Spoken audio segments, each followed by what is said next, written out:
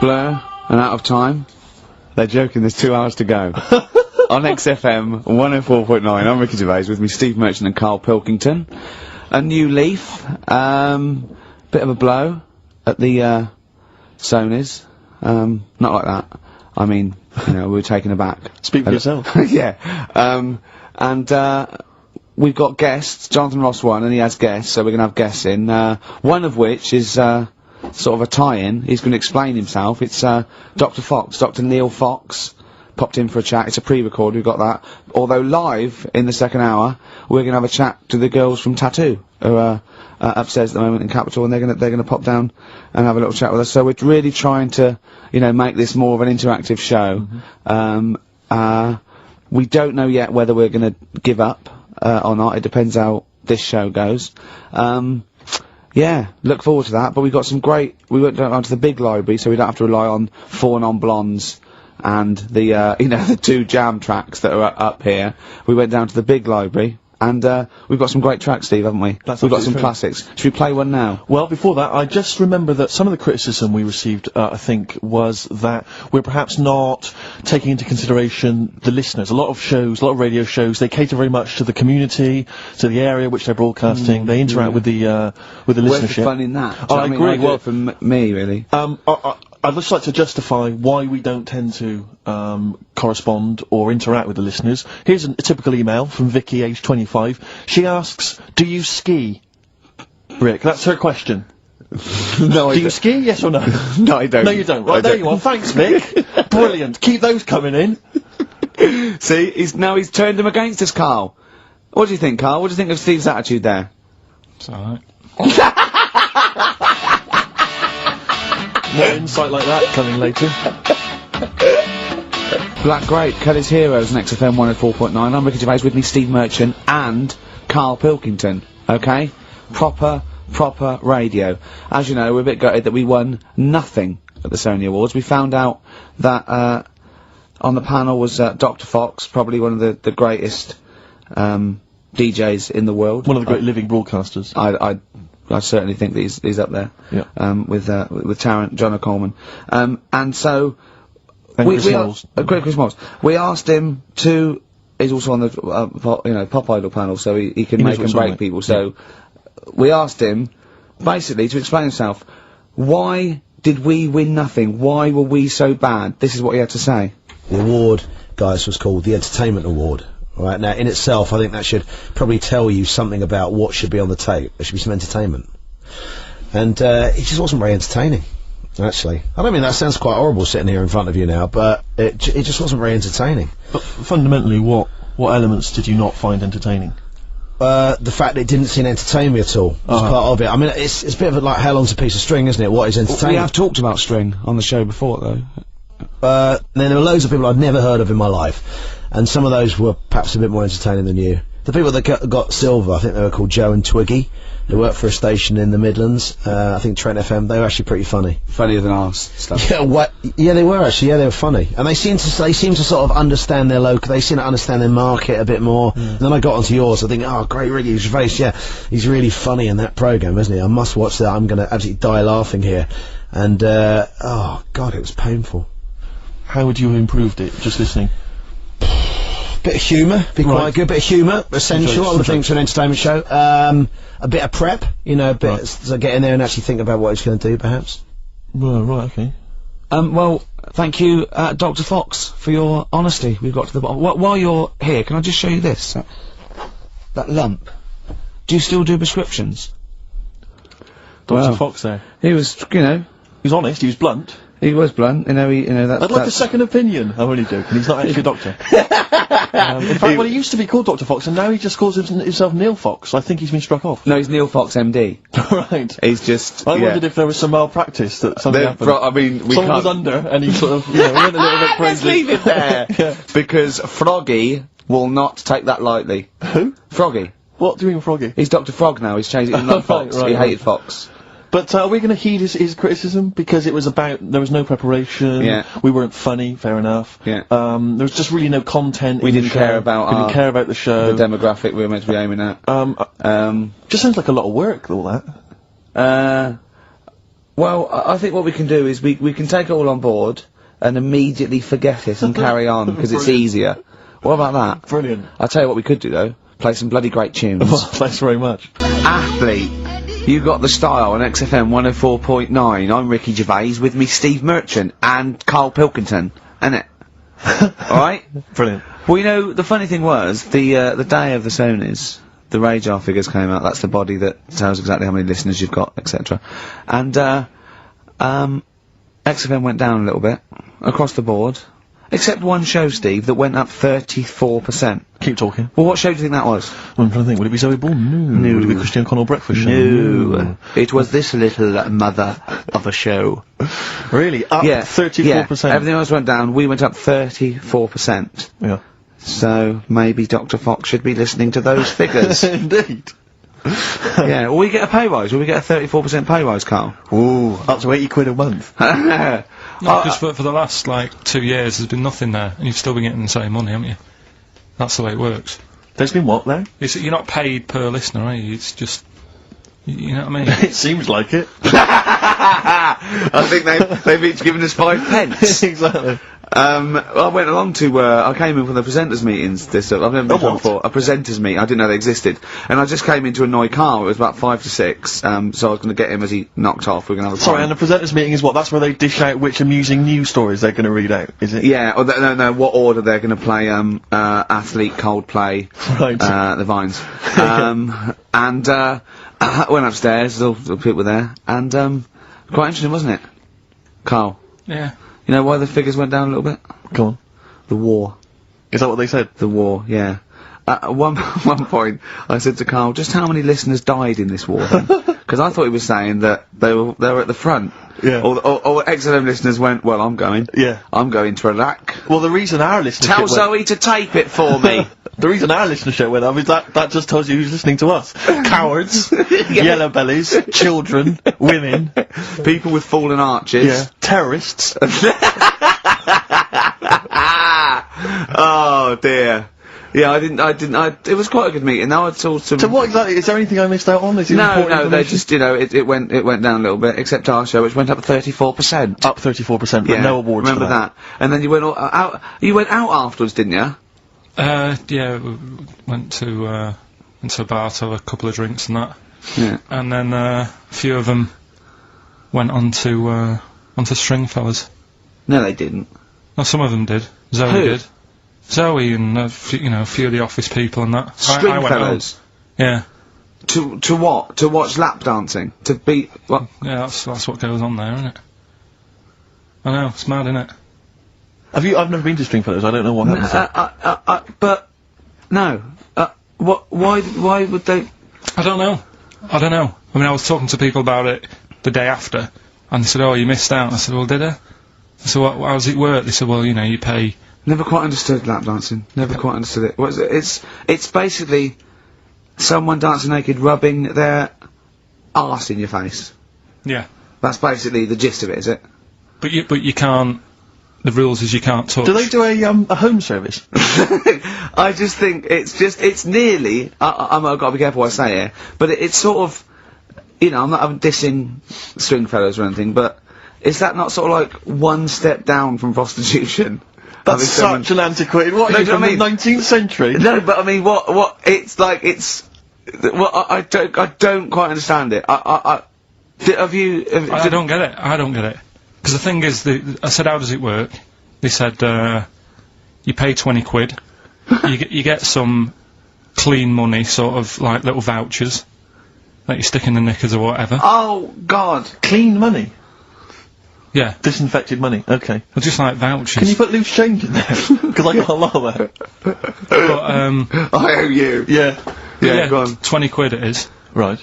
And, I just don't get it, because, I mean, I'm not tight with money or anything, but... No. You pay your 20 quid, they dance in front of you, but you're not allowed to touch, which to me is like going to a restaurant, ordering a nice big warm dinner, they put it in front of you, and it's like, well, you can't eat it, and you're saying, but well, it's going cold. I love the idea of some bloke sitting in Stringfellows, businessman, right, pays £20, there's an arse waving in his face, and he's going, can I not just... They go, don't touch. He goes, It's going cold! Look at it! It's going cold!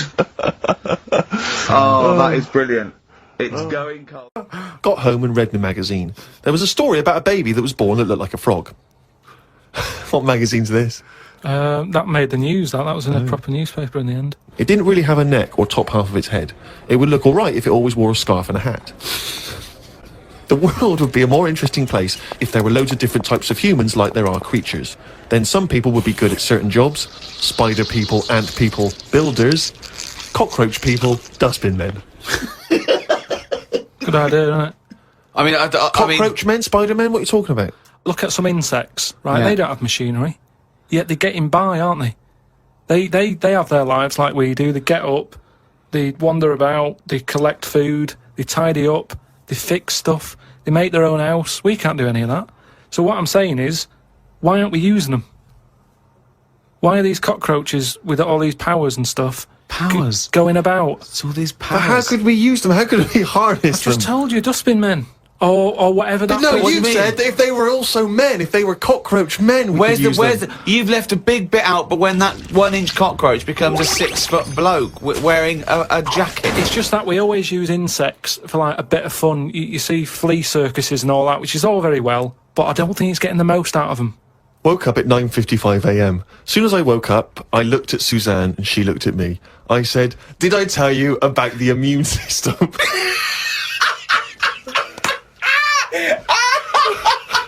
Suzanne started laughing. I said, "It's amazing." She said, "Not now." Oh God! I was thinking Springing into action, he zips up, his eyes are like... Did I tell you about the immune system? Oh, shut up, Carl. Put the kettle on. Oh God! Oh fucking hell! Carl, let's give him a list. Top 5 something. What are you interested in? Are you interested in news, sport, TV, cars, movies, style? I mean, I'm into weird stuff, but it seems a bit tight to stick them in a list. What, like what? Well, like, you know, sort of freaky people and that. I've got that freak book. But I don't know if they'd be happy if I call one of them and said, "Good news, you're at number 1, because you've got 4 legs," or whatever. I don't know. Do you know what I mean? Okay, then, this is the Carl Pilkington Top 5 Freaks in a number 5. Probably, something not too good at number 5, but it's still interesting. Lighthouse Man. Who's that? Lighthouse Man? What's Lighthouse Man? It's a fella with a hole in his head. And he, what he does, rather than moan about it, sticks a candle in it. Shut up. What are you talking about? Sticks a candle What are in you it. talking about? Where is the hole? he didn't call himself Lighthouse Man, did he? Well, I don't know, it's just what he got nicknamed. Because he had this hole, doctors were like, "There's nothing we can do, can't fill it." Thought, what can I do with it? And it was of the days when there was no electric and that. You had to walk about with a candle. Right. So hang on a minute. I can have both Got a hands little for candle you. holder here. Stuck a candle in it, and he just got nicknamed the Lighthouse Man. So again, it's not that amazing, but I like the way he was sort of energy efficient. So was it in his forehead? No, on the very top of his head. That's perfect. You don't want it in the forehead, Steve. You'll have to walk back with That'd your be neck ridiculous. cricked. So he was like a kind of human jack-o'-lantern. He's a Lighthouse Man. What, Steve, what Sorry, mate, yeah, I better forgot description about do you that. need than the Lighthouse Man? So yeah, he's probably at number 5. Wow, that's at number 5, Steve. Number 4. What about Pig-Faced Woman of Manchester Square? Again, you're getting what it says in the tin there, aren't you? Right. And it's just this woman who had a face like a pig. And the rumour was Yeah. that it wasn't a woman. Someone said it was a pet bear and they'd shaved it. That's what that's what Was I've this heard. someone? Was this someone you saw? Or No, that you no, just read about? this is going back. This is years ago. This is years and years ago. Yeah. When there was loads of like weird looking people. I mean, the fact that it's Pig-Faced Woman of Manchester Square Yeah. says that there might have been one in Piccadilly Lexington, Circus. yeah, whatever. So there was a lot more of them knocking about back then. Let's assume that it was a woman, and the first one, you know, the Lighthouse fellow, he's a human. Do you think people would object because of their disfigurement, deformity, a bit like being called freaks? Do you think? Well, it gave them a purpose back then. See, if you were a freak years ago, there was work for you. You'd have these circus things. Now, if you've got a funny head, you're on the dole. Number 3? What about Elephant Man? Right. Stick him at number 3. He's number 3. He's surely the most famous freak ever to have lived, isn't he? He's the one who got me into it. Right. Yeah. Sure. He's sort of entry-level freak. Yeah. A gateway freak. Everyone is aware of him. If the Elephant Man still existed, right, and you got the opportunity to meet him, and you walked in, a couple of questions. One, what would your first reaction be? And two, what would you say to him? What would your first question be? How would I react? Well, I've sort of seen him enough now that it wouldn't shock me. So I don't even think I'd flinch. Okay. I mean, like I said, when I first saw you, that was a bit weird. But now, look, I can look at you, I don't double take or anything. What would I say to him, though? I'd probably say, where do you get that at to fit you? You always had that on. Where do you get that from? That sort of flat cap that he's got. Yeah, that one, didn't he? So, yeah, I'd have him. So he's at number 3. Right. Elephant Man number 3. I can't wait for 2 and 1. Right, okay, number 2. Well, I know what my number 1 is. It's just number 2 now. I don't know his name, but there's a fella knocking about. Well, I don't think he's around anymore. But he had like a normal body. Looking at him, you'd go, "What's up with him? He's not a freak." Takes his undies off. Got 2 knobs. Right. Wow. Okay. Oh, wait, there's nowhere to start. Do you think he uses them alternately? Like, I have a wee out of this one, I have a wee out of that one? Or does he just, like, spread the load so he's weeing out of both? I don't think he knows. What do you I think mean he it's doesn't sort of know? like a lucky dip. When he goes to a urinal, Yeah. he can have a little bet with himself. He's just like, I don't know what's going to happen here. So do you reckon he holds them Holds both them out? out, definitely. So he takes his trousers down, because, I mean, you know... Yeah, he can't use a Y front. Right. Need more like a W front. Yeah. So, he pops his cakes down there. I don't think it's that much of a problem. It's not like... Wow! I don't know. I'd prefer that than Elephant Man's head. Well, of course you would. Well, that's what I'm saying. What if you had Elephant Man's knob? Yeah, but it didn't work like that, did it? That's the thing. They said he had the body of an elephant, but that's the only thing that wasn't of an elephant standard. His knob was normal. Whereas with this fella, it's the other way around. Everything normal. Take the pants off. Oh, well, what's going on here? But why would you ever take his pants off? No, I wouldn't. I'm just saying if... But why, I don't know why you'd be in a situation with this man with 2 knobs standing there with his pants on and you go pop your pants off. You're not a doctor. No, say if I'm waiting in a cubicle and he's there. For what? Sure, you're waiting in the cubicle and he comes in. I'm waiting to have a wee at a cubicle. He's Oh, in the taking 2 toilet. urinals up. And going, Right. hang on, you don't need them both, do you? He goes, well, actually, Oh, and then have a look at this. Right.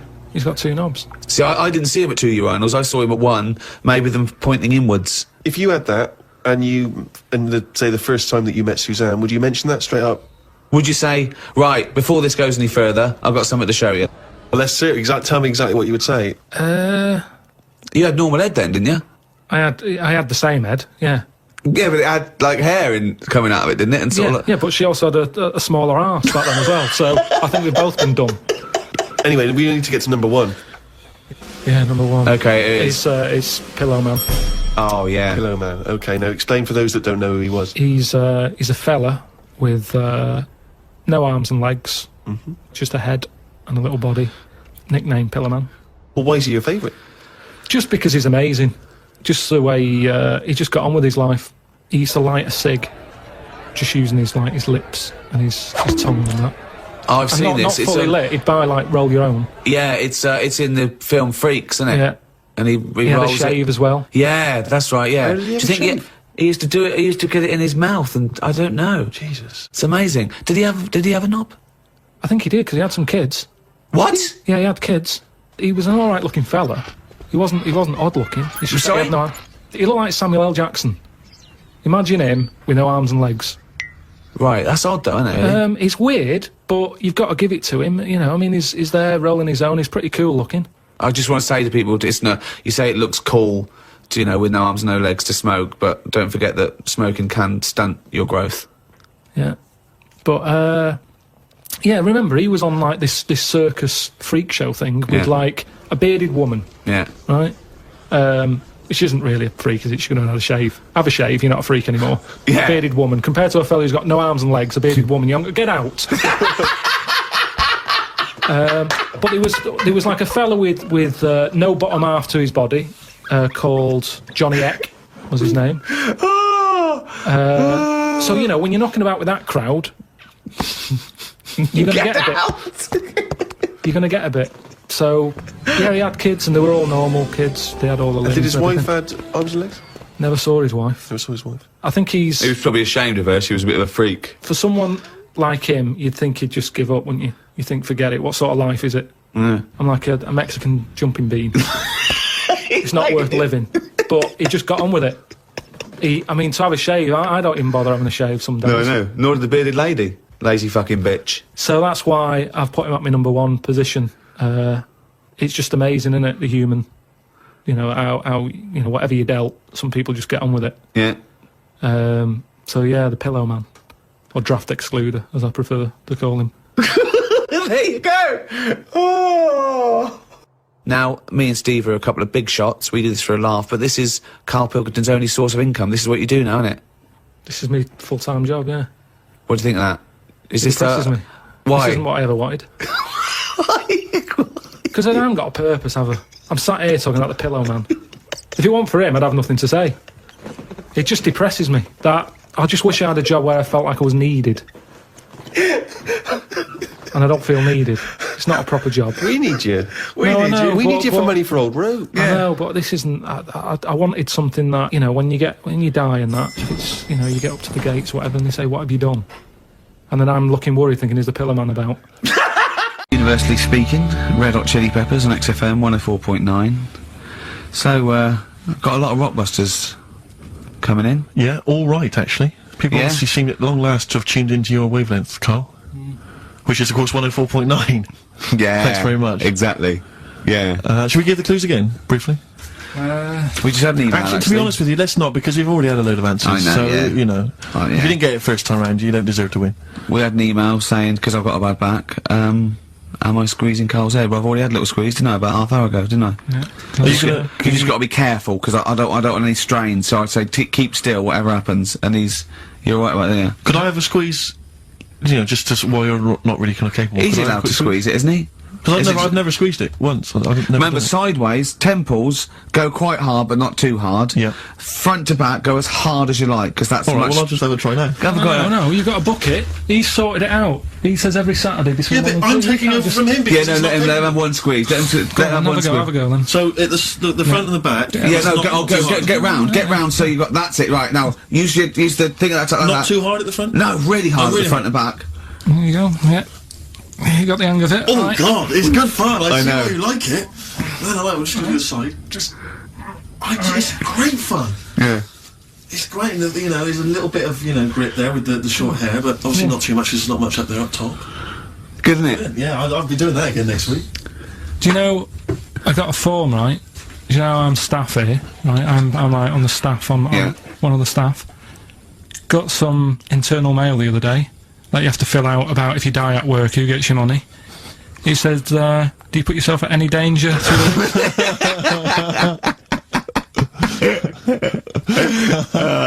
What did you say? Well, I asked Suzanne, I said, does that, you know, Head squeezing, is that in Oh, but my leg lock round your ribs that time, and I had to. It was like like a little alligator, like a python and alligator, didn't I? You get quite some, you know, you get a little bit of leverage. You can crush a man's ribs with with mighty legs. Oh, something I want to ask you, Carl. There's that program on now. I forget what it's called. Is it something like Guess Who's Coming to Dinner? Does that? Oh, and I did the non-broadcast pilot for that because Right, my yeah. mate was the well, you know, the Phil Belker was Yeah, producing sure. it, and I did it, you know. And the premise of it is that it's one of those things about, you know, a conversation piece, the ultimate dinner party. I think you can have invite people, six guests. dead, alive, or fictional. Or fictional, yeah. And you know, you choose where you want it, and yeah. And anyway, I was just intrigued to know what Carl's ultimate dinner party. Who would pop round? Any of you cheeky freaks? So what's this? I'm putting on a... You're putting on an imaginary dinner party. Anne Robinson's there. She's got to be there. I said I didn't invite you. She said, well, I'm there anyway. Yeah. So it was actually me, Anne Robinson, and 6 people. Yeah. And I they- chose people like heroes, like Muhammad Ali, Homer Simpson, or stuff like that. You know, James Randi. Yeah. So you could choose anyone. living and then or you say dead, why. fictional or otherwise. Would it look like a circus from the 18th century? I'll have like a few freaks in there. Like what? Who would you have? Well, the first person I'd have is probably have Elvis. I had Elvis. I chose Elvis. Why would you have Elvis? He's just good, wasn't he? He was good at what he did. Just have a... But once you'd said that to him, what would the rest of the I'd say conversation sing be? us a song. Right, so you make him sing a song? Yeah, Okay. he'd be like the entertainment for the night. When he's not on the stage performing, I'd probably have the Elephant Man there. Right. Well, so John Merrick, yeah? Yeah, John Merrick. Okay, have him I've got there. Just- Elvis, John Merrick. If anyone's out there and, you know, you haven't got anything to do, can you write down everything Carl says from now to a year and send it to me and Steve, because we might want to put it in a book? Yes. Would that be good? Just maybe someone keep a journal of everything Carl does and says, and we'll try and keep a scrapbook of pictures. Tell you who I would have. Who? Peter Kay. Right? He'd be good, he'd be brilliant. I'd want to be sat next to him, because he's... Well, you're friends with Ricky Gervais, why would you want to... No, but... Do you know what I mean? Yeah, Peter Kay. Alright, Peter fair Kay. enough, yeah. Which one, would you do him as himself or one of his characters he does? Just as he is. Yeah. He's funny, he's a funny man. Yeah. Love him. What else? Probably, that fella who lost his arm when he was climbing that mountain. Remember? He had to cut off his few own weeks arm. ago, Oh, yeah. that's, yeah. Right, why would you have him? I'd just like to have a chat with him and say, you know, what happened there then? Yeah. Well, we know what happened there. He cut his Cut his arm arm off. off. What would you No, say? no. Did it hurt? Yes, it hurt. But I don't think it would hurt, that's one of the questions. What are you talking about? I reckon the shock cancelled any pain out. If you're stuck there with a boulder on your arm, you've probably got bad pins and needles, right? Yeah. With a big rock on your arm. Yeah. And you'd say, right, so how long were you sat there before you said, well, I've got to cut this off? Did you read about it? It was amazing. What do you think the other people would be doing when you were talking about this bloke about cutting his own arm? John Merrick wouldn't mind. Can I just ask- Elvis would probably be off his head on something. Elephant Man will be having a couple of buns. I hope Peter Kay didn't make a funny comment. I hope he doesn't make a funny comment, Yeah. right? Can I just, a quick warning? I'll just put bloke with one arm, bloke with... Be careful, Carl, what you serve for dinner. Yeah. Because he's only got the one arm. Yeah. So, you know, certain things. I mean, maybe suggest, something you can eat with chopsticks. Or a hamburger. A hamburger. But don't go with something like lobster. Tricky, you need both hands for that. And there's him and John Merrick teamed up. I think they've got one good arm each. Yeah. Soup, maybe. What would you was give John Merrick? Buns? couple of buns. Yeah. Have that woman in the boat who went round the world. Why? So you know how she managed Pretty that. boring guests, really. Hey, But boring? what do you mean? What was boring? she going to say? the What she said? She was going, well, I didn't see a lot. I was in a cabin. Really? There's a lot of water. I was a bit scared. The main thing I'd want to ask her, right? Because I remember when she did it, and there was an interview with her, and her parents were there or something, and her mum was saying how she's dead proud because she decided to, you know, go around the world in a boat as a kid instead of just hanging around on street corners and stuff. She said she didn't want her daughter to like be messing about on the streets at night on her own and stuff. She was a responsible mother. Yeah. And she sent her off on a boat Sure. In the right, middle of the right. Atlantic. on her own. So Yeah. I'd like to ask her about I that. think even Manchester's safer than that, innit? Yeah. And I'd have probably another woman so to chat to her, probably go for Kim Marsh. Kim Marsh. Sorry, you'd have the woman who sailed around the world, right? But you'd have to have another woman for her to have someone to talk to. Well, why invite either of them then? If you don't want to talk to either of them yourself. What? Sorry. I of all love the- this. Round World Yachtswoman, and Kim Marsh. But why, of all the women you could invite, I Kim love Marsh that. is at the top No, of the that's list. the best list I've ever heard. Elvis, John Merrick, Peter Kay, a bloke with one arm, the Round the World Yachtswoman chatting to Kim Marsh. That is genius. Why haven't they invited you on this show? I'm going to call Anne Robinson. Right, okay, if anyone's listening to that, have Carl Pilkington. I know no one knows who he is yet, but what a great bit of conversation. Play a record, Carl, you're an idiot. Some Smith. Oh, always a treat. Yeah, we played something from Morris's selection. Something that would be on my ultimate compilation is something from the Smiths. and it'll probably be this one. I started something I couldn't finish on. I think that's one of their underrated albums, Rick. Strange Ways, Here We Come. Might be my favourite. It's my favourite, certainly. Yeah. And that's from that album. I started Queen is something I Dead is a couldn't lot of people's finish. favourite, but I don't like the wacky ones. It's on the Queen is Dead. novelty ones, it's the got ones- some great ones. I think he's got some of his best tunes on there, but I don't know the frankly Mr. Shankly. Yeah, he's always got this tendency to sort of write music hall style songs. Vicar in the Knees Up, Tutu. Knees Yeah, Up, but that's a great one, that. So there you go. Elvis, John Merrick, Peter Kay, bloke with one arm, woman who sailed around the world, Kim Marsh. What I like about those two, numbers 4 and 5, he doesn't even know their names. Yeah. I'm hoping he'll just write on the invitation, dear bloke with one arm, Yeah. having a dinner party. Yeah. It's better than most people. I imagine most people when they do this, if they go, Nelson Mandela. I know, of course, yeah. Oh, I think I read an interview with Mick Hucknall where it was something like, who do you admire? Nelson Mandela. Brilliant. I don't read papers when I'm in this country. When I was on holiday, I read one, and there was an article in there about Beckham meeting him, and the article was about how many people have met him, and I was thinking, we are the only 3 people that haven't met him. Nelson Mandela, yeah. It's just like, does he rent himself out? Do you know what I mean? It's like at the back of the, in the back of the stage when you can get a Caprice lookalike to wander around. They go, is that a lookalike? No, that's really him. Yeah, It's 40 quid, he'll come to your party. I think what it is that he was locked up for so long. Yeah, he's now just he's a part never of home. He's just so It's like Salman Rushdie, he's running around. I've seen him twice. Yeah. His house must be a tip. He's never in. God. Well, I think it is if you stay indoors for a long time. Yeah. You've got to get out there. You've got to get You out get a in the bit world. stir crazy, I suppose. But don't you? he's met some of the great names in world events. Obviously, he's met the Spice Girls, Alan Titchmarsh. He's met him, yeah. They did his garden, didn't they? Yeah, David Beckham. Yeah. Oh, that must have been great. But I mean, maybe we could hold out and never meet him. Yeah, this is like Even if we get invited to one of them, that's where I go, no, yeah, not really. one of no. we're the only 3 people who've never met Yeah. Nelson Mandela. I'm not meeting him till I make sure he's definitely going straight. You know what I mean? I don't Well, you gotta be really. careful, I yeah. don't like to hang out with people who don't. No, time. I wouldn't invite him to my ultimate dinner party in case the silverware went missing.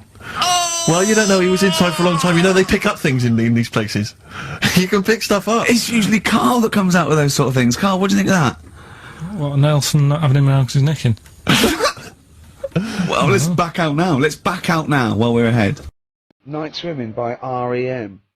Well, before we played that track, you remember Carl was on the, right, teetering on the cusp of telling us why he's annoyed at going all night. I assume you mean... intercourse. Relations.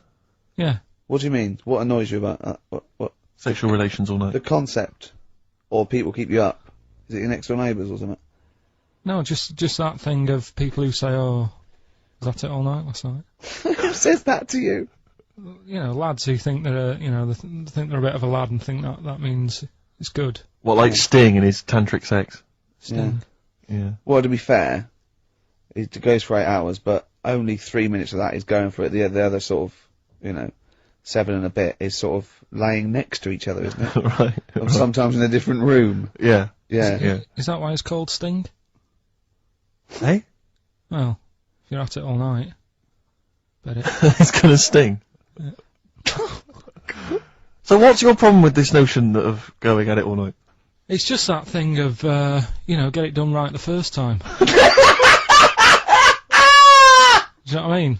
Get it done. Yeah, get in, get out like the SAS. Once you've done it, you've done. You know what I mean? Yeah, no fanning around. No messing about. So, it's just that, isn't it? It's like, do it right the first time. Once you've washed up, right, you put the pots away, you don't dirty them again. What a lovely analogy. That's one of the great Is that what you metaphors. say to Suzanne? Come on, love. Once you've washed I've up, already washed up. you don't dirty the pots again. God. What a romantic Ding dong. song. Hello, is there a fire? Oh. Hello. Did he have a moustache, the fireman? Oh. Radiohead, they're there on XFM 104.9. I'm Ricky Gervais, Steve Merchant, Carl Pilkington with the answers to Rockbusters, the biggest quiz on radio, probably. Mm-hmm. Do you want to remind us the quiz? No, you mean the crappiest quiz on radio? Yeah. Right. First one was, that fella likes sucking on iron. Yeah. Right? The initial was M. Yeah. What was the band? It was Metal Liquor. Alright. What's Or- Metal Liquor? No, wait, I've never heard of a band, Metal Liquor. Metallica. No, Metal you said, Liquor. you said Metal Liquor, I don't understand. Yeah, Metal Liquor. Metallica. What? No, say it again and try and make Metallica sound like Metal Liquor. Metallica. Metallica. Metallica. Is he having a fit? Say it again, make Metallica sound like Metal Liquor. Metallica. Metallica. Okay, next one. Right. Yeah. Second one, the Jamaican fella spots a boat. That was easy. That was D. That was Divage. You got that? Make it sound like the band. Divage. Make it sound like a Jamaican fella saying, spotting a boat. Divage. Right. So you got that one. And Okay. the last one. Do you want a game of tug of war? Well, it's up to you. You own it.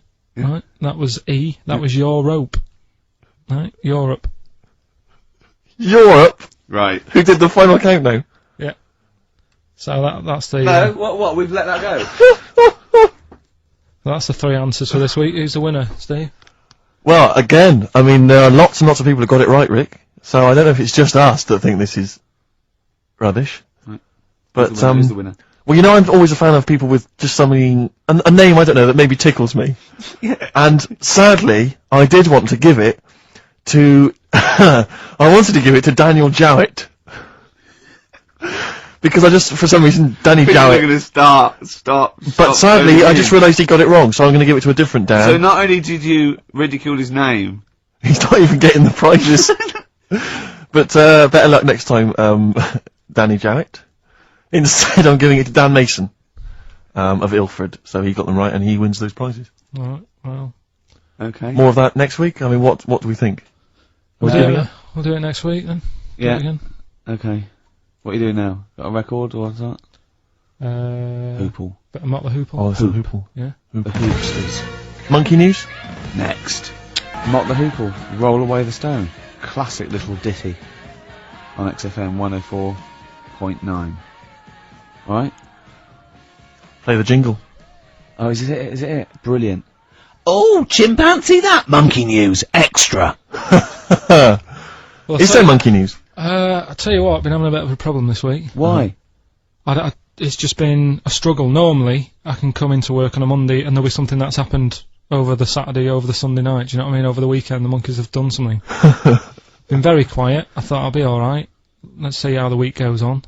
I don't know if they've caught on to the fact that we're giving this coverage now, or I don't understand. Normally people are emailing me stuff all the time about monkeys. Been very quiet week. Been checking. I was looking in books last night and stuff. Is there any monkey news? I've got some, but just because it's not that good. Something else I found out that I thought I'd share with you. Go on. I was looking in the Guinness Book of Records, right? Because I thought they'll have something in there about monkeys or something, right? Mm-hmm. And there's a little monkey. I think it lives in Asia, right? There's loads of them live in Asia. Might just be travelling, but yeah. And something I found out. I don't know if they've got it right, and that's why I want to bring it up.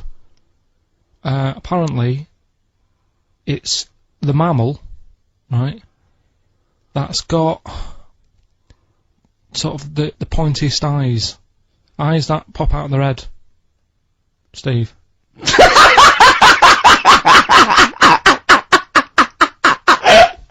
Now, the thing is, right? I thought that's interesting. Yeah. Apparently, it's the biggest with the sort of goggle eye type thing. Right, yeah, go on. Apparently, they come out of their head 1.6 centimetres. 1.6 centimetres. What, you mean they protrude? Yeah. They protrude from the head at 1.6. Okay. What? How long? Have you got a ruler, Rick?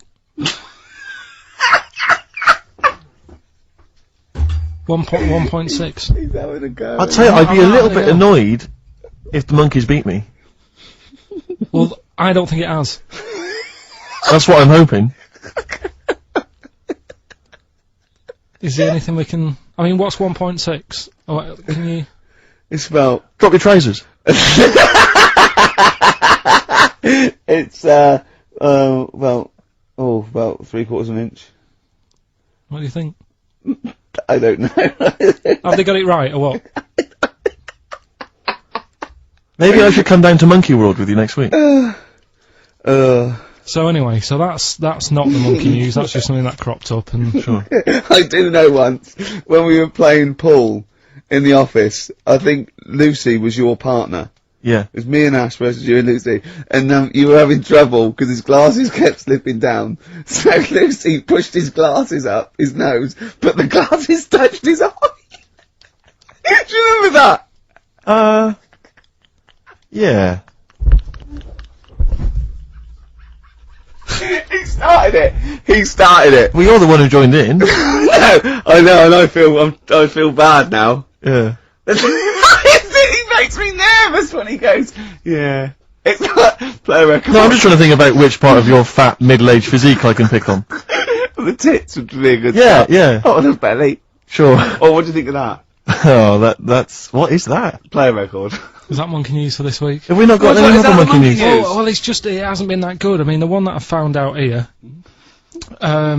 because we've covered so much in the monkey world, right? The fact that we've done a monkey that was a sort of half man, we've done a monkey that got a decent job in a train station.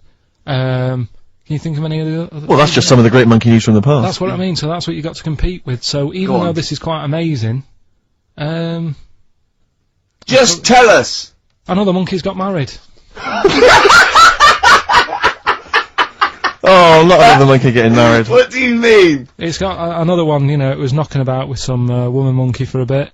A woman monkey. They decided to, you know, get married. Yeah. They did. What do you mean they decided to get married? Was it pressure from her parents? They had a good do, and Good do. I love the spread. I love that. Peanut vol-au-vents. Yeah. celebrated in a pub, and then they both went off to the cage that night. That's what I mean. Even though that is quite impressive, because It's not true. Or it's a joke. It's nothing. It's not. on an Over website, official sort of news website. 2 monkeys have married in Romania. After a whirlwind romance. Well, that's... After a whirlwind romance. God, yeah. Yeah, a quick one hanging onto the rope. Yeah. Yeah. She was in the tyre. Yeah. He saw it. Yeah. He went, I'll have a go at that. They go, we got to marry her now. Yeah. Her parents came and said, did you just shut He was in a zoo knocking one off. She went, I can do that for you. Yeah. Yeah. Guests say the monkey bridegroom was scared by the number of people attending the wedding and refused to get out of his cage. But his bride was, Not bloody Hello magazine again. No, it was no. I think it was like last minute nerves. Right, like right, you know, right. Yeah, I'm single second now. thoughts. It's like it's the big step. Yeah. But his bride enjoyed every minute of it. She was loving it. Yeah, she sure, looked lovely, by the sure. way. She looked lovely. Yeah. The Did she? newspaper Good. reports she only appeared to have problems with her veil and dress. Do you see? This is. The guests I hope they didn't ruin it like Anthea Turner and maybe get sort of sponsorship PG tips or something. with strong plum brandy, so they got them drunk as well. So they carried on the celebrations at the pub, and the bride was taken to her new husband's cage at night. I apologise. Play a record. I'll tell you what winds me up. What? Monkeys getting married. I know. And I'm not getting any action. And I got bigger eyes. Little by little, Oasis on XFM 104.9. Well, that's the show. Ricky Gervais, Steve Merchant, and Carl Pilkington. Carl, do you think it was a good show today? It was alright, wasn't it? With some. What do you think? What do you Some think good the loyal listener has gotten from today's show? What do you think? What do you think that we've added to the world? Well, I think they know what they've got, right? But if someone's just tuned in, I can tell them they've missed out on some good stuff. They've missed out on Chang and Ang. Yeah. They're the two who are the one who invented. They're the ones who invented, the Siamese twin thing. Yeah, that's it. They invented it. Yeah. You've got you've had like How We'd Spend Our Last Day, Yeah. right? Running people over. Chicken with Teeth. Oh, he says it like, there's no other show that could give you all this. Yeah, go on. Gay Yankees. We've done that. Yeah, No one will be having a problem there tonight. yeah. Another monkey marriage. Another one. Another It one. sounds like the end of the news. Yeah. You know what I mean? They're headlines on Sky News, and headlines on, and another monkey marriage in Romania. If you've thought about having your testicles bigger, Yeah, we've sort of covered that. yeah. And the monkey that had big eyes. Yeah. If it's listening, its position might not be safe in the Guinness Book of Records. If, And of course, Carl stays hard by looking at firemen. Indeed, we've also learnt that. well, that's not true. Well, you did. Yeah. All we know is that you saw a fireman and it didn't seem to affect your erection. We avoided saying erection In fact, for 2 hours. if anything, it prolonged it, from what we can We've tell. avoided Oh, saying just- erection for 2 hours, and then he just Healthy young man. yeah. So, Yeah, no, sure, I'm sure he was. I'm sure he was, but... Fireman, keep Carl hard. Right. You asked me to Keep dinner, listening. you brought me stuff. Amy Mann to end with. What do I See you next week. make of that? Oh, chimpanzee, that is running down again. Extracts from his famous diary. Box jellyfish, crocodiles, snakes, blue ring octopus, red-black spiders, funnel web spiders, great white sharks. Just some of the reasons that put me off going to Australia. Every creature is bigger and angrier than anywhere else on the world. I put it down to two things. One, it could either be because spiders and snakes and the like normally hide under rocks. The Earth is one big rock. Australia's at the bottom of the big rock, and they're trying to hide under it. Carl, you are a maniac. It's just thinking about where spiders go and that works, doesn't it?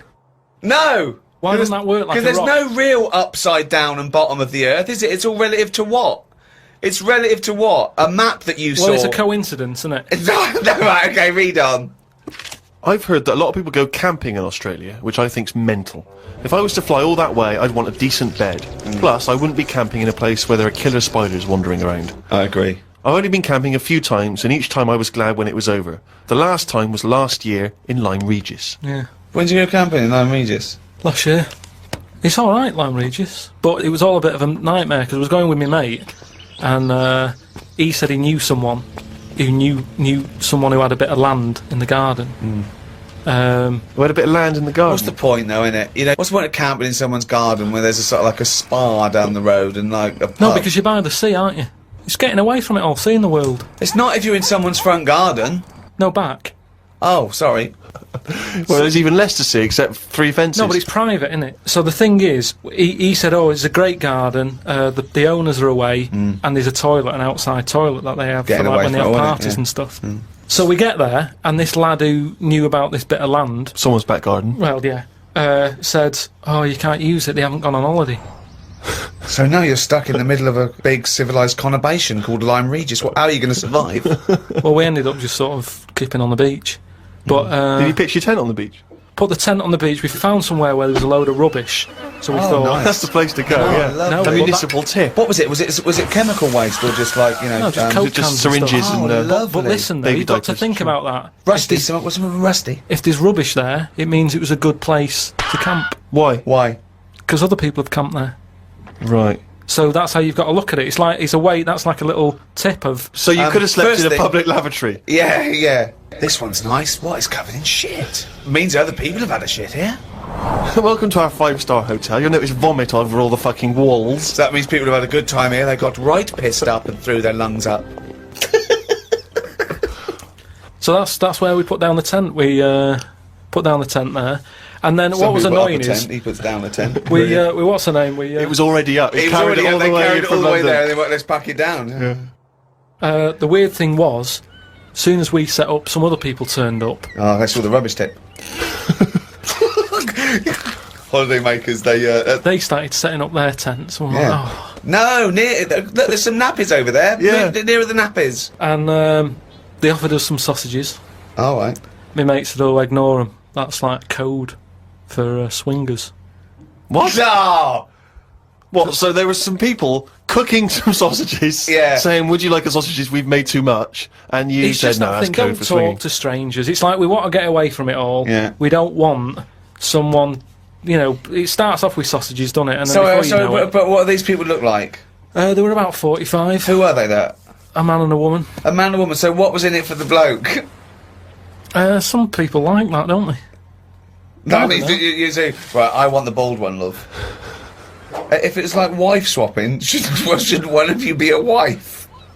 No, but I don't know all the rules and that. But He's just got a real thing for fucking oranges. and we didn't want any sausages anyway, so we just sort of I said, don't believe sausages is a code for swingers. Because eventually, how many times do they give someone sausages and they go, well, get your pants off. And they go, wait a minute, we just had some sausages. They go, oh, this isn't working, this code. But why we need would a better they be, code. Why would we be being offered sausages? Because they're nice people and they're making sausages.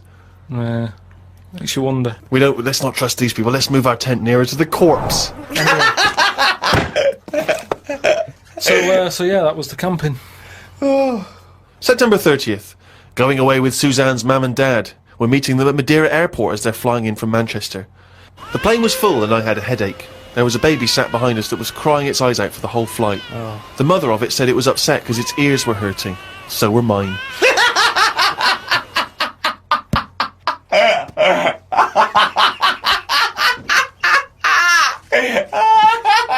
Oh, God!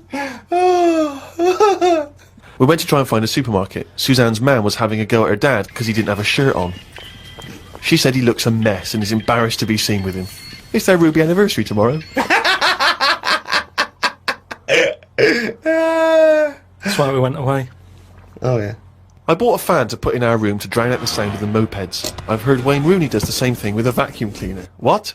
If you've just got a noise that's constant, it makes you nod off. And it drowns out every other background noise. So all you've got is, like, if it's a vac, it's just... And if that's constant for, like, all night, you just nod People off. next door going, they've got their vacuum cleaner on again. Go on, poke the chickens. That's how nuclear wars start. Yeah. It works. Doesn't work. We watched... Earplugs, drown out everything. I've tried them. I didn't like it, did I? Why not? Because I could hear my heartbeat.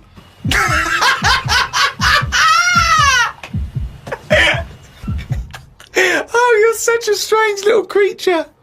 Oh. Didn't do much this morning. Just sat by the pool, saving insects that flew into it. I'm gonna die like fucking Noah. That's amazing. Nothing good. How were you saving them? Did you wait for them to hit the water, then fish them out, or you grab them in the air? Stuck my finger on the top, they grabbed on, lifted it off. And what, when it, like some sort of insect lifeguard, you'd see someone landing and you go, right, that's me, and you'd go in there. But it's hard to turn a sort of a blind eye to stuff like that, because you know that's something, you know, you're witnessing death. And if you can save something, you do, don't you? You do your bit. And at night, I'd sort of think, have they learnt the lesson, or will they be back, and will they be dead in here tomorrow? But if they can get an extra day, I've done my bit. I can't do more than that. I'm on holiday, do your bit. I'm lucky enough to see the world, do your bit. I love it. I did my bit. I love it. I love it. I love the fact that he was running around saving flies and things. It's just something, there's something so sort of... Meanwhile, an old lady drowned. Yeah. While he was saving a beetle. No, I always wondered about Roy Orbison. Why was he doing that? What? Roy Orbison always had shades on, didn't he? And he was blind and stuff. It's like, what's the point of that? Well, because I'm guessing. Well, I don't even want to. I don't know. What are you talking about? It's, Roy Orbison was blind, wasn't he? yeah. Was he? I thought he just had very, very bad vision. No, I think he was a blind fellow, I wasn't don't think he was blind. he? Was he not? No, I think he had very poor vision. Wear him, you know. I don't know what this conversation is anymore. No, well, once again, we've introduced Carl into the equation and he's just gone off on a completely bizarre tangent. When I went, he went, oh, I'm going to pick up my prescription lenses. And we had to wait. And the bloke came and said, who's it for? And he said, oh yeah, Mr. Merchant, here they are. And as he was getting out, to try and embarrass Steve, I went to him, they are the exact ones that Keanu Reeves uses in The Matrix, aren't they? And he went, what? I went, no, I'm joking. But, I'll yeah. tell you what frustrates me. Can I just say, as a glasses wearer, and this is just a note to everyone out there who isn't a glasses wearer, when people ask constantly to try on your glasses, can I try on your glasses? And they try them on, and they always say the same thing. Oh, I can't see a thing. What were you expecting? X-ray vision? No. Yeah, I know. Don't ask. If I you're a think- glasses wearer, you don't want people asking to try on But your I glasses. think they don't realise that What are by, you expecting? by going, oh God, your eyesight's bad. Yeah. It's not like going, you know what I mean? It's not like saying, let's have a go with your calipers. Well, Right, and you popping know. them on and going, God, bloody hell, you can't walk very But it's well. a form of not disability, isn't it? Like, well, yeah, but it's one that doesn't impair that much. It's an inconvenience that you maybe have to put glasses on all the time. Did I mention the mosh pit thing? I know, but it's not. Yeah, but you're not. What's your vision? It's just blurred, is it? No, I can't see anything. I mean, it's really bad. Is it really? bad? Yeah, if I take my glasses off, you are just a blur. I see now, I can see nothing. It's just a couple of bald heads. And I know only one of you's bald, so... You're looking at Carl twice. Yeah, exactly. Yeah, Yeah. all right. Carl, it's your Vision 2020. Well, there you go. That's Steve's eyes on XFM. Next week, Ricky's knees.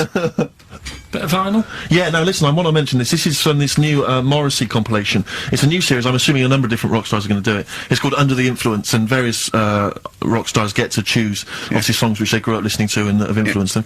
And this is from Morrissey. He's the first person to do it. And there's some stuff on there which is a bit odd and a bit oddball, and there's some stuff which is good. And there's the Ramones on there, and Nico and Patti Smith. But this is one of them. He obviously, famously, Morrissey was a member. I think he was the president of the New York Dolls fan club in England. And this is from there. And this is Trash.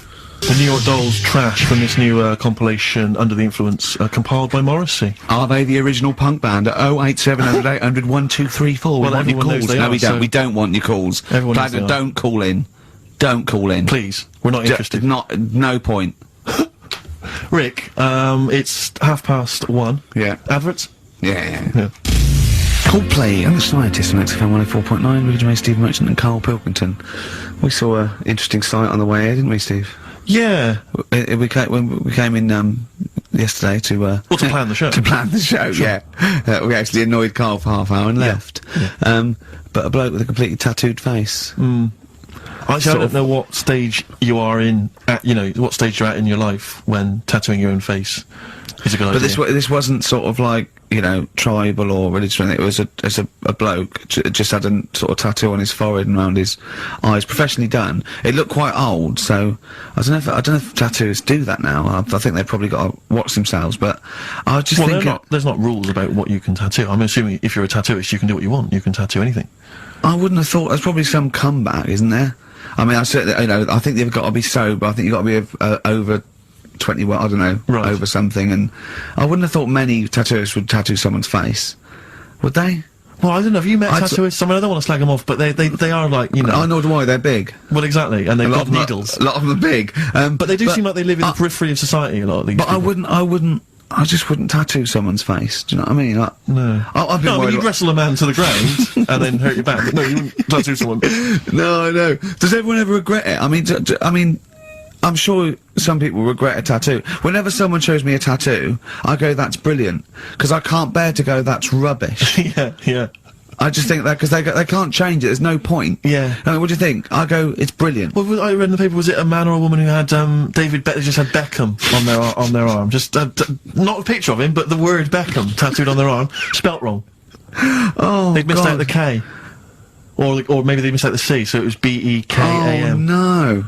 Anyway, it was spelt wrong. I mean, God. firstly, why do you just have the name of David Beckham on your arm? Home tattoos are the best, though. What's doing it yourself? That's done with a pin and a sort of some ink in prison. Like with skins. Yeah. It's sort of wonky because they've done it in a mirror. Yeah. What does that say? Well, read it. Tanuck. Yeah, I did it in a mirror. Profanity. Yeah. Have you? Would you ever toy with a tattoo, Carl? Is that No, I anything? mean, I've told you about me Uncle Stan before, haven't I? What happened to Stan? tattoo Stan. No. He's just covered in them. It just looks a mess. Do you know what I mean? You can be wearing the best suit in the world, but you still look a scruff. Sure. Yeah. Do you know what I mean? Yeah, Once yeah. you have it done. Well, no, some tattoos, can be quite tasteful. No, but he was covered. It was all like, cut hair on his neck and Really? you know what I mean, all that. It's just, a mess. And he did a lot of his own. I've told you about him before. Have you? I don't remember it. Yeah, because I was saying, if you're going to do your own, at least make sure you're a good drawer. Yeah. Sure. Look what It was just a mess. It was just all over the place. what he thought he done. He Just sort of all doodled sorts. snakes around. Yeah, and all his kids' names on his arms, and it's like, can't you remember them? Yeah. He might have had a lot. No, he did. Yeah. And do you remember even from a young age thinking that looks rubbish? But, yeah, and I mean, it'll probably be about 60 now. I'd love to see what he looks like now.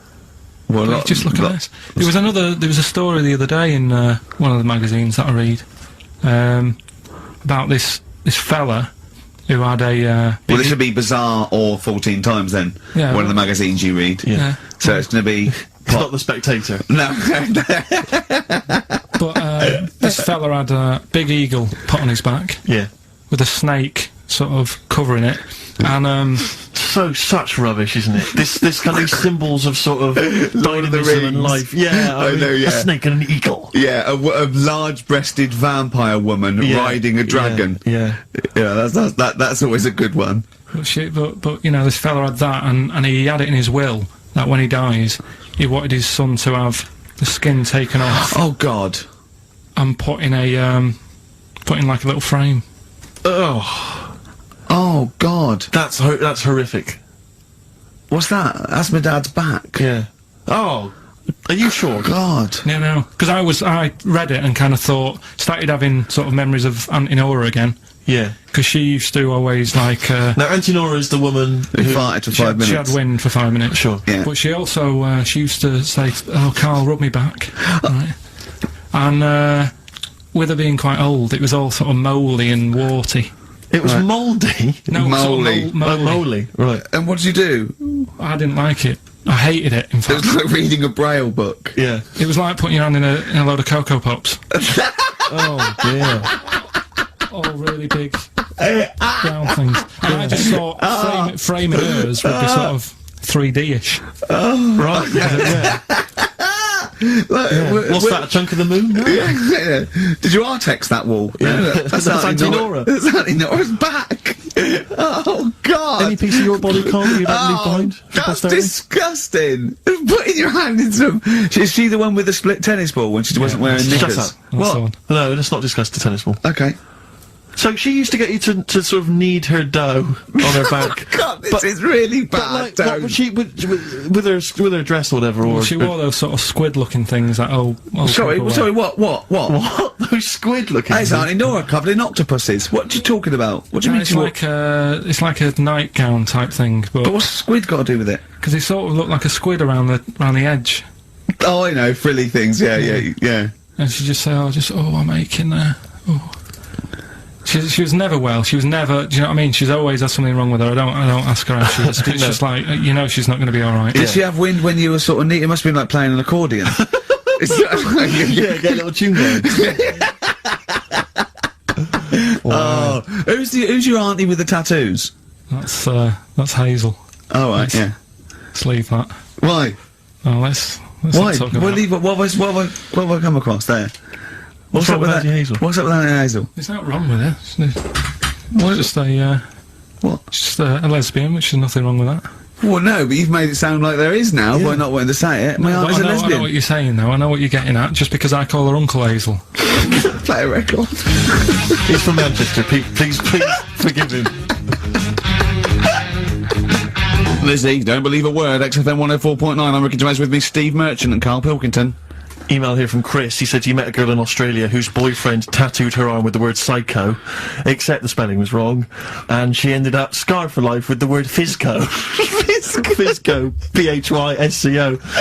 I mean, a word of warning, if you're going out today to get a tattoo, they're tattooists. Yeah. English is probably not their speciality. So be careful. Write it down for them You are first. walking on thin ice. I've seen some of these boys. They're big. Sure. They're big. No, and if I- they're willing to stick lumps of metal through their faces, True. what are they going to do to you? Well, yeah, indeed. So, Yeah. Steve, sorry to all The tattooers. piercing, you see, I have a weird problem with the piercing as well. Because, I mean, the earrings, that makes sense. I had earrings ages ago, but... Did yeah. you? Yeah. Oh, But yeah, you're a when I man who when I was about notoriously 18. hates pain, and he's scared of, It hurt. everything. It hurt. I was about 18 and I had two in one. And they did it right and he just went, and I went, alright, I went, yeah. I just went, oh, God.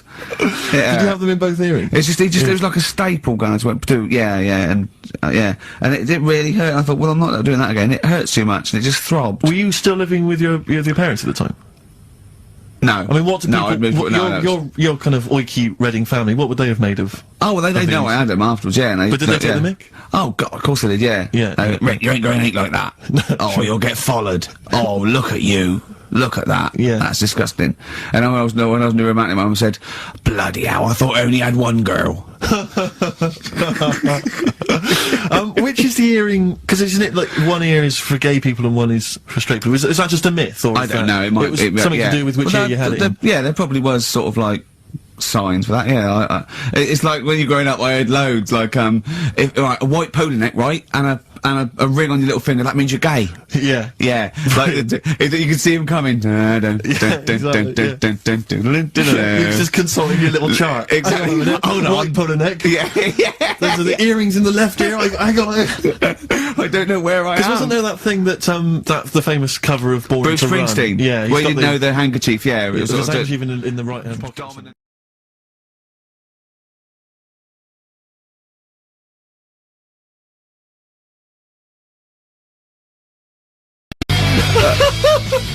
The darkness growing on me. on XFM 104.9.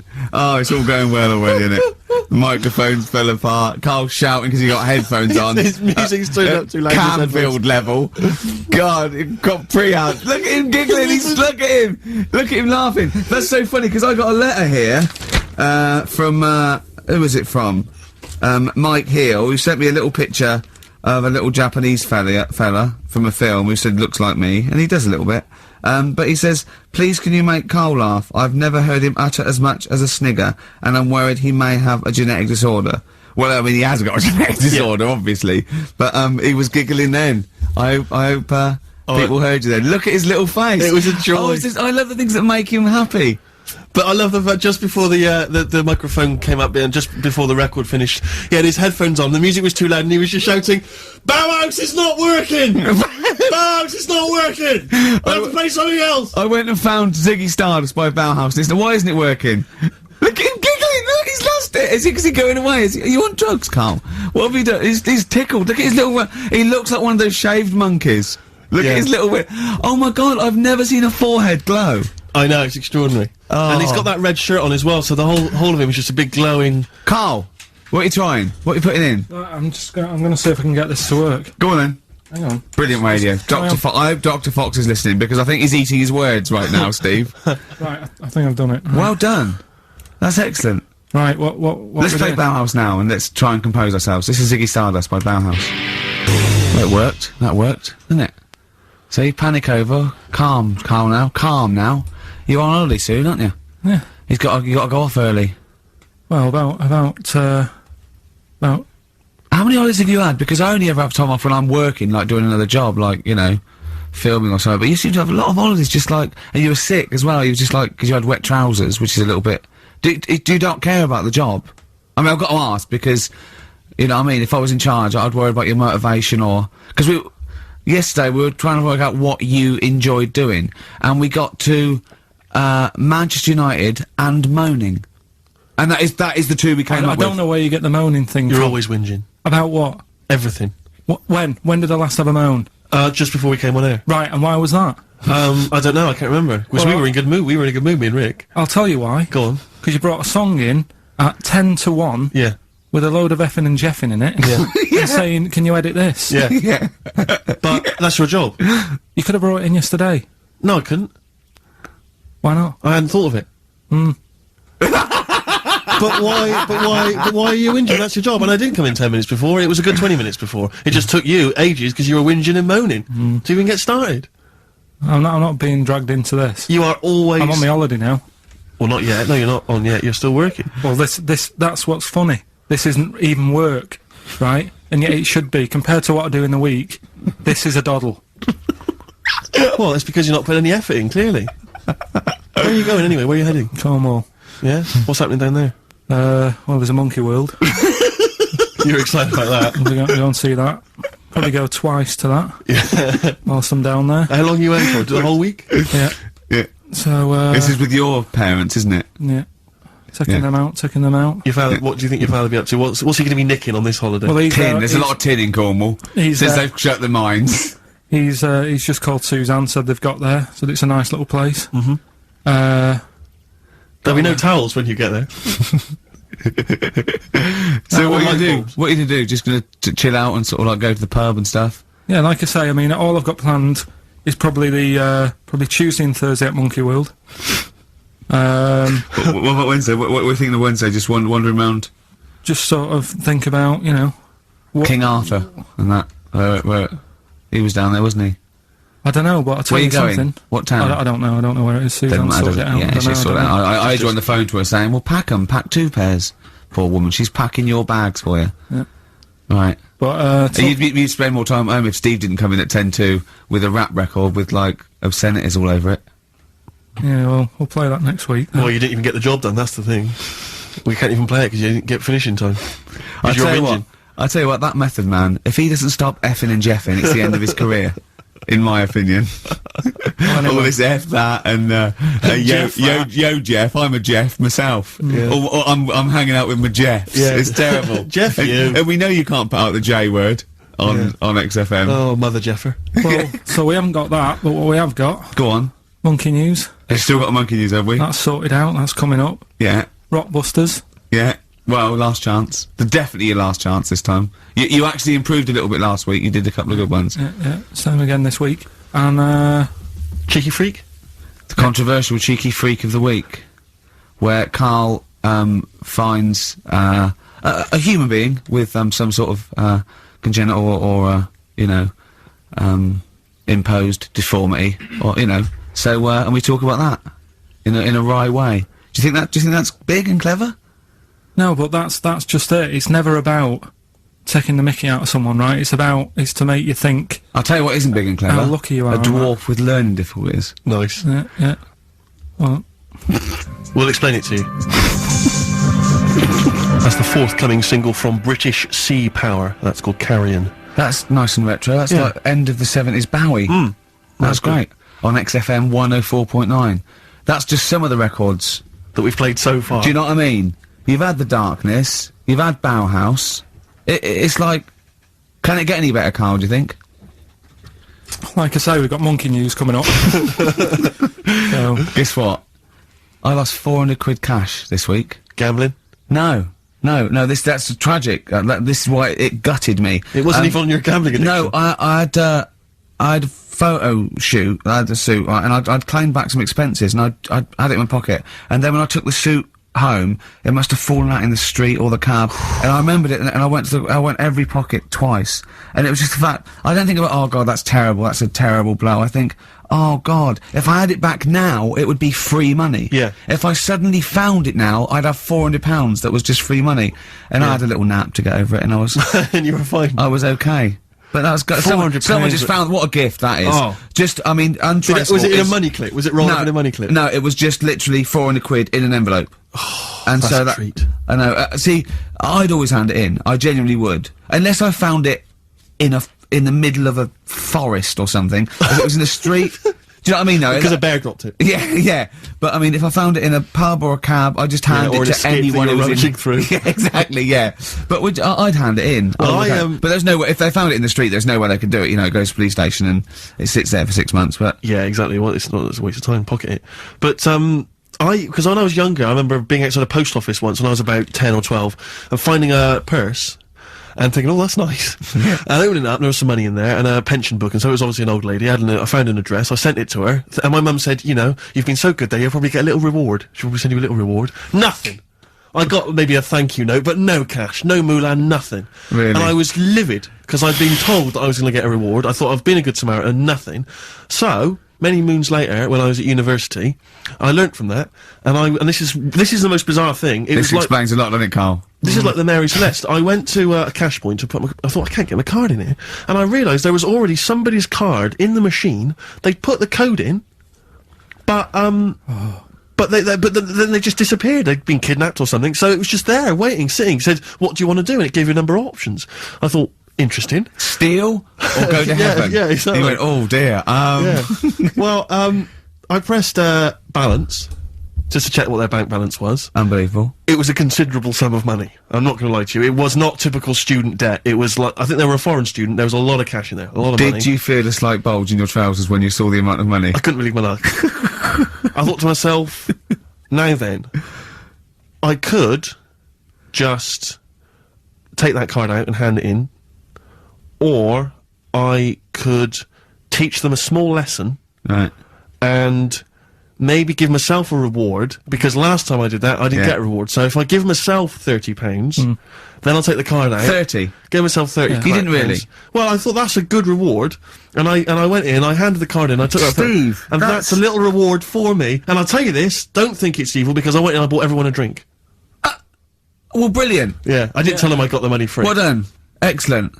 So, probably gangsters are quite generous with the money they've stolen from other people. Yes, but someone's negligence, Rick, has lent. Well, the thing is this, right? Steve, I believe it, except the buying people a drink, Carl. What do you think? well, I kind of thought that when he said it, but then I thought, but they'll be buying him back. So he's for that, so in a way, he's still a winner. Yeah. Everyone's a winner. in that situation, including the student, because frankly, if there had been a less scrupulous person who found it, they'd have probably helped themselves to a considerable sum. I cannot believe he did that. There was thousands and thousands of pounds in there. What if it was? What if Beadle had jumped out and slapped you with his little claw and said, "We've been filming this, merchant"? Well, what? So what? How old were you then? I don't know, 19, 20? Would you do it again, or was it just to get the world back for the old lady's purse? Possibly do it again, yeah. You're joking. Well, you've got to think of it this way. You've got to think of it as there was a lot of money in there, and someone less scrupulous than me would have taken a fortune. They'd have cleaned them out.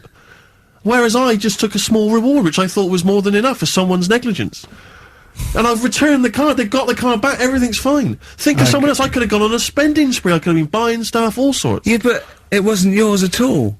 Yes, but they probably would have given me a reward. And because, you know, sometimes people forget, or, you know, they don't give you a reward, I thought I should He had take to it go at your myself. dad from nicking a loaf of bread out of a phone box. Yeah, but that's because it's for old people, geriatrics and stuff. How do you know how old was your people who you were robbing from? It's it was on a student campus. Wow. I think it was more, I thought it was excellent behaviour. I thought it was that's good, honourable incredible. behaviour. That's showing another side to him, isn't it? Now, Carl, I know you're fascinated by the concept of the doppelganger, of seeing someone who looks exactly like you. Yeah. Jake has emailed in, he says, Carl, if you could spend a day with an exact replica of you, okay, so somehow they've cloned you, Carl, and you've got him for one day, what would you do with this? What would you make him do? What conversation would you have with him? What would you do? Is there anything you could, you know, how would you utilise him for one day? Well, they'd both say, "I'm not bothered," and that'd be the end of conversation. What would do me head in is, does he think the same way, look the same way, Exactly the dresses? same. Yeah. How would I know which one I was? Because you'd be you. That's amazing. No, no, no. How would I know which That's one I was? incredible. No, because- that is the most stupid thing ever said by a human being. Can we get the Guinness Book of Records on this? Has anyone anywhere in the world said anything more stupid than "How would I know which one was me"? But think about it, this other person's going, alright, thanks for meeting up and that. And I go, hang on a minute. No, you came to me. And then Suzanne would come home and she wouldn't know the difference. And then suddenly you'd start doubting yourself. And you go, should I be leaving? Or, so how do I know if I am that real one, if he knows what I know? But you know who you are because you're experiencing But he'd it. be saying that because he'd say, yeah, it is a bit weird, But isn't it, you how know we the meet, truth, you idiot. Because How you would I wouldn't- know which one I was? So anyway, But bear in mind, What would you do? You could pass him off as yourself. What would you do? Would you play tricks? Would you, you know? You could be in two places at once. Would you do stings? Would you do scams? no, because it would only end up getting me into trouble, won't it? Because people won't believe that there's another one like me. Otherwise, everyone would be saying that when they get caught robbing. They go, oh, it wasn't me, it was my doppelganger. It can only... I wouldn't want it, to be honest. Again, it's a bit of a headache, isn't it? Because he could be going off, going mental, causing all sorts of trouble, and you're going, will you pack it in? And he's going, what? What are you on about? But then that wouldn't happen, would it? Because he's being me, so he'd be sat wherever I am anyway. Because he'd want to do what I want to do. So, pointless. But I still wouldn't want it. It's unbelievable. That was a conversation with himself. That was amazing. That was like experiencing what it would have been like if there was two Carls. Yeah, he was having a discussion with himself. We could have left in that time and come back, and he'd be arguing still. What does this mean? Does this mean though that I could just sit at home and not do anything and just send me out on... Yes. And when he's seen something happen, I'm seeing it. No. You're separate people. You're separate people. But then he's not a doppelganger then, Well, is he? you're identical twins then. You found out identical twins and he's got exactly the same input as you. I mean, it's not a real question, is it? It's just a little... Again... But I said to you the other week about twins and that, how I wouldn't like to have a twin. It's alright when you're a kid, but unless you're a Siamese twin, even they don't even look alike, do they? They're just stuck together. You don't go, oh, don't they look like each other? They have different haircuts. They don't carry that thing on, do they? That normal twins do. Like normal twins, the mums say have the same haircut, wear the same shirt. Siamese twins never look the same. They've just got their arse stuck together. Again, it's a dialogue in his own head. It's unbelievable. Okay, Carl. This is a logical conundrum. To a certain extent, there's a little bit of lateral thinking because, but there is only one right answer. Now, the pressure here isn't to get this right. The pressure is when I've told you the answer to then understand it. Because when I've explained this to people, I've laid out for them, they still can't quite get the concept. Okay, so, there's 2 doors, Carl. Yeah. One leads to heaven, one leads to hell. Yeah. Okay, they're identical, you can't tell them apart. Okay, 50-50. Right. Obviously you want to go to heaven, I assume. Right, there's 2 guards, identical guards, guarding each door. Okay? Right. The one guarding hell always tells a lie. The one guarding heaven always tells the truth. You have to ask one question to find out which is which, and then go through the door you want. What question do you ask? I've only got one. Yeah. And what? One to both? No, one to either of them. You don't know which one's which, though. So what question do you ask? Why can't I ask, like, both of them one? Because it's Because not the rules. are you can only ask one. There aren't actually 2 doors labelled heaven and hell, Carl. This is a leap of imagination here. And I've definitely got to answer. I've got to ask them a question. I can't just sort of have a feel of the door to see if there's any heat or anything. They're identical. You stand a few yards away. You cannot tell from the outside of these doors which is which. What question do you ask? I can't look through the keyhole or anything. There's no Can't get anywhere keyhole. near them. Let's imagine there's a small rope that prevents you from getting anywhere near, rather like outside a nightclub. Yeah. So they stood there. Yeah. They both look the same. They're both smiling, Yeah. but one of them's not really smiling. Really, he's trying to make me make a mistake, isn't he? Well, he's just going to lie when you ask him a question. If you ask him. So what's the point in asking a question? Do I know one of them's going to lie? Yeah. But would they be neighbours like this? Would they be that close? Why? I mean, we're not sure if these 2 guys get on. Okay, it's a logical. Well, I'll tell you the answer. No, I want to see if he can get it. He's almost there. No, he's not almost there. What am I thinking? So- No, hang on. Right, so you go up and you Yeah. go. You Right, go, hang on. Well, look, let's imagine that. Let's imagine Ricky and I are those 2 guys. Okay, right? But we have to. Well, me and Steve will decide which doors we're guarding. Okay. Right. I'm. Look away, Carl. Okay. Right, then. so we've decided. Okay, one of us is guarding hell and one of us is guarding heaven. Which question are you going to ask and who are you going to ask it to? Right. I'll just say to you, Steve. I'll go. Got some post for God here. That's not a question. That's a statement. Right, you've got some posts for God here. Well, that's not a question. Yeah, but maybe the Alright. question's coming. You got some posts for God here, yeah. And it needs to be signed. It's not a question. Still not a question. No, let So him finish. Maybe is it's a question. God in? Because I need him to sign for this post. Is he in? Well, I can answer that as well if you want. Go on. He's in. He's behind my door. Do you want to answer it? Well, Yes, Do you, he's want, in. do you want to get him? Just Well, no, you've only got one question. So you're asking Steve, is God in? What's the answer? Yes. Ask me. Yes. look, lads. I'm just trying to do a job here. What am I going to do with this? Well, give it to me and I'll give it to God because he's behind my door. Steve? Yeah, give it to me and I'll take it into God because he's behind my door. You're an idiot. Let me tell you the answer. I'm guarding hell, by the way. I'm the devil. Steve's God, okay? So you asked me what Steve would say if you asked him what door he was guarding, and I'm going to lie. I know he'd say heaven because he'd tell the truth, but I'm lying, so he'd say hell. So the question is, if I was to ask the other one what door he was guarding, what would he say? And whatever the person answers is the door they're guarding. Steve, what door are you looking after? Well, Heaven. yeah. Why should I believe you? Because you don't know. No, that doesn't work. Because you asked me the same and I'd say heaven as well. Right, so who do I believe? This is where you use your gut feeling, though, isn't it? This is what life's...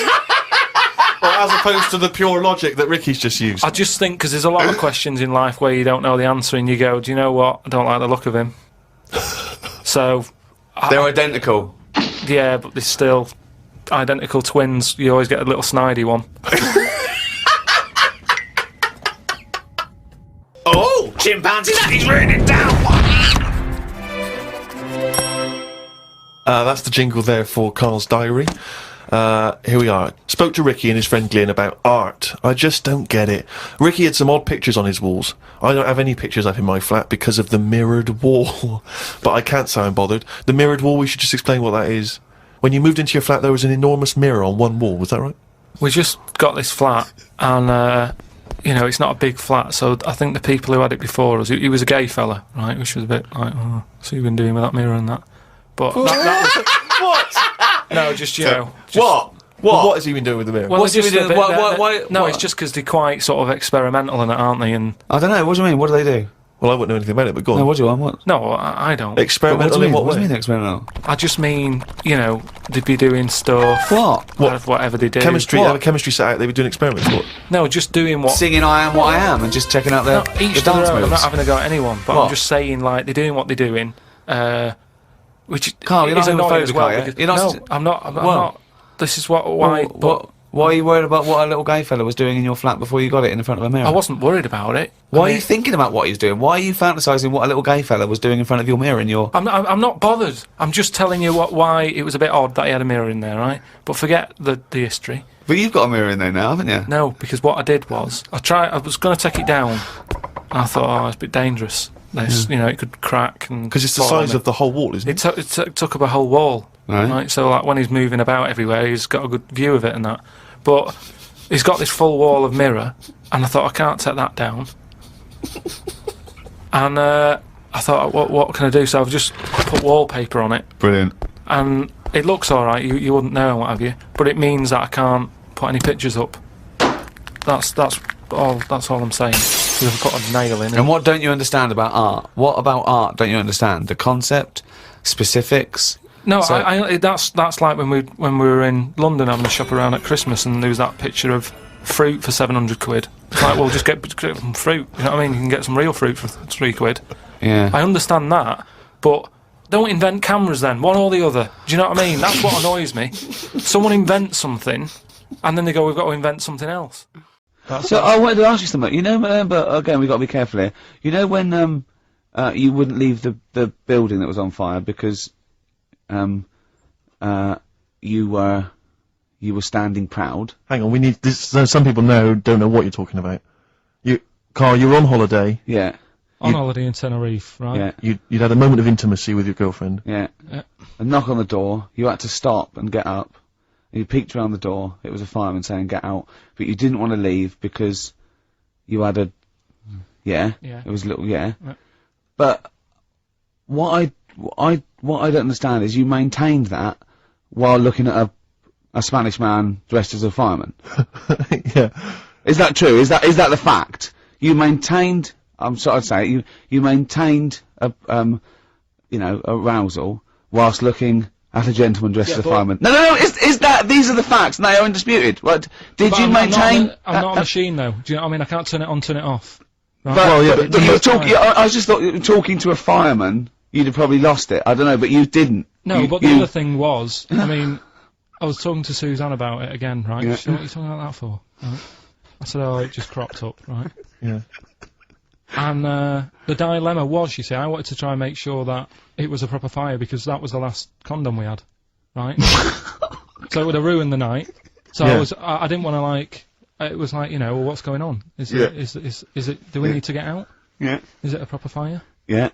And you and talking So- to this man in uniform. Was he? What did he look like? Was he good looking? Did he look like Ricky Martin? Say. Was he good looking? Was he good looking in his I uniform? can't remember. Can't remember. Did he have a moustache? Better play a record, didn't we? Is this bringing it back? What? You look uncomfortable. What? Did you just switch this on with your hands? Flaming Lips, and that's Fight Test. Lips and test Lips Test. on M. We were talking there about homosexual people, and I'm sure we'll move on to other topics. But I just mentioned, I was talking to a friend of mine in the week, Rufus, and he overheard, he pieced together sometimes if you overhear a conversation, you can piece together what's going on. Yeah. And it sort of transpired from what he could make out that one gay guy had just realised or just found out that his gay boyfriend had maybe been having an affair and was on the phone and had called this person, the third party. The other one was crying, wasn't The he? other one was crying in tears. Obviously, they just had a big argument about it. And all he heard on the phone was the guy saying, in very kind of earnest tones, "I'm gonna do everything in my power to destroy you." But I just like to think what that was. What was he, you know? No more guest list to GAY. GAY. I am going to, slash your diesel jeans with a pair of scissors. Oh. What if they're listening now? I know, I mean, it's probably an emotional time for them. Yeah, but they probably don't think we're talking about them. No, not those. It's probably happened quite a lot this week. Well, possibly. I do know quite a lot of gay people, Mm-hmm. right? But they do jump about when it comes to partners. Right. Carl. No, Lee. Freedom of speech. Yeah. Let the man speak. No, I'm not saying that's a bad thing. I mean, it's quite, you know, they don't, you know, if they get bored, they move on that. Which is fair enough, but they do, How have you pieced this together? And they go out late, don't they? well, we've covered that, haven't we? We've done that. Yeah. How have you, so you Do you know how we covered that? His favourite record is Killing a Georgie.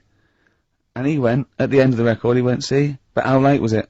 yeah. If he'd have been sort of going out at a decent time, that wouldn't have happened. Sure. Do you know what I mean, Steve, though? They're, Yeah. they're always getting ready to go out about 1:30 in the morning. You're asking for trouble. Yes. Incidentally, I should just point out that, Oh dear. that we've had an email, I've lost it here now, but anyway, it was one of our listeners saying that we've slightly embarrassed ourselves because, of course, Bruce Springsteen on the cover of Born in the USA doesn't actually have a handkerchief in his back pocket, it's actually a red baseball cap. So, so I don't know if that also counts, I don't know if it's any What does coloured that object. mean, though? Yeah, into heads. Into little round heads. Oh. If Bruce Springsteen, and he's obviously not gay, but if he said, alright Carl, just, you know, little cuddle, would you turn down Bruce Springsteen? Yeah. Well, no, but why? Just like, alright mate, you hug your mates, don't you?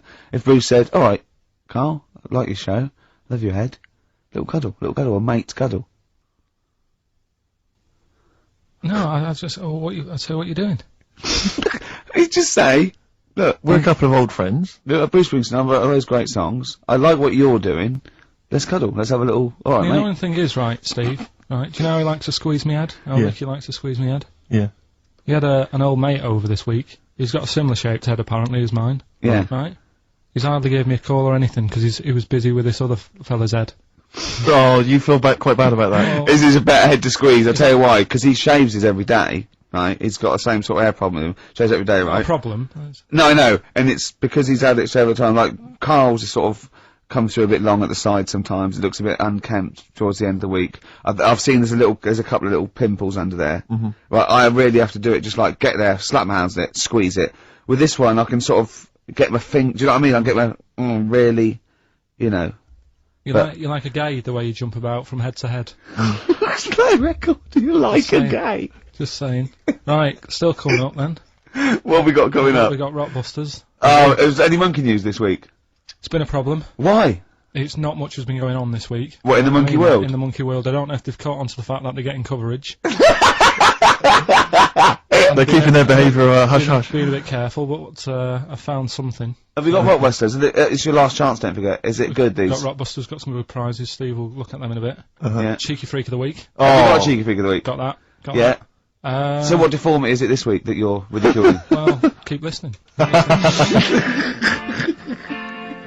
Out of Time by Blur on XFM 104.9. Alright, Carl, what are you thinking? Thinking that stuff. You're an enigma, aren't you? I would just say hello to, we've got an American listener apparently, Karen. Anyway, what else have you got? I thought that might fill up 4 seconds. We're not struggling, are we? No, I no, mean, no. we Well, just consult the list of, Hold on, of Dr. let me have a look. Fox-esque amusing Wife, topics. Wet Ones, Screwball, Shop Train, Cheeky Freak, Ronan. What's What that? was Ronan? Ronan. I just was telling you the other day about, you know, that song that he does. Loving every day as if it's your last one. Right. Yeah. I'm just thinking he's saying that as if like, oh, I'll have a good day. But I reckon if you knew it was your last day, I don't think you'd be in the mood to do anything. Yeah. But That's true. But well, yeah. I think the point is that it's living a day like it should last. So, God, imagine if it was every day like it lasts. Right, let's go mental. And the good thing is, we've got tomorrow. So he's got the best of both worlds. That's what Ronan's saying. He's saying cram it in, because it might be the last. I think it's more like, it's the not knowing, isn't it? Live every day. See, I'd actually be happy if I never knew when I was going to die, and I was definitely going to die in my sleep. What a brilliant life you'd have. Do you know what I mean? What, so you don't get an illness, but one night you go to bed and... I know that if you knew you were going to die in your sleep and never knew when you were going to die, it wouldn't matter if it was tomorrow or 30 years' time. It wouldn't matter, would it? Yeah. I've lost you, haven't I? I've lost you somewhere. I can't, I thought that was pretty easy, all that. I said die in your sleep and not know when you died. There was no high concept there. No sleight of hand linguistically. Where did I lose you? I think you lost him on sleight of hand linguistically. Just then.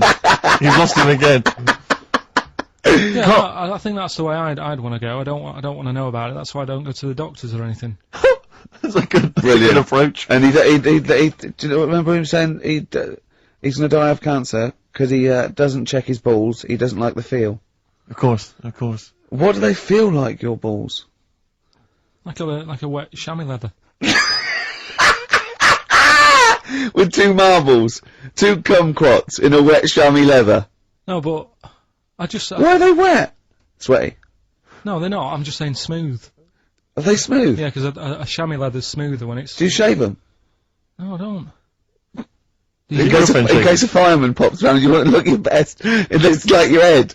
You know, the fireman pops round, there you are, and he goes, oh, nice, smooth. So you never go to the doctors? What, even... I don't like it. But if you found some buboes under your arm or something, you... I'd wait for a bit, and I'd say to Suzanne, what do you think of that? Just see if it develops into plague. Well, yeah, because you know, don't you? You know Old bandages round your head. Yeah. And a bell. Yeah. Suzanne, what are you out? Can you get me a bell? Exactly. Brilliant. I'm guessing you'll be popping in with another hip hop track full of effing and jeffing. Well, again, no, I won't bring it into you. I'll do it myself at home. Because obviously that makes it easier. Obviously you can't cope. Oh, dear. Are you actually going to be here next week, or are you still going to be in Cornwall? No, you see there again. I'll be back in time. And in the week when I go to Cornwall, see the Monkey World. Yeah, your 2 day pass to Monkey World. That still work. Yeah. That still work. What? What, you're going to interview some of the monkeys? Get some stories? I love that. You were going, could a monkey live without bones? And so I'm going, Carl, shut the please, just look at the monkeys and eat your ice cream. And that's work, is it? Right. Right, are we having Cheeky Freak of the Week? Do you want to do it? What time have you got to shoot off? Could do with shooting off sort of soonish, Okay. to be honest.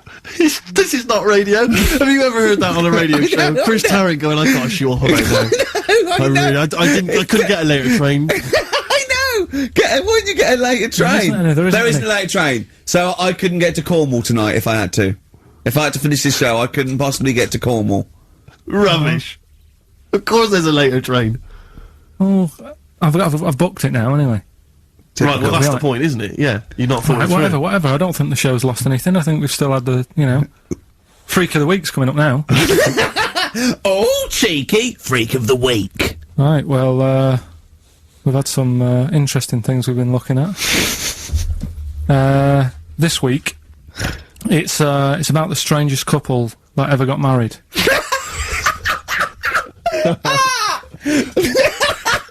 And we've had 2 sets of chimps, so it's stranger than that.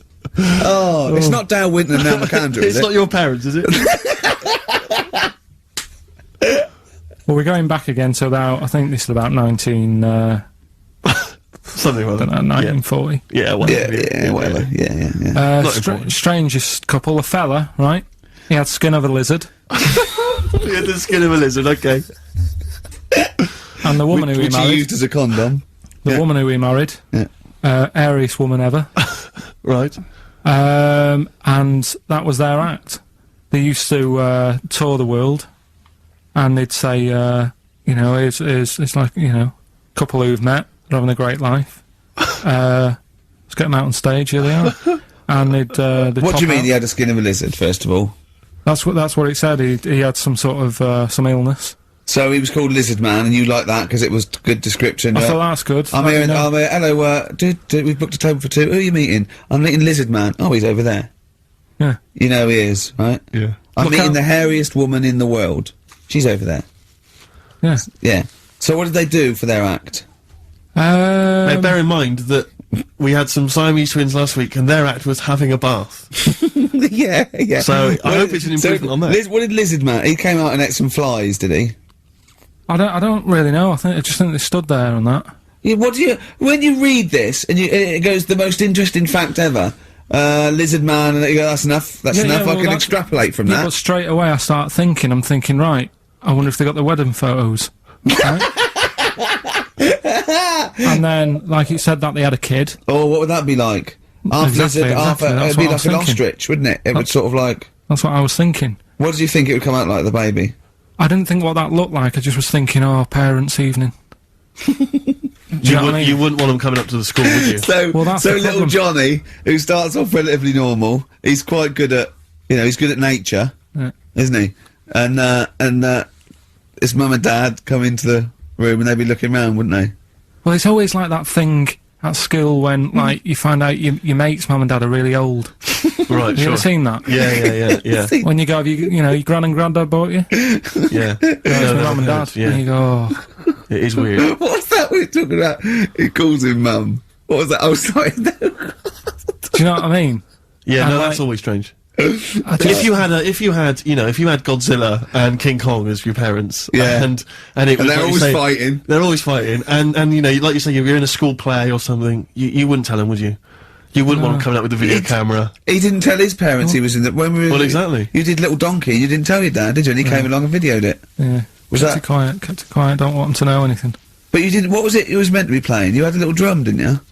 Yeah, I was doing, I had a little drum, I think I was meant to be playing We Three Kings, Yeah. but, we started doing Little Donkey and I thought I can add a touch to this. Sure, you improvise. Started playing along It was like the with first yeah. remix, wasn't it?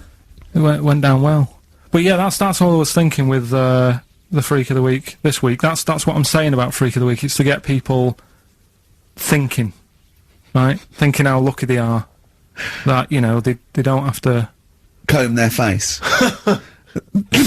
What are you talking about? What do you mean? Freak of the Week is to let people know how lucky they are. Just... What about the little freak you're talking about? What are they thinking? They're going, oh, he's talking about me. I'm a little hairy lizard man on a stick. Pop in, give us a call. That's what I'd like to do on a TV programme. That's what I want to do. I want to go and, like, meet these people and say, right, let's just go shopping, we'll film what your normal day's like. Yeah. Let's pop out. Nip into Sainsbury's or whatever. Yeah. Buy a comb. Park whatever. right up close to it. You know what I mean? Yeah. So what you're saying is you just want to get a little message out there, which is that there's always someone worse off than you. Well, there's proof of that in this room. You know what I mean? Oh, Carl, when's your train? In a minute, I'm gonna get going now. I'll see you later. Thanks, Carl. Brilliant. What are you playing? You gonna play a song? Kirsty McCall. Yeah. I'll see you later. Cheers. Kirsty McCall, New England. Carl Pilkington has left the building. He's rushed away. He's on his way down to Cornwall. And we're left by ourselves. Indeed. In the room. See, if we can do this... If we can press all the buttons and not make any mistakes, strictly speaking, there's no need for Carl. I don't mind if we make mistakes. Well, no, We exactly. never worried in the old days, did No, we? sure. I think Carl is going to love Cornwall. Because I think, one, the mayor is probably an animal. Yes. And I imagine the townsfolk think like Carl. Yeah. Do you know what I mean? I Yeah. imagine he'll stay there. He'll be made king. Have you ever seen Return of the Jedi? In Return of the Jedi, the Ewoks, the little furry creatures, they see C-3PO, and because he can talk and he can speak their language, they actually elevate him. Oh, he's to godlike back. status. What are you doing here? Hooray! He's back. Hurry What are you up. doing? You could have stayed till the end. What are you Right, doing? what are you doing? Right. Right, well there he is. He's on his way Yeah, down to if Cornwall. you're listening online in Cornwall, I mean, I can't imagine that's ever going to happen. But, you know, on a clothesline with a bean tin at one Exactly. end and Yeah. a big bean tin in London. Or if the I'm cool in London. yeah, or if the foil helmet you wear to fend off laser rays from aliens out of space are somehow picking up the show, then Carl's on his way. Look forward to Mr. He'd Bold fit one. in because he's got a sort of like, you know, the obligatory sort of red face that would go well down there now. Because I think he's been out in the sun, or he was, you know, pre-boiled when he came in. But he's rushing down to Cornwall now, going from Paddington Station. So, you know, If you're in the Paddington Station area, you want to pop down there and sort of wave him off, then do. Yeah. Don't be afraid. that's not a dirty sexual act. Wave him off. Yeah, I'd love to wave him off. And call in the week as well, carl.pilkington@xfm.co.uk. Send him anything. Just clog up his email. Yeah. I mean, because he gets stressed at work. So if you can send him 3 or 4 emails each Yeah. over the next week, so he's got to read them all. But disguise them, don't make them look rubbish, so at least he's got to sort of open them and look at them. Or, you know, some of them might be correspondence, so he will, you know, just phone his line as well, just ask for XFM, ask Carl, and leave long messages on his voicemail. Yeah. So, if you can, just for us, just for me and Steve, remember, it is mine and Steve's show. Carl is merely like, you know, the icing on the cake. Yeah. If Carl can come back, maybe next Friday or Saturday or Monday, whenever he comes back, to about 250 emails and 200 voicemail messages. If you put down, when it says, what's the name of the message, the title of the message, if you put monkey news or monkey information, he'll have to open it then, because he'll be intrigued, even if it's not about monkeys. Yeah. Do that anyway. Yeah. Yeah, voicemail messages. Leave them long. I like there's information. Disguise it, so it might be important. Yeah. Just so he has to listen through. I wish I'd give his own mobile out, but, you know, that is just too cruel. But anyone can get him at XFM, and of course we've given out his email before, so, I mean, go mental. There are plenty of ways to torture Carl Pilkington. I mean, we're doing all we can on a Saturday. But we're only 2 people. But we're only 2 men. You know what I mean? So, so listen, go berserk. We'll be back next Saturday, and we'll leave with song for the lovers, song for the ladies, whatever. It's a beautiful track. A song for the sunshine. Song for the Sunshine. It's Lily White by Cat Stevens, and we've done it. We don't need Carl. Definitely not. See you next week, Rick. Bye. Now, everyone knows over the past sort of like few years, my big pet project, it hasn't been my own career, it's been get Carl famous. Yeah. I want people to recognise him in the street, come up to him and say, "You bald-headed mank twat." Well, let me tell you now, Rick, I've on. been out and about, and a lot of people have come up to me and said, has Carl Pilkington got a head like a fucking orange? Well, and I've I've been- had to instantly confirm the answer to be yes. But he's had a call. He had a call recently from a film company asking him if he's got any ideas for movies. Now, how desperate, in what dire straits must the British film industry be that they're going, "We need Carl Pilkington. We have hit rock bottom," and he went along for an interview. So what, and you went in and you... I went along and had a meeting, and they just said, "Right, you know, got any ideas?" And sort of said, "You know, what are you thinking? What sort of thing are you after? Are you after action, thriller, whatever?" Because you can provide any of that. I love that he's playing it cool, like you've come to the right person. yeah, My yeah. time's precious, what do you need? Yeah. Yeah, I'm Carl Pilkington, the movie doctor, what do you need, Papa? So thought of this idea sort of on the spot. Good. That whiz planning. by 'em. No, but sometimes that's how good ideas come up, Yeah. don't they? Just So random. a lot of yours have come up, yeah. No, but if you just Randomly. talk, I find that your mouth comes out with stuff. Right, there's another Right, quote. right. There's another quote. If you talk, your mouth comes out with stuff. That to me stands along with what were those things in Gremlins called? No, but what I mean, if you sit there and try and use your brain to do it, Right. it doesn't work the same. Just keep talking. Just keep your mouth talking, and eventually it will come out with something pretty good. That is exactly what Plato said. So So anyway, Aristotle, he said, "Sit down. I've got an idea for you." Aristotle said, "Plato, how do I go?" Right, just keep talking, and eventually your brain will come out with stuff. so what I thought, I just started off by saying like actors' names and that who I thought should be in it, because then that's giving more. It's building. Right, Okay, so who's who did that? you say? Who did you say? So I said, right, I'm seeing Clive Warren, That's Clive Warren. Who's Clive Warren? the one who was in Closer. Clive Owen. Clive Owen. Right, all right. Did they look at you like you're a fucking idiot? So they all started trying to figure out, who's this Clive Warren we've not heard about? He must be amazing. He's on Clive Warren. Get me Clive Warren on the phone. Who's got Get Clive me Warren? Clive Warren. And I said Rebecca De Mornay, right? Oh, where did that She hasn't been in a film for 15 years, has she? Clive Warren and Rebecca De Mornay. They thought he was a genius. They've never thought of putting Clive Warren with Rebecca De Mornay. But hang on a minute, you could have any film star. This is your fantasy casting, and you choose a bloke that doesn't exist and a woman who hasn't been on TV or in a film for 10 years. Oh God! Why didn't you choose, someone who existed, J-Lo or someone who's a big star? God, Clive Warren! Oh God! Oh, So God. anyway, starts off, and the people, you're seeing into their lives from Yeah. like the morning. Yeah. So it's like a nice sunny day. Yeah. Radio's on. They're going about the day. They're having the breakfast. They're saying, "Oh, what we're doing tonight?" And you're thinking, "Oh, they've got a nice life." She's like, "Love you" and all that. Yeah. He walks out the house, gets hit by a bus. Oh, So Clive Warren's dead. I don't know if Clive Warren would take that part because he ain't got doesn't- much to do, has he? No, I don't. If I know Clive Warren, And I think you do. I think I do. Carry on. So he's hit by a bus, so he's So dead. he's hit by a bus and that. The titles come up. Oh, It's got yeah. you, right? She's Starring devastated. She's Clive Warren. fed up. She's devastated in that. Doctor says Clive's dead. Who's playing the Doctor? Jack Nicholson House. Sort of. What's that fella who was in Independence Day? Will Smythe. No, the old black fella. Morgan Freeman. Yeah. Yeah. Get him in. He's Morgan a doctor. Freeman, yeah. He says, "Your husband's dead." She's like, "Oh God." What happens then is he says, "But listen, what we can do now, we can take the brain out." Right. Right. And a fact that I'd read that day before the meeting. This isn't in the film now. This is me. Right, but Right. luckily you I played read the a fact. thing about how the brain can run on half of it. You've actually got a full brain. Some Run of it us on have. half. So this was in my mind still. Well, half your mind, yeah. So I said, what happens is Morgan Freeman says, "Been working on this. You can run your life on half a brain." Right. She's sort of a bit like, "What you tell me this for now? My husband's just died like 20 minutes ago." Yeah. And he goes, "Yeah, but if we're going to do this, we've got to act quick." She's like, "Do what?"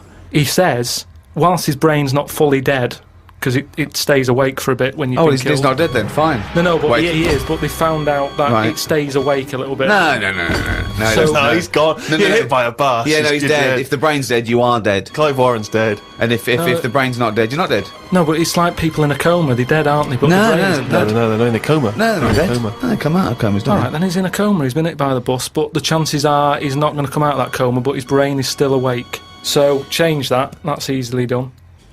Hold on though. I like this fact that he's in a coma, so they're going, look, he's definitely going to die in this coma. Take the brain out now. Pop the brain out. But why is that such a weird thing when that's what they do now? That's what they do now. What is? That's what they do. What? They do that. What? A brain transplant? No, but when, like, how I've signed that donor card, Yeah. like, if anything happens to me... No. they've There's got the no lot. such thing as a brain donor. Oh, we've explained to you before. Yeah, but they're working on it. They've said something about Einstein. They messed about with his brain for ages, trying to work out if it was full of stuff. That's what they're doing. They're working on that. There's loads of things that doctors are doing that we don't know about. I've seen some weird stuff on the internet. Yeah, I know you have. Yeah. I saw a programme on Channel 5 where a monkey brain was still alive and it was stuck on a stick. And they You were poked watching it. the Magic Roundabout. They poked it and it reacted. Right. So it's still alive. It's being kept alive, and it's only a matter of time. What's the brain linked up to? As long as you can link it up to the eyes, and somehow so it can tell the arms and legs what to do, you're laughing. I love that. Imagine a team full of doctors going, well, we're going to try and do a brain transplant. Carl, as long as you can link this up to the eyes and tell the arms and legs what to do, we're laughing. Cheers, Carl. See you later. Then what happens is they say, "Do you want half of his brain in your head?"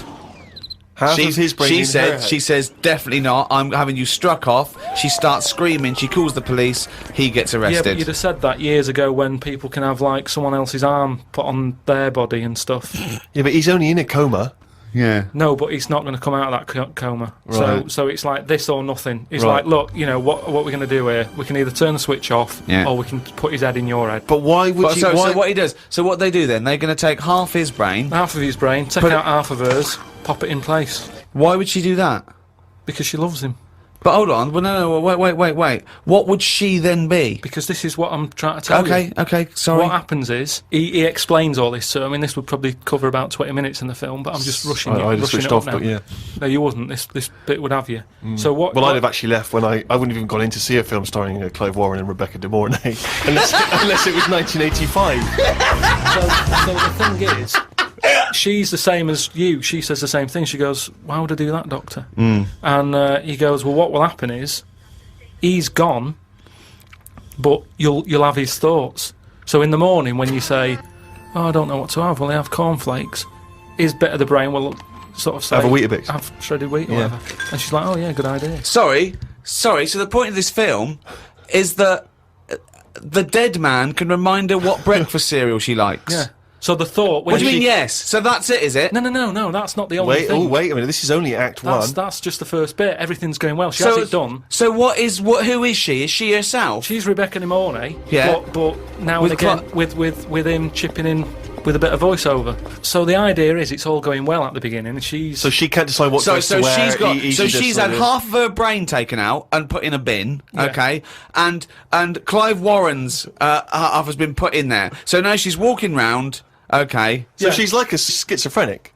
No, like I say, the brain is alive, so it's all going well when she leaves hospital, Yeah. and she gets her first taste of it, and it's a bit weird to get hold of, because she's sort of...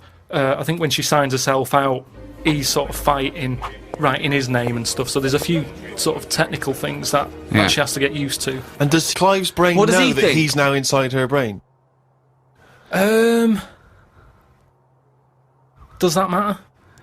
Well, I would say it matters because Yes. otherwise... Yes, it does matter, Carl. What's he thinking? What's What's the point of this? Why has she gone along with this? Because she really loves him. But what's in it for him? What does she think? Well, say if I died, Yeah. and Suzanne said, "Go on, I'll have half of Carl's," right? She would wake up in the morning to a thought of me sort of going, "Oh, you never guess what I've just thought about," or whatever. I'd still be there. The rest of your body is sort of waste, isn't it? But Carl, the rest of your body's sort of waste. No, it is kind of. If when someone dies, it's Yeah. not that person anymore, is it? You can't have a chat with them. So if you could have someone's brain in your head when they're dead, you'd have it, wouldn't you? What are you talking about? Why would I have someone's brain in my head when they're dead? Well, what I've else- got a perfectly good brain. So you're telling me you wouldn't have it done then? Of course I fucking wouldn't. I Why can would also categorically state I wouldn't either. Yeah, but you're saying that now, but once you're in that position that someone who, you know, you love and that dies, if the doctor said, "Do you want it?" No! And you I'd go- go, no! It's madness! I don't think you It's would. madness! All right. Let's... So, tell me a typical bit of dialogue. Well, we've done the breakfast scene. that was dynamite. Yeah. That's fucking Oscar winning. Yeah, can we do lunch?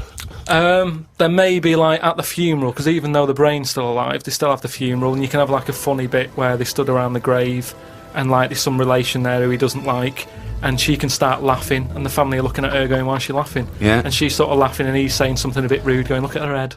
Do you know what I mean? Yeah. Looks like a Stuff on the fucking family. Yeah. Little cameo for you. Yeah. And so you have all that, and people are sort of liking the film, thinking, "Oh, it's quite funny, this." Yeah. And then you hit them hard. It's the most ludicrous idea for film I've ever heard. It's the maddest. Honestly, it really is the ramblings of a mental case.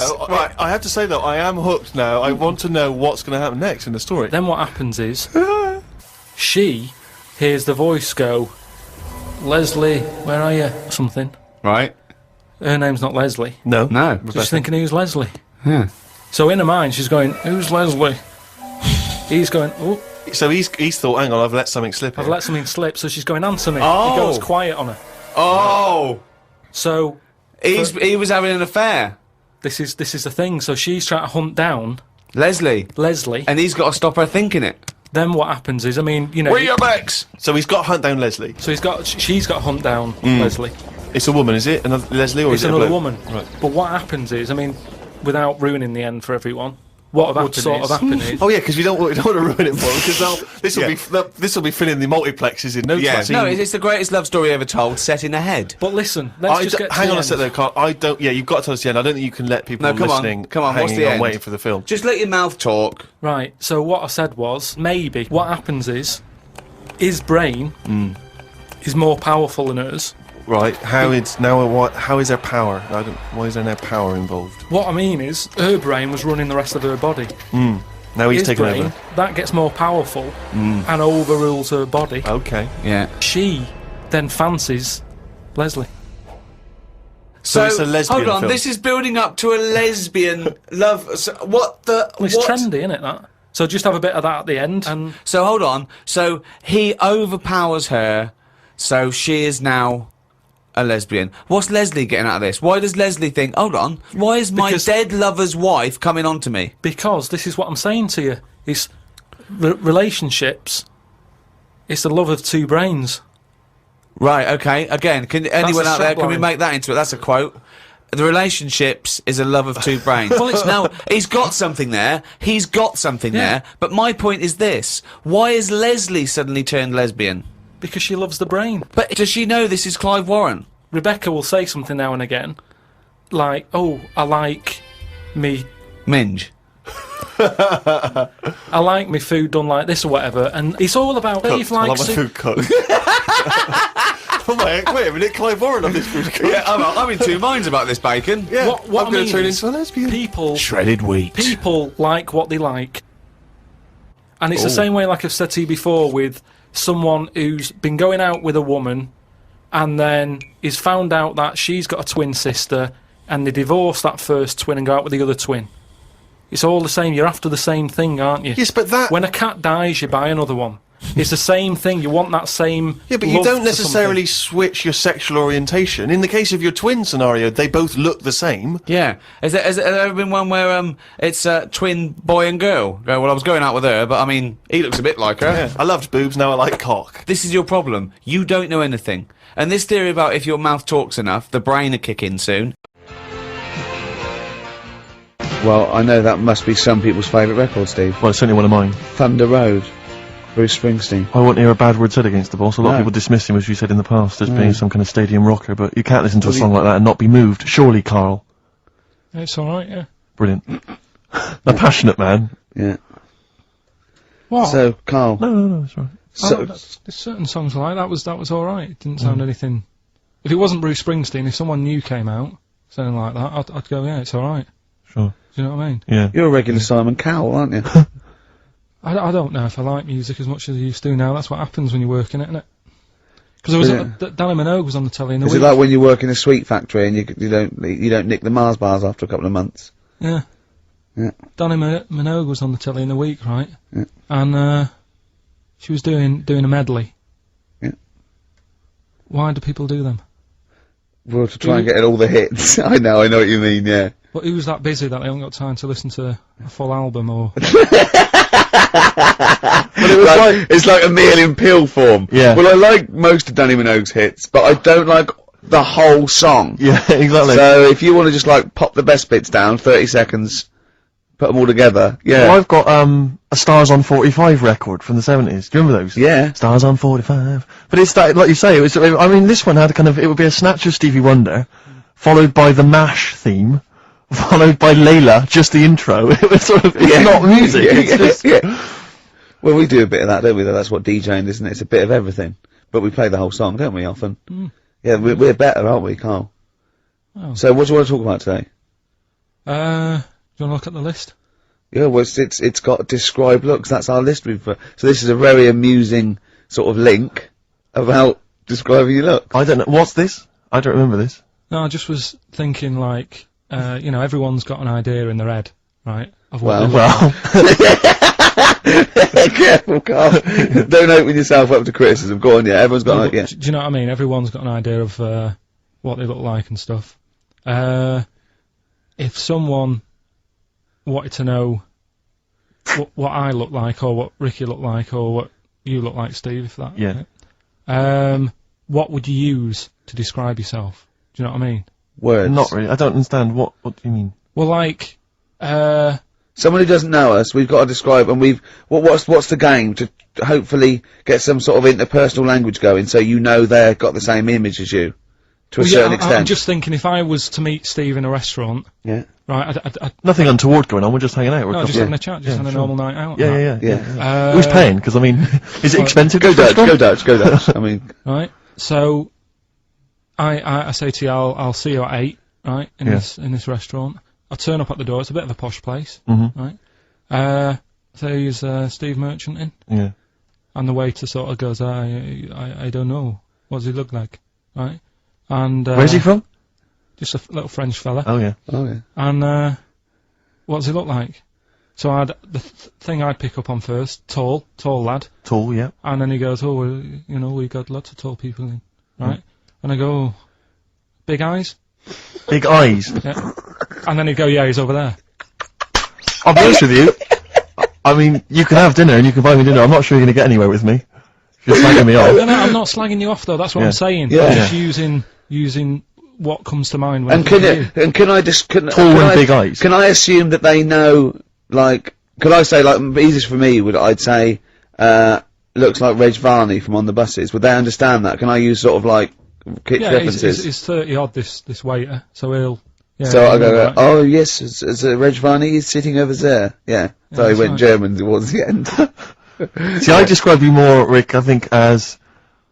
I would imagine, I'd say, have you ever seen that Johnny Vegas on the telly? Yeah. Imagine he was inflatable and you just let out a little bit of air. Alright, well at least that's That's what nice. Ricky would look As like. opposed to, like, you know, pumping harder. Yeah, yeah. Okay, well, describe KARL I'd describe as, you know those little red monkeys that you see on wildlife programs? They're in the trees and they scream when they see a leopard or something. I think so. Shave that. Just Right. shave one of those little red monkeys and put some sort of, you know, old sort of Manchester gear on it, maybe. Yeah. Yeah, you know what I mean? Yeah. An anorak and some baggy jeans. I'd like to see how the waiter would react to that. Yeah. He's got a picture of a monkey, then he's got a picture of it shaved. So he's got no hair, and then dressed like some kind of Manx There scally. go, he's over there. Yeah, he's over there, KARL's over there. That's what I'd do. Brilliant.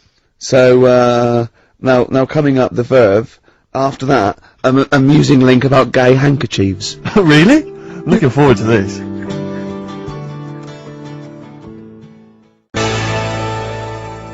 Lucky Man by the Verve on XFM 104.9. I'm Ricky Gervais, with me Steve Merchant and Carl Pilkington.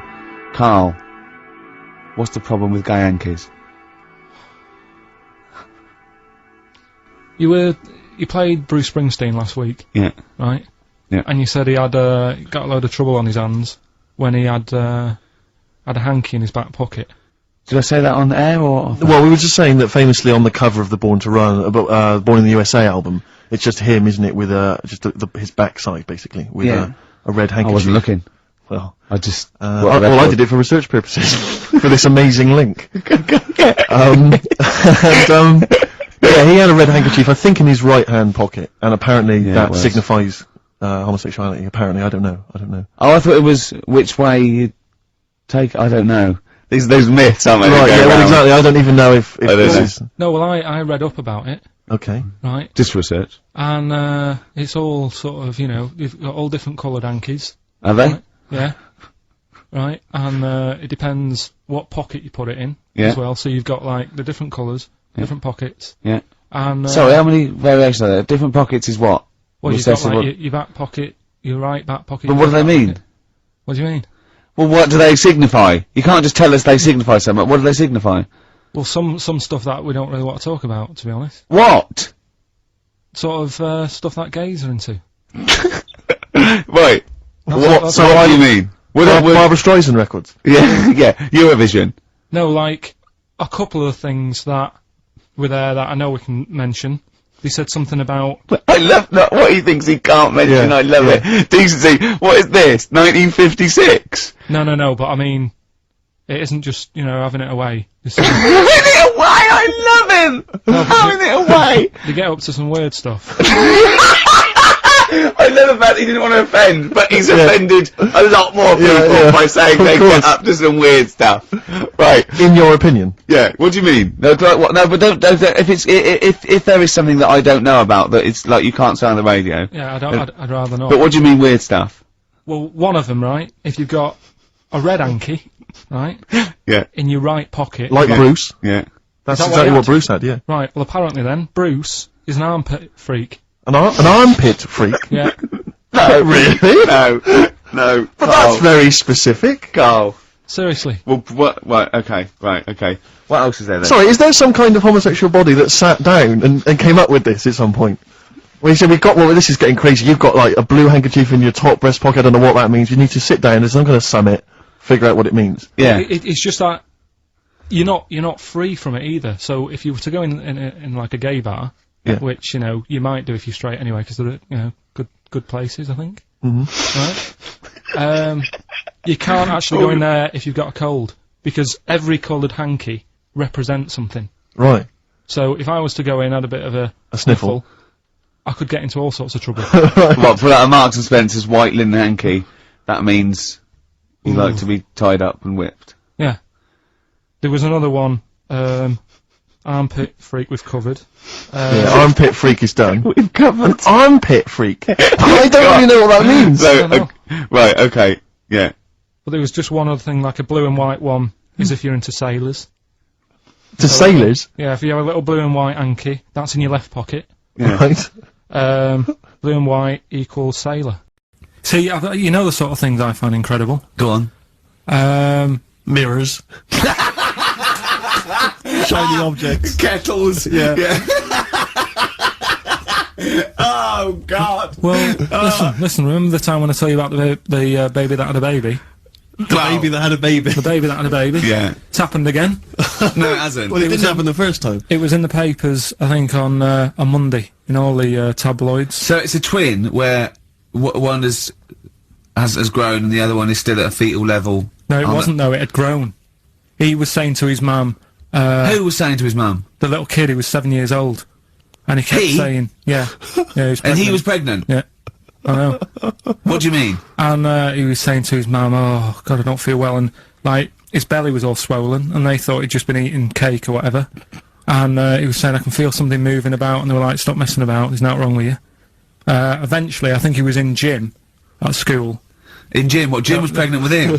Oh, no, it was like a Russian doll. He was at school, right, just about to do sit-ups or whatever they do at school, right? And flew out across the room. Teacher goes, you're a bit fat. You look a bit pregnant. And so best thing to the doctors took him, said, you're 7 years pregnant, or something like that. What? What do you mean? What? Or something like that? You're 7 years pregnant. Or something like that. You say to the doctor, Carl, why don't you think about what you say before you say it? See the reaction I get. Now the gazelle, I didn't get excited like that. 7 years pregnant. Send it in. If someone's online at the moment, just having a look around, it happened on Monday or Tuesday. Because I told you at the pub quiz, didn't I, Steve? I said to you, I know the baby's had a baby. Yeah. And you were like, yeah, whatever. Well, I just thought you were talking nonsense as ever. Well, we'll find out. You're 7 years pregnant. Yeah. You're a fool. Play a record. Well, we've still got stuff coming up. Monkey News? Rockbusters answers. We'll have to get that out of the way soon, because we've got to get out of Have we got a cheeky freak of the week? Yeah. Brilliant.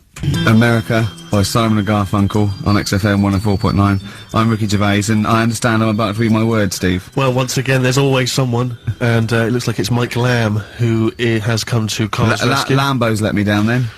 Doctors have removed a 4-pound baby boy from the stomach of his 7-year-old twin brother. Yeah. Alan Jan Niamatilev was yeah. born with the freak fetus growing inside him. For 7 years, it lived like a parasite until a school doctor became alarmed about Alan Jan's bulging tummy and took him to hospital. Surgeons who gave him a scan operated immediately, unaware that the baby was attached to the boy's blood vessels and still alive. They saved Alan Jan from certain death, but knew the 8-inch fetus was doomed. So there we are. Boy pregnant with his own twin brother by Barbara Davis. That was in the Mirror, apparently.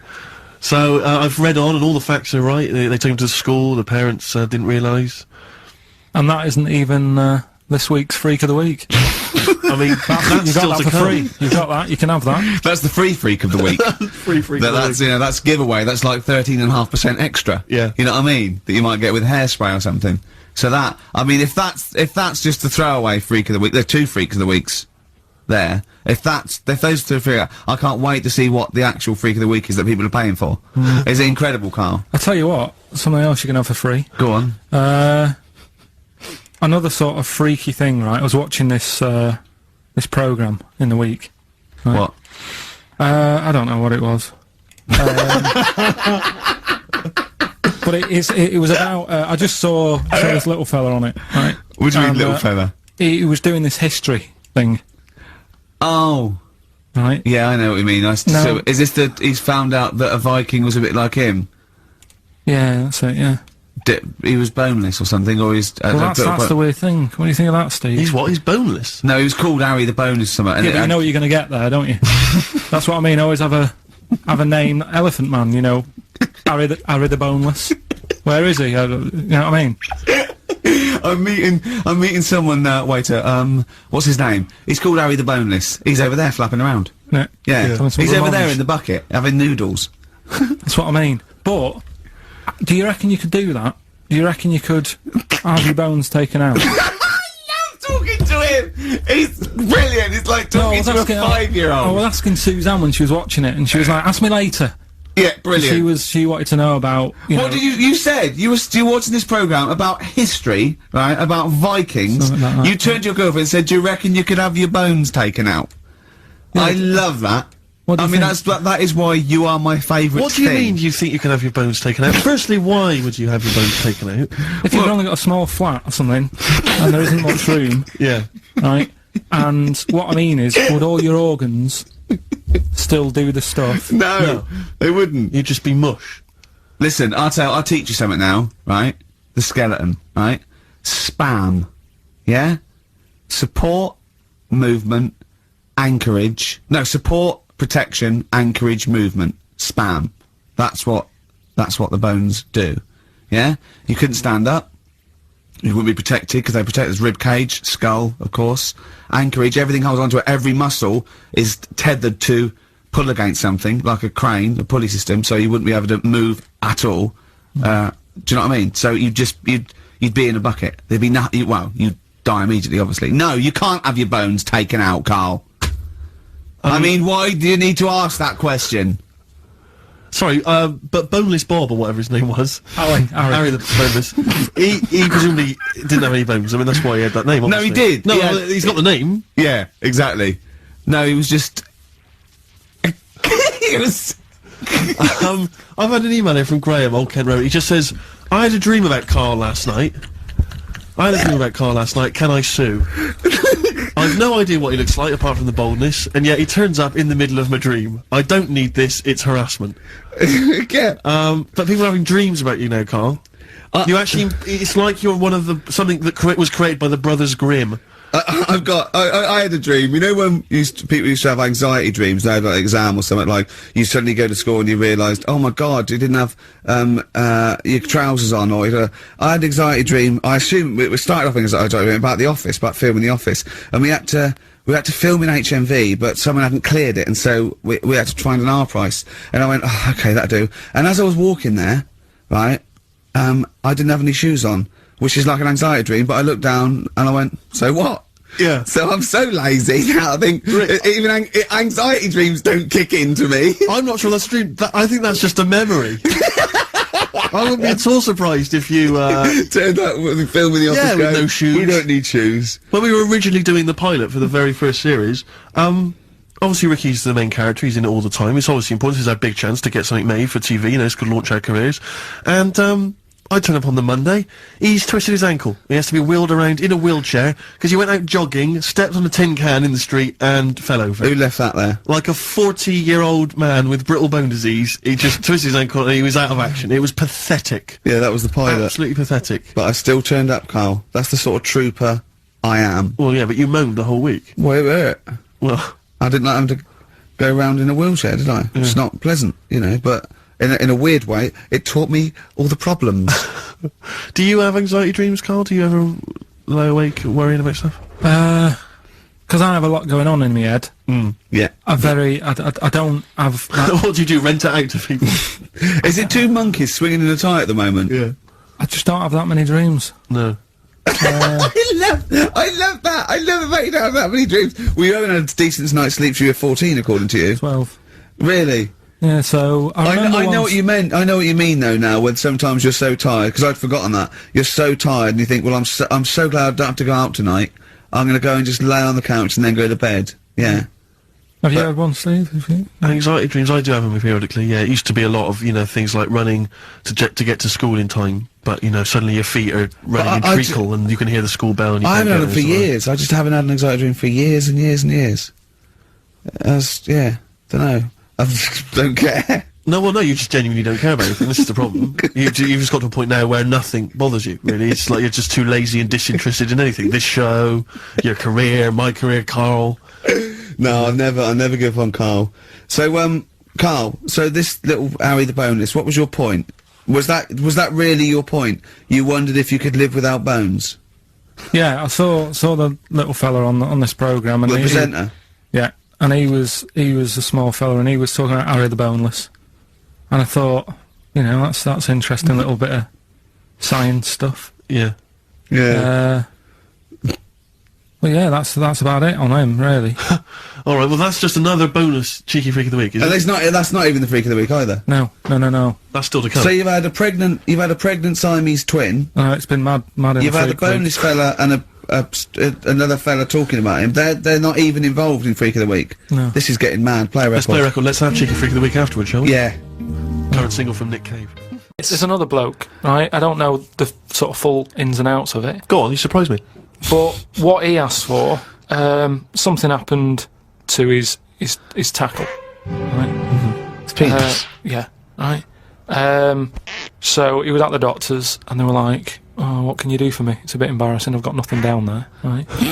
So they were like looking at it, going, "Yeah." Doctor, I don't know if he started like rubbing his chin with his finger or something. Looked down. He's thinking, got an idea. You know, you've got a lot of fingers. How many of them do you use? The patient's like, yeah, I see what you're thinking. They cut off one of his fingers, sewn that on to where his tackle is. He's happy. Well, that's different though, isn't it? Well, That's where they've really taken different. tissue.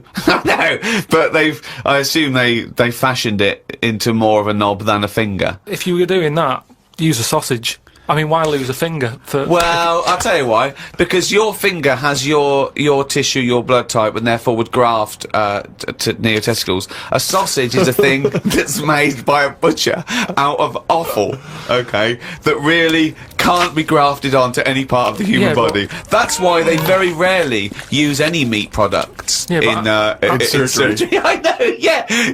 Well, I mean, why not use a sausage? You're a mental case. I always remember this story when I was a kid about some bloke. He had throat cancer, right?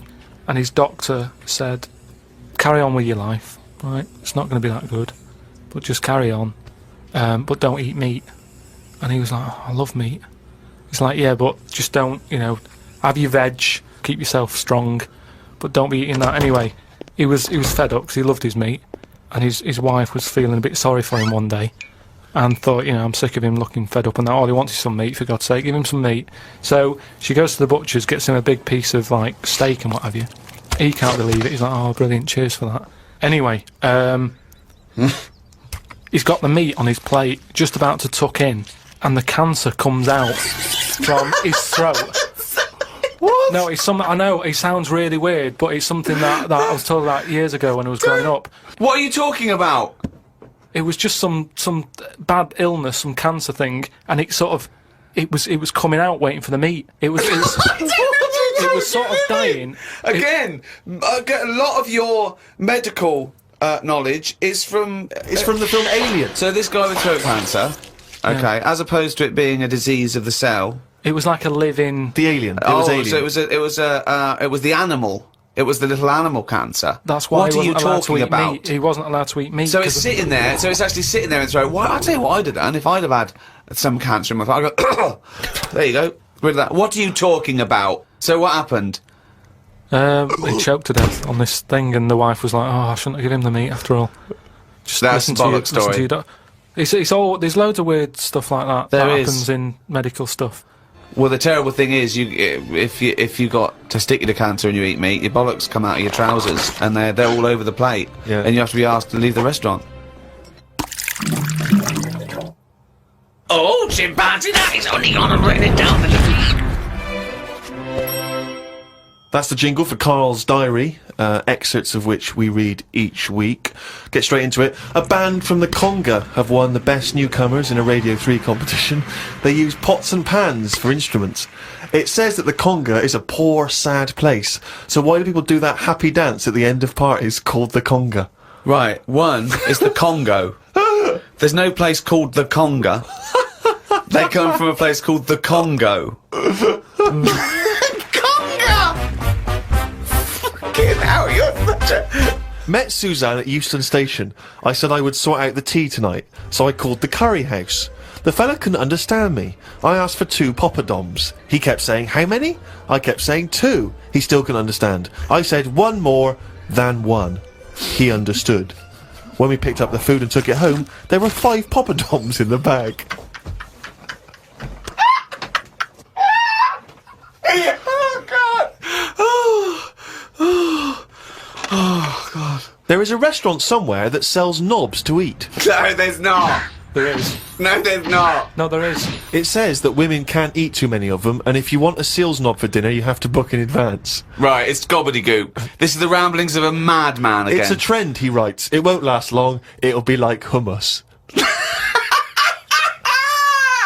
Called Ricky and asked what the difference is between the mind and the brain. Yeah, he That's did. a hell of a phone call Yeah, to get. unbelievable. Unbelievable. Ricky did explain, but I can't remember what he said.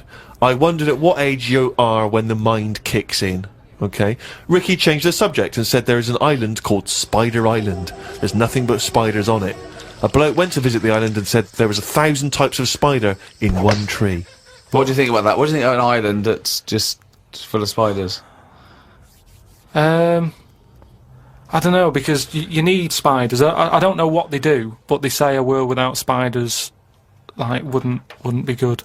But they sort of do something. There's something about if you did get rid of them all, it would have an effect. Well, of course it would. Get rid of anything, it'd have an effect.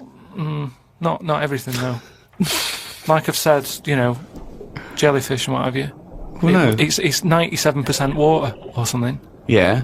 So how much are they doing? Just give them another 3%, make them water. And that's more useful. Give them another 3% and make them water. Oh, God. Went into the gadget shop today. It's full of stuff that we don't need. Gadget used to be a good word that made you think of James Bond with all his gadgets. The best thing I could find in the shop was a clock that ran on potatoes. We are definitely going backwards. I agree.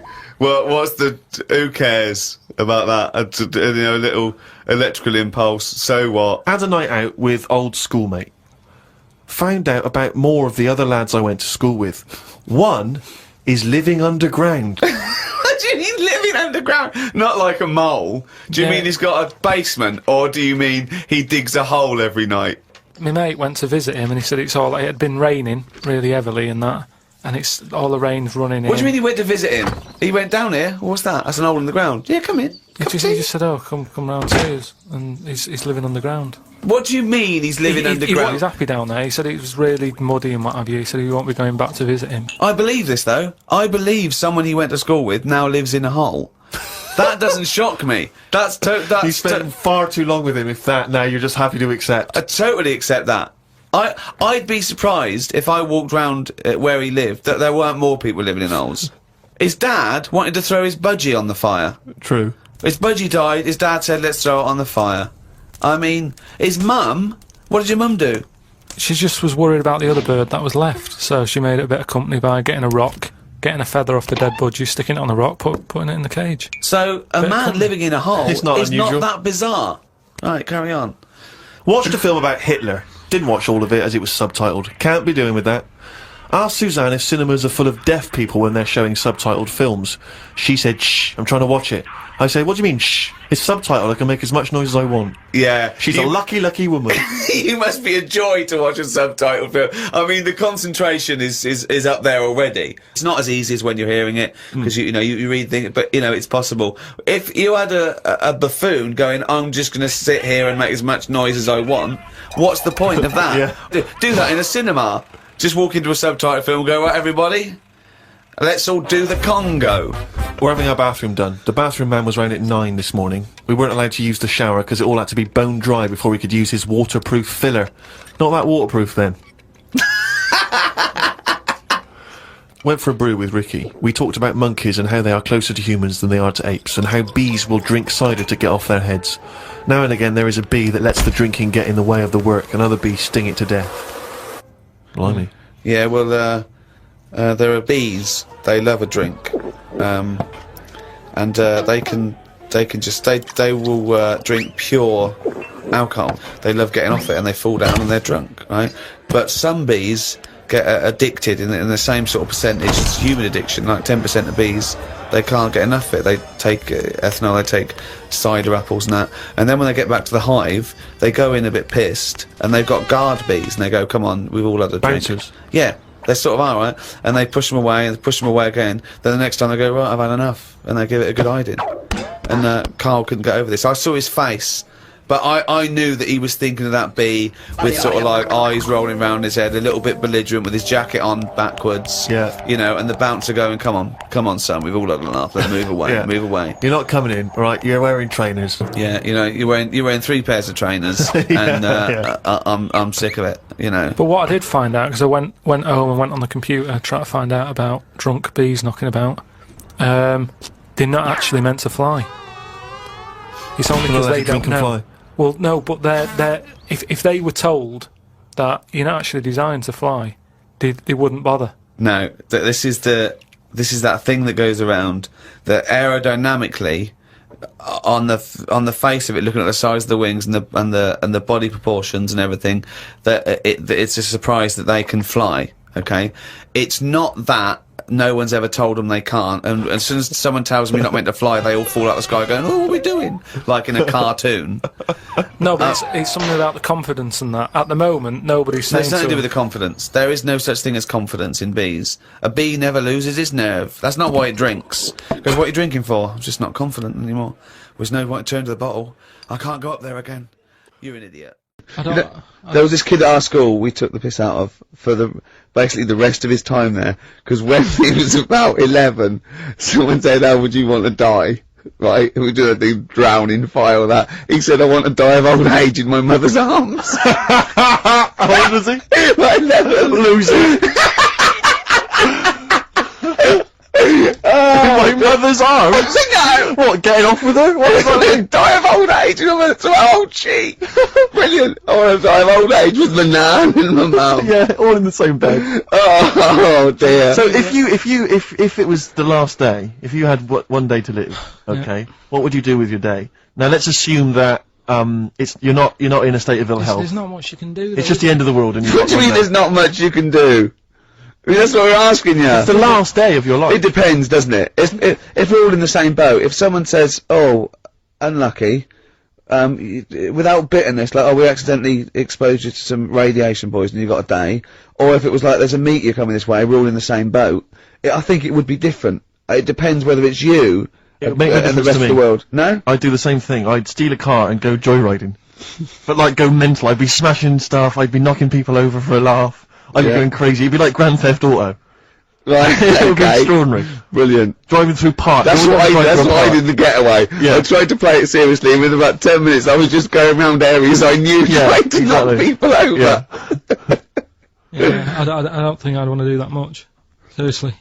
You can watch telly, because you might not know how the thing ends. Sure. Yeah, very waste of You time. could watch 24, couldn't you? If you had a day. Yeah. On DVD. Do that then, do that. Do that, yeah? Well, but I mean, let's be honest. Let's say you can take all the money out of your bank account. You can fly anywhere in the world. You can do whatever you want. Well, not a long flight. You could. Well, no, but you've got your Australia, girlfriend. you wouldn't make it, would you? No. Why wouldn't you go to the monkey sanctuary down in Cornwall and just go around cuddling as many monkeys as you can? I'm going to tell you something now. Go on. Going there next week. Are you? Yeah. Taking my mum and dad away, because like Suzanne's mum and dad are there. What, you're donating them? Most people put them in a home. What are you going to say? How you monkey sanctuary is cheaper? Taking them down, taking them down to Cornwall. Hold on, I thought you said you'd never go away with parents again. No, but that was Suzanne's mum and dad. Oh, is this to get even or something? So, yeah, so we'll do that, and then we'll can it, then. That was your outing. Your phone and both sets of parents, and it goes, right, you won't be seeing us ever again on holiday. We've taken you away, we've taken you away. Be careful that the monkey people don't buy you off your parents. Yeah. And You know, set don't you make up on one cage. make sure they don't leave any of the monkeys' food in the telephone box, because Dad'll have that away. Yeah. No. I was talking to him about that the other day. About the nicking in phone boxes. And he, Should we reminded just me- explain that to Well, they people? live in a small village in Wales, and it's like one sort of utility store, and when it's shut, they leave your shopping in the telephone box across the road. and Carl's dad found out about this, goes and helps himself. Yeah, to other people shopping. That's terrible. Yeah, go on. And I was talking to him about that, saying, you know, have you picked up any surprises in the phone box? And he said, no. We were talking about other stuff he used to do.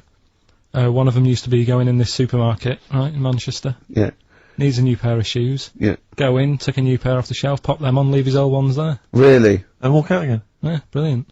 And then you go in after and buy his old ones back like an idiot. Yeah. But you'd go in the next day. They look nice. Yeah. My dad's got a pair just like that. I've always wanted some. Can I have those? Incidentally, we don't advocate the stealing of shoes from shops. Or the joyriding and killing people. Unless you've got one day there. Okay.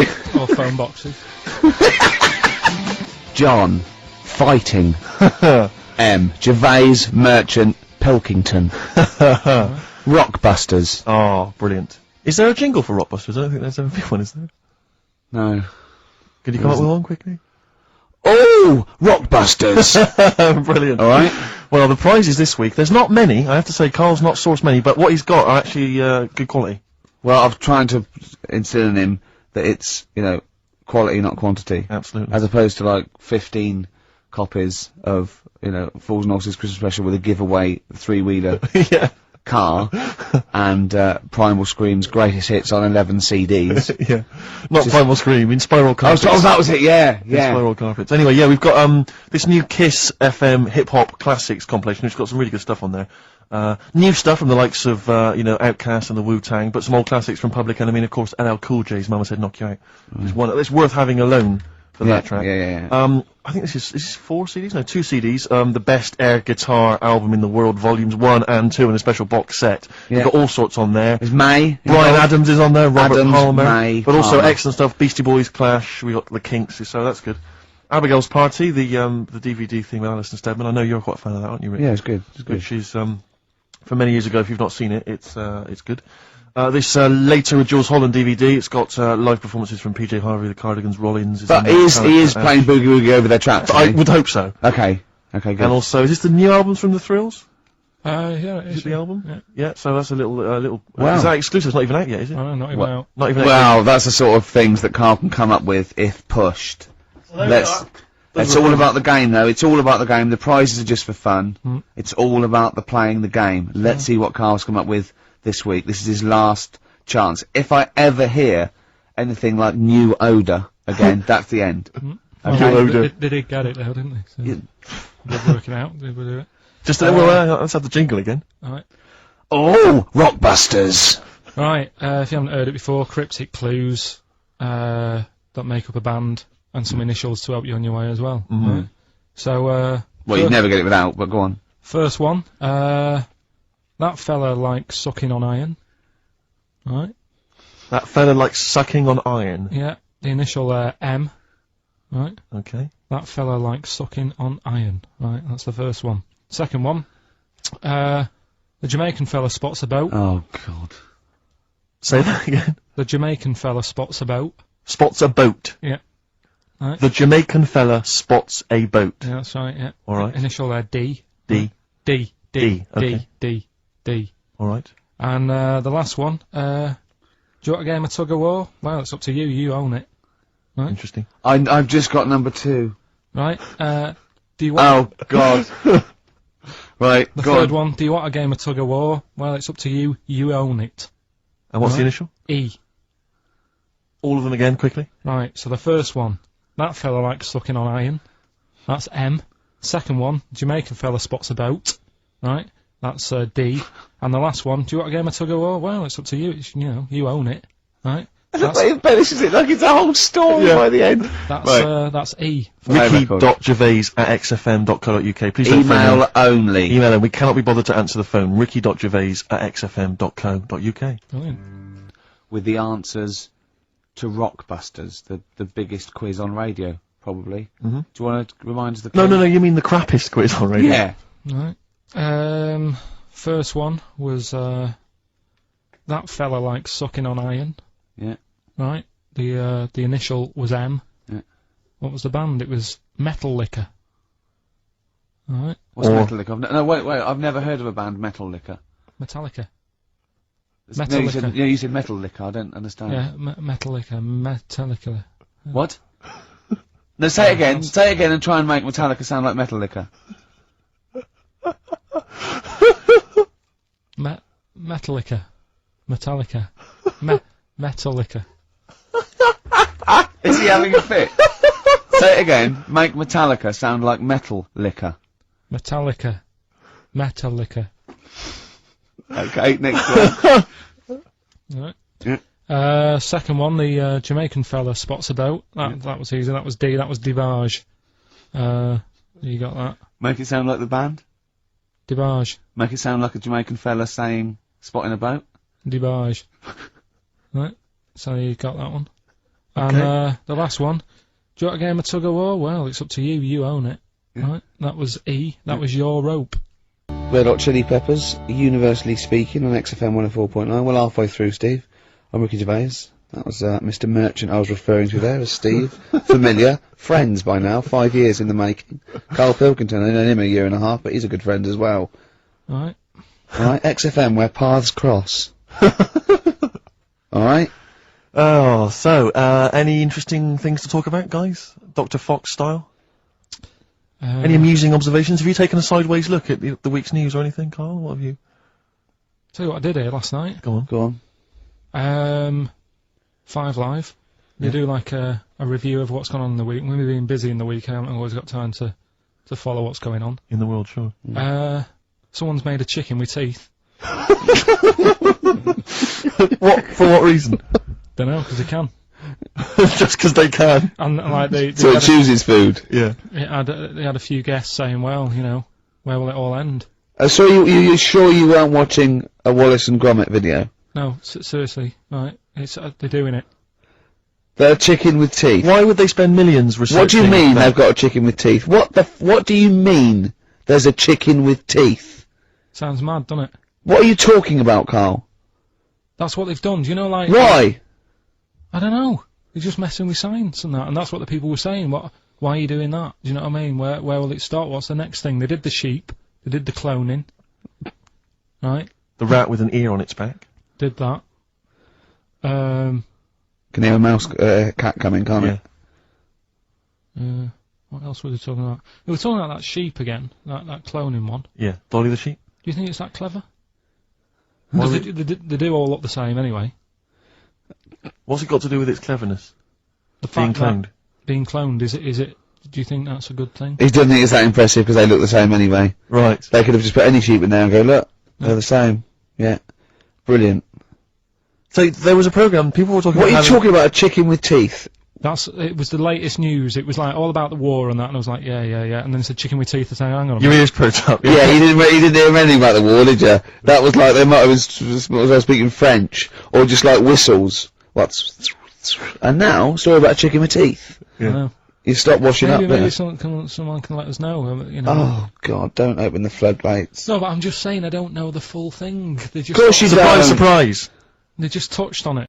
Nick Cave and the Bad Seeds, He Wants You. Brilliant. On XFM. Yeah. So, Carl, off you go. Well, we're not going to do Freak of the Week here, Okay. right? Because we've done quite a bit of that in the last 20 minutes. We've Right, so we'll OD'd move on that. freaks, you think? Yeah. Sure. We'll just shift it a little bit. Okay. And I don't, like I keep saying, don't want people to be thinking we're sort of taking the mick out of anyone, No. right? Because we're not about that. I feel like I can do a little bit of it because I work with you, Steve. Yeah. Right? Sure. It gives me that right. It's like a care worker. Yeah, I understand. Well, it's like that thing of you can't be homophobic because I've got a couple of gay mates and Sure, stuff. sure. I think it sort of gives me that edge, Yeah. right? So you're not freakophobic because you work with Steve? no, that's right. Yeah. So yeah. Okay, Well, by that token, I should be able to sort of slag off, the mentally ill. What do you Or mean? at least mentally handicapped. Now there's a term you don't hear very often.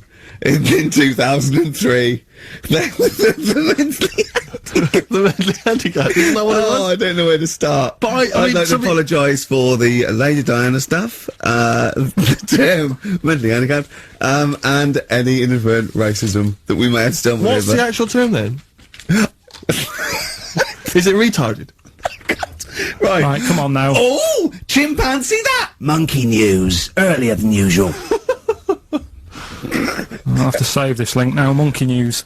We've done a lot of stuff, right, on monkeys. And most of it has been... Is bollocks. No, has been like happy stories. Oh, is this a sad... It's not... Is this gonna be like our tune? Our monkey tune. Simon Bates, and welcome to our monkey tune. No, but do you know what I mean? We've done stuff about a monkey that robbed a bank. Yeah. Why is that happy? He had a great life after that. Right. What, in Marbella? Yeah. Right. We did the one who saved someone's handbag in a railway station. We've had a lovely marriage, couple of marriages. Couple of marriages. Couple of monkey marriages. Yeah, There was the one who got a job in a railway station. yeah. The hairdresser. The one who set up a business in Spain. I don't even remember that remember one. that one either. But, I mean, I'm willing to believe that happened. Go on then, Carl. But anyway, yeah. So today's isn't that happy really. It's about some monkey. I think it was a chimp. Who's an ape? Go on. It tried to. I mean, the story sets off at a sort of a weird thing. Yeah. It's something about he went to Russia to do some business. What are you talking about, Carl? I don't. It jumped past that bit though. It didn't start there. What? Are you, Do you know what I mean? It didn't tell you what he was doing. It just said there's this monkey went to Russia. To do some business. I know. Do some stuff. I don't know. Bit of monkey business. And anyway, didn't work out. So, they were furious. We wanted a surgeon. You send us a monkey. Anyway, ended up being homeless. Oh. No, So joking. it's taken a turn for the worst. What? Couldn't even get into like a tree hostel or anything like that. That's the problem. And God. ended up homeless. Got in with some tramps. I don't know where to start. Come on. Yeah, so he's knocking about with some tramps and stuff. You know, sharing drink and what have you around a little fire. They broke into some home, not sort of squatted. Right, so Into I'm not the homeless flat. anymore. Problem was, yeah, he had a roof over his little area he had. Yeah. And he goes, oh, this is good, this is, you know, we're having a good time, this is sorting me out. Yeah. He had his He said mate. that in Russian though. But what is it? What was he eating? I don't know, it didn't say. But they're in this house. Well, he could only be eating sort of like, you know, fruit, nuts, vegetables. I mean, they classically sort of don't eat, you know, pork pies and. But they've got drink McDonald's coffee. in Moscow now, so Sure. he probably chowed down on that. Yeah. Yeah. Anyway, there was a bust. I knew this was coming. There was a bust in the flat that they were squatting in. All the other tramps sort of knew what was going on, legged it, left little chimps out there, got arrested.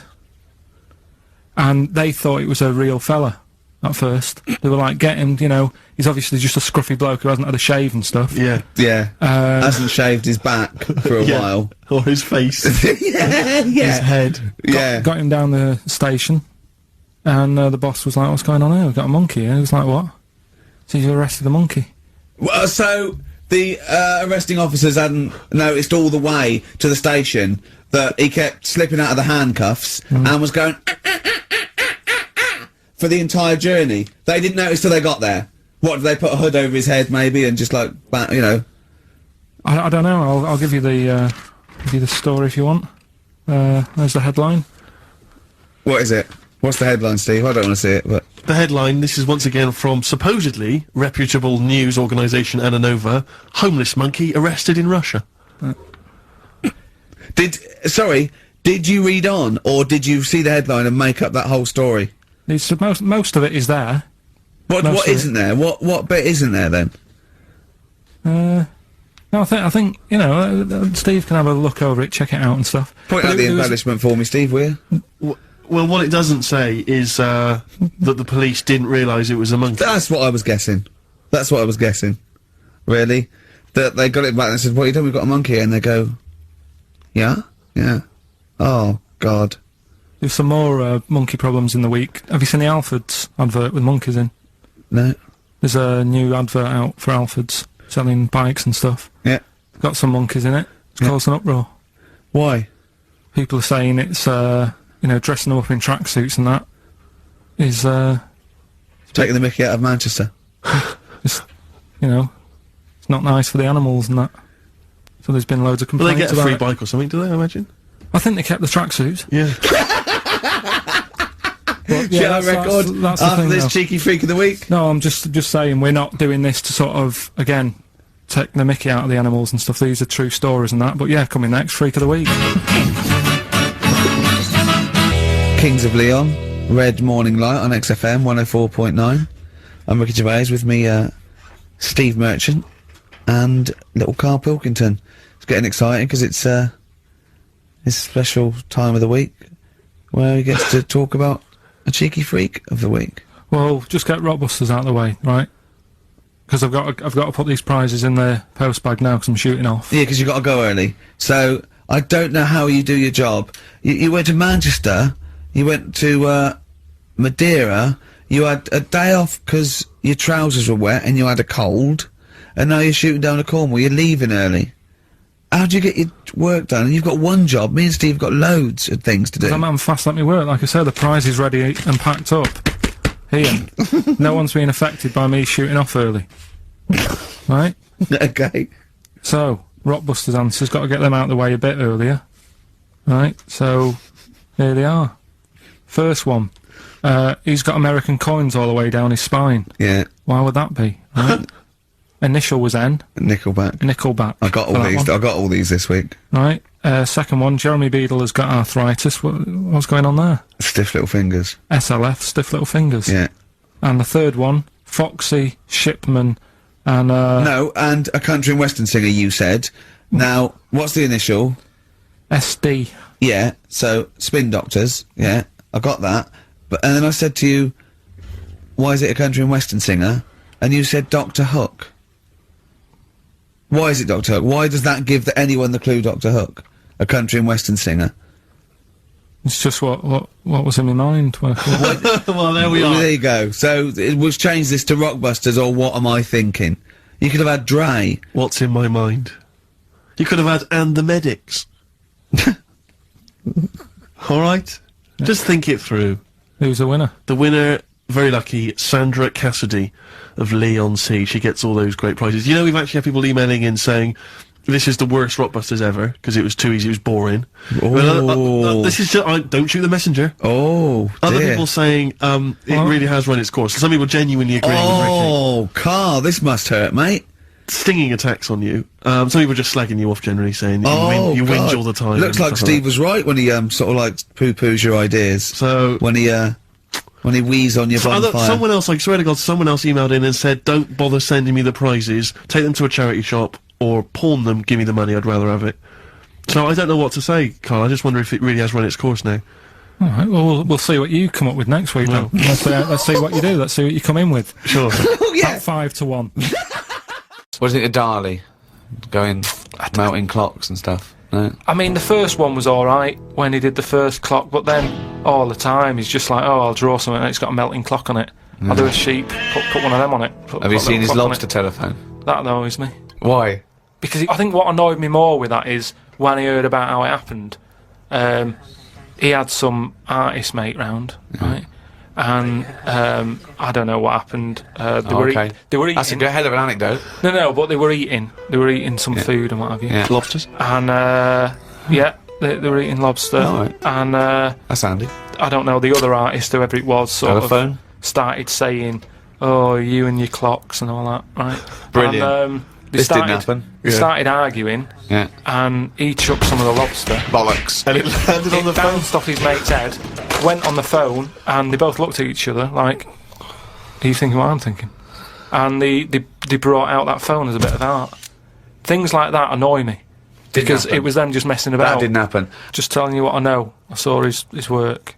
Each to their own, if that's what he's doing. I'm just saying, I'm not putting my stamp of approval on it. Art should be there to tell a story, not just to have a splash of colour. We know. Was Suzanne like some art? Just like Suzanne's not allowed to watch telly unless it's a favourite thing. Otherwise, she's got to talk to me about stuff. There's no art. There's no point. Just wallpaper.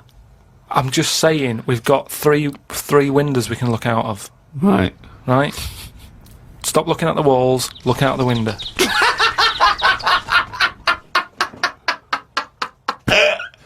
My mum phoned and said that my Auntie Nora, classic Auntie Nora, wanted me to look on the internet to find out what the weather will be like in Spain at the end of November.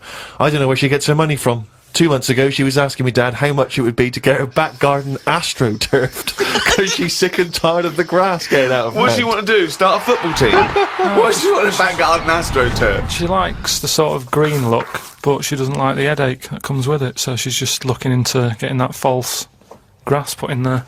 Brilliant. Don't know how much it is. But. Went round to Ricky's and had some chicken curry that Ricky's girlfriend Jane had made. Ricky and Jane were going on holiday for a few days and had arranged for Glyn to come in and make sure the cat was okay while they were away. I'm sick of that cat. I was surprised that they hadn't paid for the little shit to go away with them on first class. Blimey, getting a bit vitriolic in the Why doesn't he like the fact that I've got a cat and I love the cat? Why? It's just everything in that house that you've got gets sort of special treatment, and it's a cat, and it What do you mean annoys you get me. special treatment? Sometimes We put food down for it, and sometimes it gets on our lap and we stroke it. You don't just stroke it. We're You not sending massage it. You massage its back. You go, no, you stressed out. Well, You're no, it's stressed good. out." It's, no, I'm not saying you stressed out. At no point did I say you stressed out. You said, "What the fuck are you doing for? Is it stressed out or something?" I like touching my cat. To be honest with you, I don't like Ricky's cat. Oh, I can't believe Because every time I go around there, it goes straight from the ghoulies. Well, it's like the lizard thing you've got. It's just sat there. You've bought a big box, right, to be in. Right, And the one last is a salamander, so it's an amphibian. It's Yeah. not a box; it's a big vivarium. Yeah, but what I'm saying And is, as it and if you're going to criticise someone for just sitting there, having a round head and doing nothing with its life, people who live in glass houses, No, we've but done this one. Do you know what gets me though, right, Steve? When I was there, I was looking at it and I thought, is it dead? Right, because he's just sat there. Like, And it was thinking exactly the same fucking It's sat thing. there, not moving, right? And then on the top of the box is like a box full of crickets and stuff. That's it. It's food. Yeah. Right? But they were more active than the thing that it was going to feed. Get rid of the lizards. Keep them in there. More entertaining. Don't understand it. A few months back, a girl who was having a kid showed me one of them scans of the kid that was in her. That's science gone mad, innit? I couldn't think of anything nice to say, as it looked like a frog. Do you know why we've got to that point? What? Why have we got to see something that young? Why? Because people can keep an eye on the progress of the baby in the womb. Yeah, but why are they printing it out and stuff? Surely that's for a doctor to see. Well, that's just an added bonus for people who are interested in such Well, things. that's like saying, why do you take pictures of anything? No, but what I mean is, why? At what point are we going to stop? Are we going to start sort of X-raying the fella's testicles and saying, well, there it is at a really young age? Well, where are we going to stop? It's just horses for courses, isn't it? Some people like to have a record of their baby in the womb. They That's like right. to show their baby. They're Yes, they sit excited about it. They sit down and they show the friends the slideshow. That's go. the birth. Oh, that's the conception. Oh, look, Ron's going a bit mad there, isn't he? But why do I need to see this? This is what I'm saying. It was an awkward situation because she was happy with it. I was like, oh, God. You know what I mean? It was an odd-looking thing. I couldn't say, oh, it looks like you, because that would be a diss. Well, Rick, you're not the only one who's been away. I know you've been off working, but Yeah. I, at long last, have taken a bit of leisure time. Go on. And you've probably heard of the Rio de Janeiro Carnival. Only one of the hottest, events in the world calendar. yeah. Imagine me down there. Oh, Rio, God. you can imagine, did not know what hit it. Oh, God almighty. Imagine, were you like Paul the Party Animal Parker? He would not have been able to keep up if he was with me. God, what did you do? What did you get up to? Oh, let me tell you right now. Day one, I almost drowned. Day two, I got a foot infection and spent the day in the hospital. And the rest of the time, I had diarrhea. So that was a hell of a time. Carnival. Yeah. I did. I was able to watch some of the carnival on TV, Oh, and it right. looked brilliant. It looked Did it? amazing. I didn't actually. It was difficult to make out because the TV wasn't actually in my room. Because in an effort to save money, I wasn't staying in a hotel. I was staying with a bunch of other people in some kind of, like, someone's flat that they let out. And so I had to watch the TV, like, from my window, watching a neighbour's TV. And of course, when they change the channel, you know, often during the juicy bits, I couldn't see anything. And but they look really good.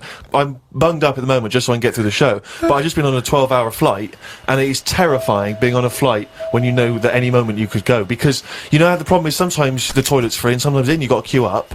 And the worst bit is that sort of half an hour just before you land when they say the toilets are out of bounds now.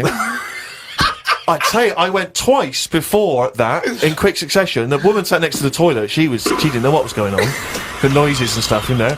And because I was really panicky. Oh, Christ. And so, of course, then on the whole flight, as we're landing, I'm really petrified because I'm thinking I'm like packed a pair of underpants and jeans in the bag, in the holdall, just in case it all went.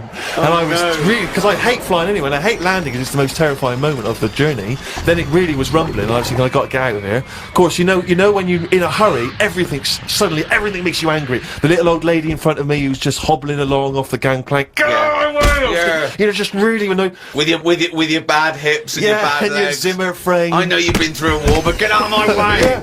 And just anyone who kind of even passes you, you just, and so I managed to get there just in time, got into and it all went off. Man alive, it was grim. But that was not anything compared with the first couple of days, because the first day I went for a walk. Ipanema Beach is famous for just the beautiful, beautiful people that gather there. There's so many beautiful women in Rio, it made me angry. I was angry that these women were so attractive and that, you know, none of them were even looking at me. So, but anyway, I'm on the beach because I was shopping and I needed a wee.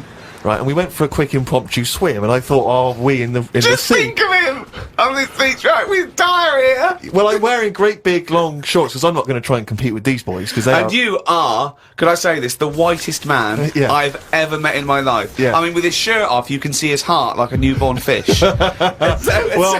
Well, this is the thing. As I went into the sea to have a wee, there was a discussion about this. As I went into the sea to have a wee in a little tray. See, there was a discussion about this because I'm very much of the opinion that you should take your trunks down, and some people, some of my friends are saying, just do it in your trunks and let the sea just wash it away. What a hell of a carnival! And I think I'm against that. I've always been against that in swimming pools, everything, you know. I'm against pissing in swimming pools. Full stop. It doesn't matter whether you do get in, take your trunks down, or don't piss in But a what about swimming in the pool. sea? Yeah, well, fine. Yeah, Fine, okay, right, so- Fish do it. So anyway, so I'm in the sea trying to urinate, and I kneeled because I'm obviously very tall, so it's tricky to get deep enough for the water to mask what you're up to. So I tried to kneel down in the water, right, and I got John Thomas out, but then the water swept out again and just left me on the beach. But luckily my back was to everyone, so no one saw. I can't think of a funnier sight than Steve Merchant on his knees with his little John Thomas out. I don't know how big it is. I've never seen it. Well, I imagine it's in proportion to the rest of it, is it? I No? wish. That's all I'll say is I've been a little shortchanged. But so then I got up and I waded a bit deeper in, right? And now I was trying. I got it out.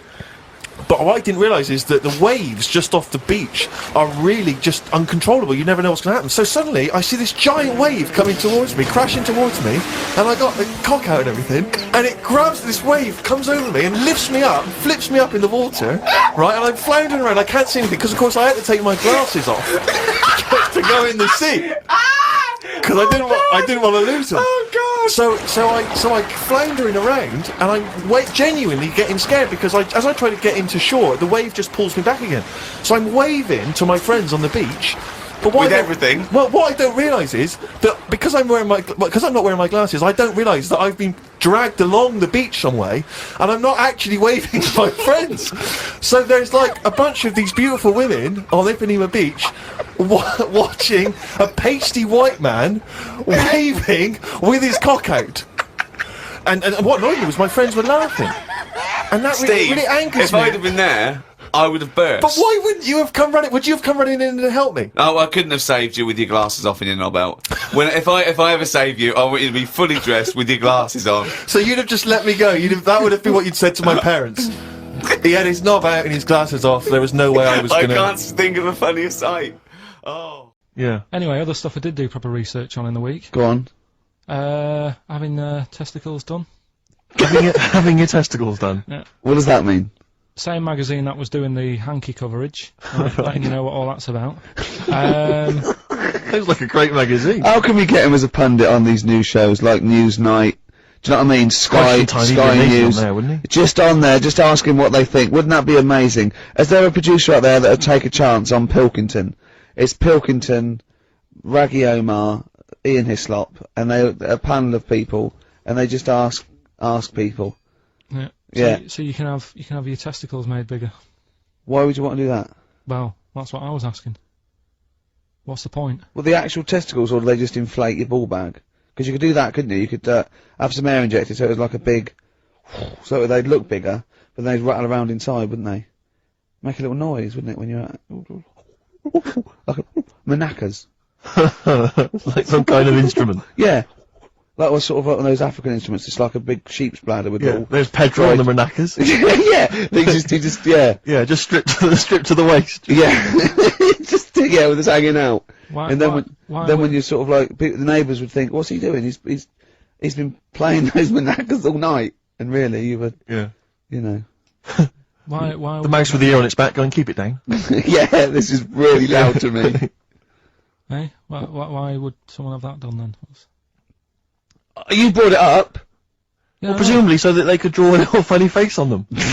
Yeah. Obviously. And you could let them down after the holiday, like you do a Lilo. Exactly. Just let 'em- yeah. On holiday you're floating round, you know, like Yeah. you're just in the sea with your big instrumental manacas, right? Just floating. You're having a whale of a time. Right? People playing it as they go past. Exactly. All right, Carl.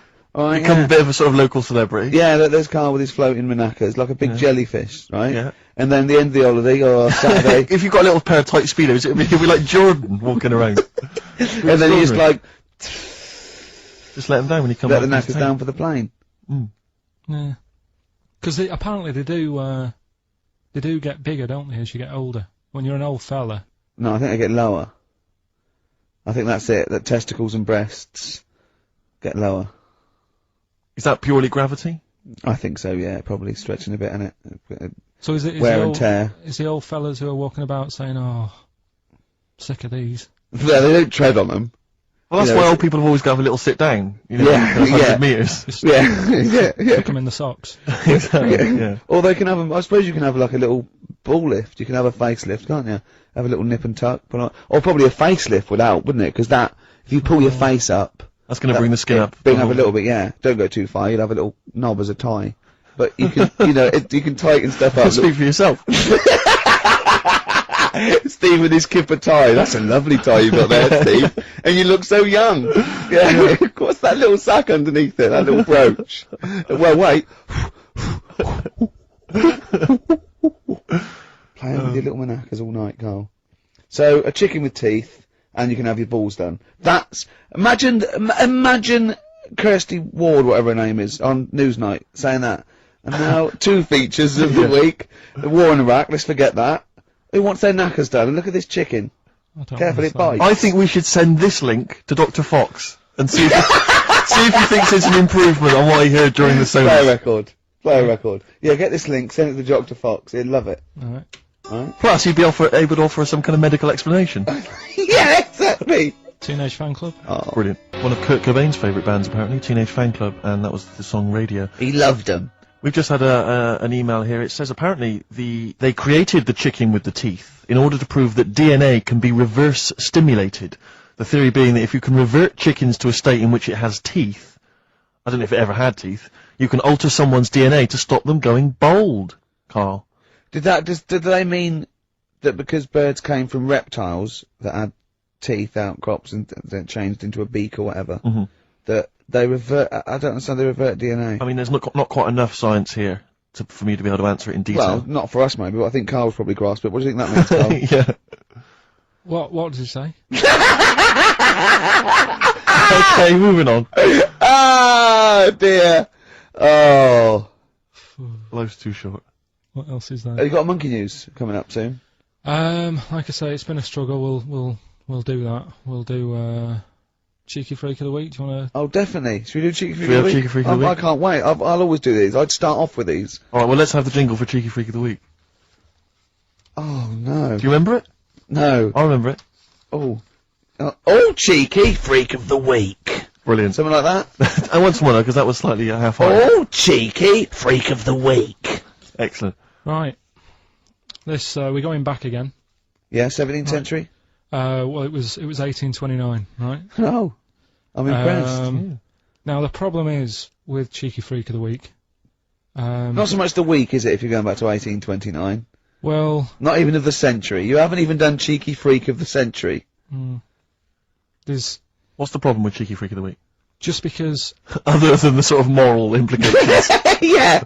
Yeah. Well, last week it was a fellow with two heads. Yeah. We've done Siamese twins. It's Siamese twins again. Oh, it's No, it was Siamese again. twins. It wasn't a fellow with two heads last week. It was Siamese twins. Conjoined twins, sorry. They're two different people. This is what I'm telling you. But this is the problem. They're going to crop up quite a lot just because they've got double a chance. Alright? Oh, please don't write in and complain. He knows not what he does. You understand, don't you? Carl will actually feature one day in this section. Yeah. So, right, go on, Well, Carl. we're going back to 1829. Yeah. All the way back there to This is a 1829. retro conjoined twin link. A couple of guys set up a business. They were called Chang and Ang. Oh, they're the first. That's why they're called Siamese twins, because they wasn't that what it was based on? Those two, Chang and Ang. Was it? The original, yeah, that's why they're called Siamese twins, because I think they were Siamese. So these are the first ones. Well, not the first ones, but they're the First ones one. that got to fame, I think, and why people started calling them. People started calling them conjoined twins, Siamese twins. I think I'm right there. Anyway. Good. Well, the sort of set up business, sort of going round the US Well, both of them. and Europe, yeah. Yeah. And what they used to do, people were amazed by it anyway. But Yeah. people wanted to know how they get through life doing certain things that you think about. When you think about Siamese twins, you think about, you know, how do you get through a day like that? Yeah. And the thing that cropped up the most with people was how they take a bath. So they used to go on tour around the US and Europe and sit in a bath, have a wash and that. And Did they ever wash each other by mistake? They go, oh, that ends there. That ends there. Like those things in supermarkets. They put one of those down. We go, oh. what do you You mean? put that there. What do you mean? You know the things on the conveyor belt? The little, The little dividers. yeah. They wind me up, those dividers. Sorry, I was a complete tangent, but for some reason, it's my own psychosis, but I get so annoyed if I'm in a supermarket, I've got my shopping, I'm just about to get served, and you can always see there are certain people who stand behind you getting edgy, itchy, worried that I'm not going to put the divider down to separate my shopping from theirs. It's like they're terrified that I'm somehow going to deliberately pay for their shopping. Sneaking their onion. Yeah. Oh, I didn't get an onion, I'll have that. And it's just, but what annoys me is it's not so much that, obviously it's a practical thing, it's the fact that they get a little bit edgy. You can actually see, certainly kind of, dare I say it, certain breed of woman and a certain breed of fella will, just get a little bit itchy, a little bit edgy, and they just look at you can just see them sweating, especially if they can't read. I just lean over and do it myself. Well, I know, but it's the thing is that it's like they almost feel that they ought to wait for me to do it, as though somehow it's my obligation. And it just for some reason, I know it's ludicrous, but it really annoys me. And I actually deliberately don't put the divider down just to see them sweat. I like the way that they're actually quite well made. There's some that are brass with like a felt bottom. Yeah. Like you really care. Like a twig would do, wouldn't it? Do you know what I mean? But I just leave a slight gap. And then when it gets to when the woman's putting it through the till or the guy, I just say, that's my stuff. Do you ever look at other people shopping and go, oh, I should have got that? Often. Oh, Yeah. that's annoying. I'll tell you what it is, it's the same thing, and again, it's my psychosis. When people, if you're on a bus or a train, and we're pulling into the stop, but there's a good, kind of 35 seconds before we're actually going to come to a I halt, know what you they mean. leap up, They get and that they're first, straight by yeah. the door. Yeah. But it's this fear that they're going to miss out. Oh my god, what if I fell over Yeah, now but and the broke my thing is, ankle? I'd never to get be- out. To be fair, I've never had that commuter's worry. I've never commuted. But every second counts, doesn't it?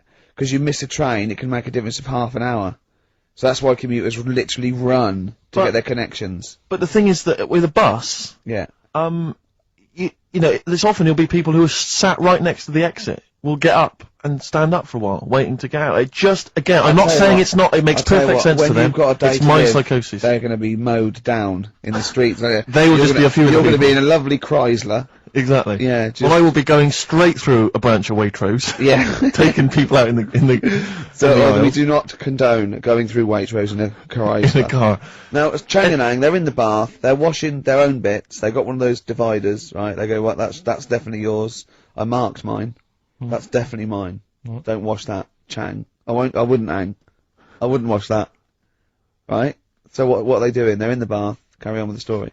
That's about it, really. I mean, that's the fact that people. So, two little Oriental fellas joined in the hip, had a bath. No. That's your story. No, they didn't have a bath. They they must have done some sort of research, right? Who? Changanang, right? And they said, well, what do people want to see? Isn't that basically Roller's song? But it's an idea that people have queued up. They've paid their money. They're in a tent. They're, well, I hear they're going to have a bath. They're going to have a bath. wanna Two see- Siamese people have a bath. How would they possibly do it? Well, I've heard they get into a bath. But that's I don't know what they was wanted to see exciting. them nude and where the join was. No, More than how do you get in the bath? I don't know. They just that's what they picked. They said what would be good to see. What do you want to see them do? Having a bath. How'd you get into trousers? Was there Well, exactly. This is all part of it, isn't it? That's why they picked having a bath. This is all part of it. Well, then watch them get dressed afterwards. Yeah. Who was the best out of Chang and Ang? Who was your favourite? They both look the same, to be honest. There's a surprise! One was a short ginger woman. Oh dear. Is there anything you know? What would be better than having a bath for you and you seeing them? What would sort of make you go? Oh, I wonder. One of them pulling and the other one going home alone. Yeah. I go, look, she's definitely up for it. I'm taking her home and go, oh, what am I going to do? Can I watch? Definitely not. Definitely not. Look, you go to bed. I want to wine and dine her. But if he's got back to their place and they're going at it hammer and tongs, well, are you saying one of them? No, is Hammer and Tongs were their cousins. right. They lived miles away. Yeah. If one of them gets knackered, can the other one take over? God! I think we play a record. That annoys me. What? That sort of being at it all night. What do you mean? Let's put a song and I'll come back. What to do you it. mean? We'll No, come on. seriously, because Okay. R.E.M. yeah. Well, after REM, night swimming, being at it all night, and why it annoys Carl. Placebo, this picture on XFM 104.9. Steve, Yes. I think Carl's going to put most people to shame. We were talking about generosity earlier. Because Carl is a nice, generous bloke when it really comes to it. He's paying for Father's Day. He's paying for the cottage that he's going away with his dad. Are you really, Carl? Yeah. Right. Well, there's no way of us proving if that's true or not. Well, what do you mean? Well, you could be lying. But why would I do that? Well, because you want to show off. I didn't do it on air. You mentioned it. I don't want people to know how generous I am. Just do it. Just get on with it. You know what I mean? Yeah. Yeah. Like charity work and that. Yeah. Yeah. Exactly. But I'd have thought that you wouldn't have fallen for Father's Day. I'd have thought you'd have known that it was like... Well, we don't. I mean, to be honest, it's a bit of a coincidence because I paid for it anyway, and it's happened to fall on Father's Day, right? But don't and my buy a dad's card. not normally that bothered. Don't fall for it. I mean, obviously that and Mother's Day, and a plethora of other things were, I mean, literally invented by card companies to make more money. I know. Yeah. That's. I mean, my dad always says don't get him a card or anything, because he hates it with all these things that I'd like, rip-off times. Really, just ripping people off. Yeah. Sounds a bit stingy, that. Fair enough. Well, no. I mean, he's right. Yeah. He's right. It's just because fellas aren't bothered about getting cards anyway, are they? But the other thing that he noticed, helping out the flower companies, the Princess Diana thing when she. Oh, sorry. Yeah. No. Jesus Christ. God. So when Carl, what do you mean? No, What do you mean? That's what he said. He said, "Oh, I nearly swore then because I was. You surprise me all the time. No, I'm but just that is incredible. Sorry, what? I don't understand. What you're talking all the about. flowers that were sort of sold that day." Right. What, for Right. people to leave as a commemoration? Or Yeah, something? they made a mint, didn't they? Who did? Flower companies. Right. So what So are you you're saying? saying So he was just saying, makes you wonder. what? Whether About what? it was in the floor or behind the hit. Oh, So it's a conspiracy. It's a conspiracy by the flower I would companies. love to see you and your dad just sitting at home watching a bit of Channel 5 when apes go mental, right? With your roast dinner. When's that on? And then talk like, well, you know, kill Diana, don't you? Flower company's son. Right, quite right, Dad, you're not wrong. What are you talking about? No, I'm not. You know, I'm just saying it's like you were saying about the cards. You know, on Father's Day and that. It's just a bit too much of a bit weird. coincidence. Too much of a coincidence. I'd be interested to see sort of, you know, like the business graph Sure. on how the companies were doing. Then suddenly, Yeah. you know what I mean? Yeah. But then by the same token, Elton John, you know, he had the biggest selling hit record, didn't he, off the back of that? I mean, so is he incriminated as well? If you want, I mean, It's a put him in conspiracy there, put him theory in you've there. not kind of analysed terribly closely. You've put it out there, and if people maybe who are investigating want to kind of add that into their inquiries, then they can. yeah. Sure. But no, that's all I'm saying. I'm just, you know, because it's always the same thing, isn't it? Like I was out shopping the other day, you know, treating Suzanne like I do. You know, I like spending money and that. Yeah. I was in WH Smith's. Yeah. Oh, classy. What was it? Was it a big birthday? Was it? Was it a 30th? No, I was getting a. Was it 2 biros for the price of one? I was getting a card for my dad for Father's Day anyway, because I'm seeing him. Yeah. Big Toblerone. Yeah. There was a Who giant is it? Toblerone. Who is it who said Father's Day? They love a Toblerone. I've never understood Toblerone because the only time I see Toblerone is in airports, Yeah. right? And minibars. That is what the small Toblerone is for the minibar in a hotel, 3-star upwards. And the big Toblerone. Well, it's the big Toblerone is a gift, isn't it? It can only be a gift. You wouldn't buy a big Toblerone for yourself. Yeah, duty-free gift. The Toblerone. It's next to, you know, Chanel No. 5. Toblerone. Yeah. And a bear. But it's who specifically would you be buying that Toblerone for? I don't know. Someone who's clearly never had it before and would think it was interesting novelty. Yeah. Well, this gift's interesting. I'll tell you what, though. Toblerone is brilliant.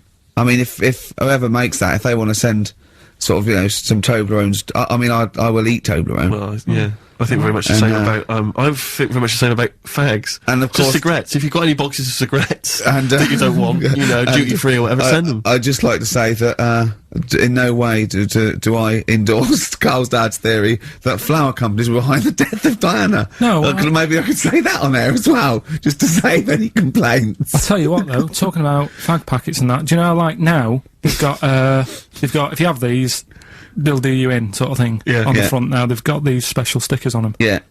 Saw a thing in a magazine the other day, in Brazil, it's got like pictures of ill people on them. Blimey. That is It's gone powerful. really, hardcore over there. That's good, isn't it? But I mean, to be fair, what more can they do? I mean, there are fag packets now that say these will kill you, and people are still smoking them. I mean, I Yeah. don't know what they. I don't think the message is getting through. you could ban them all together, I suppose. If they, it seems weird to sort of like you might as well sell guns and go careful. You can kill people with these. Well, ban them then. Wow, just be careful. Let's you have your eye out with that. This is poison. This is poison. These are really, really mental poison drugs. You know those people with the. You ever see them in the street? They're selling fags duty free. Obviously, they're just selling them on the street. Have you ever seen these guys? Yeah, yeah. I walk up and down Finchley Road Lock because I'm just near my place, and all these people they're sort of looking a bit shifty, and then they think that you're maybe a smoker. They just oh yeah, fags, and they'll open their jacket, and it literally will be like something from the 1940s. They won't They'll go have- to you though, do they? They're smoking. It's Stunts your growth. They know you must have never had a fag in your life. But you know, I might be buying them as a gift or something because I'm quite a generous guy. But it struck me, I was chatting with my friend about, you know, there are certain people who are very, maybe they have trouble getting work, or maybe they, you know, they're immigrants who've not landed on their feet and they've had trouble, you know, and so there's a couple of jobs they can do. It seems to there's the fag selling, there's those people I noticed on Oxford Street who bend a piece of wire into the shape of your name. I mean, what kind of a gift is that, really? You know what I mean? I know. It's like, they're literally giving them out. Or you can, you can have the bending the name. You can be selling those things that you throw at the wall and they sliver down. At Dover. Yeah. What They are you literally- doing? yeah, what can you do? I'm a trained carpenter. Right. Can you write really small on a piece of rice? I could try. Could you write those I names don't- on a piece of rice? I could try. It's quite tricky, but do you think you could what do it? about the rest of your family? Well, that one's only 2, but he could be trained. He's got smaller fingers. Okay. Do you want to sell some knocked off perfume? How about that? Again, we'd like to apologise for any inadvertent racism. Suggestion that Lady Diana was killed by flower companies, or that Steve makes a habit of stealing from cash points. What about XFM 104.9. a picture of Rick Waller on the front of the bargain bucket?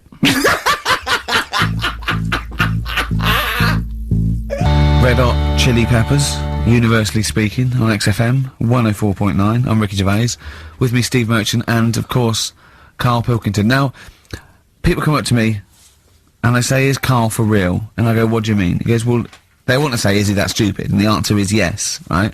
Some people think that he's putting it on. Some people think that he's a character that we've invented, like we've got an actor in, like he's a Gareth Keenan or a Tim or something. And I go, That "No." we've scripted. each Exactly, yeah. No, it's absolutely real, aren't you, Karl? I go, "Where did he come from?" Well, just to tell the story, we came here and, I was much too important to run the desk myself this time round.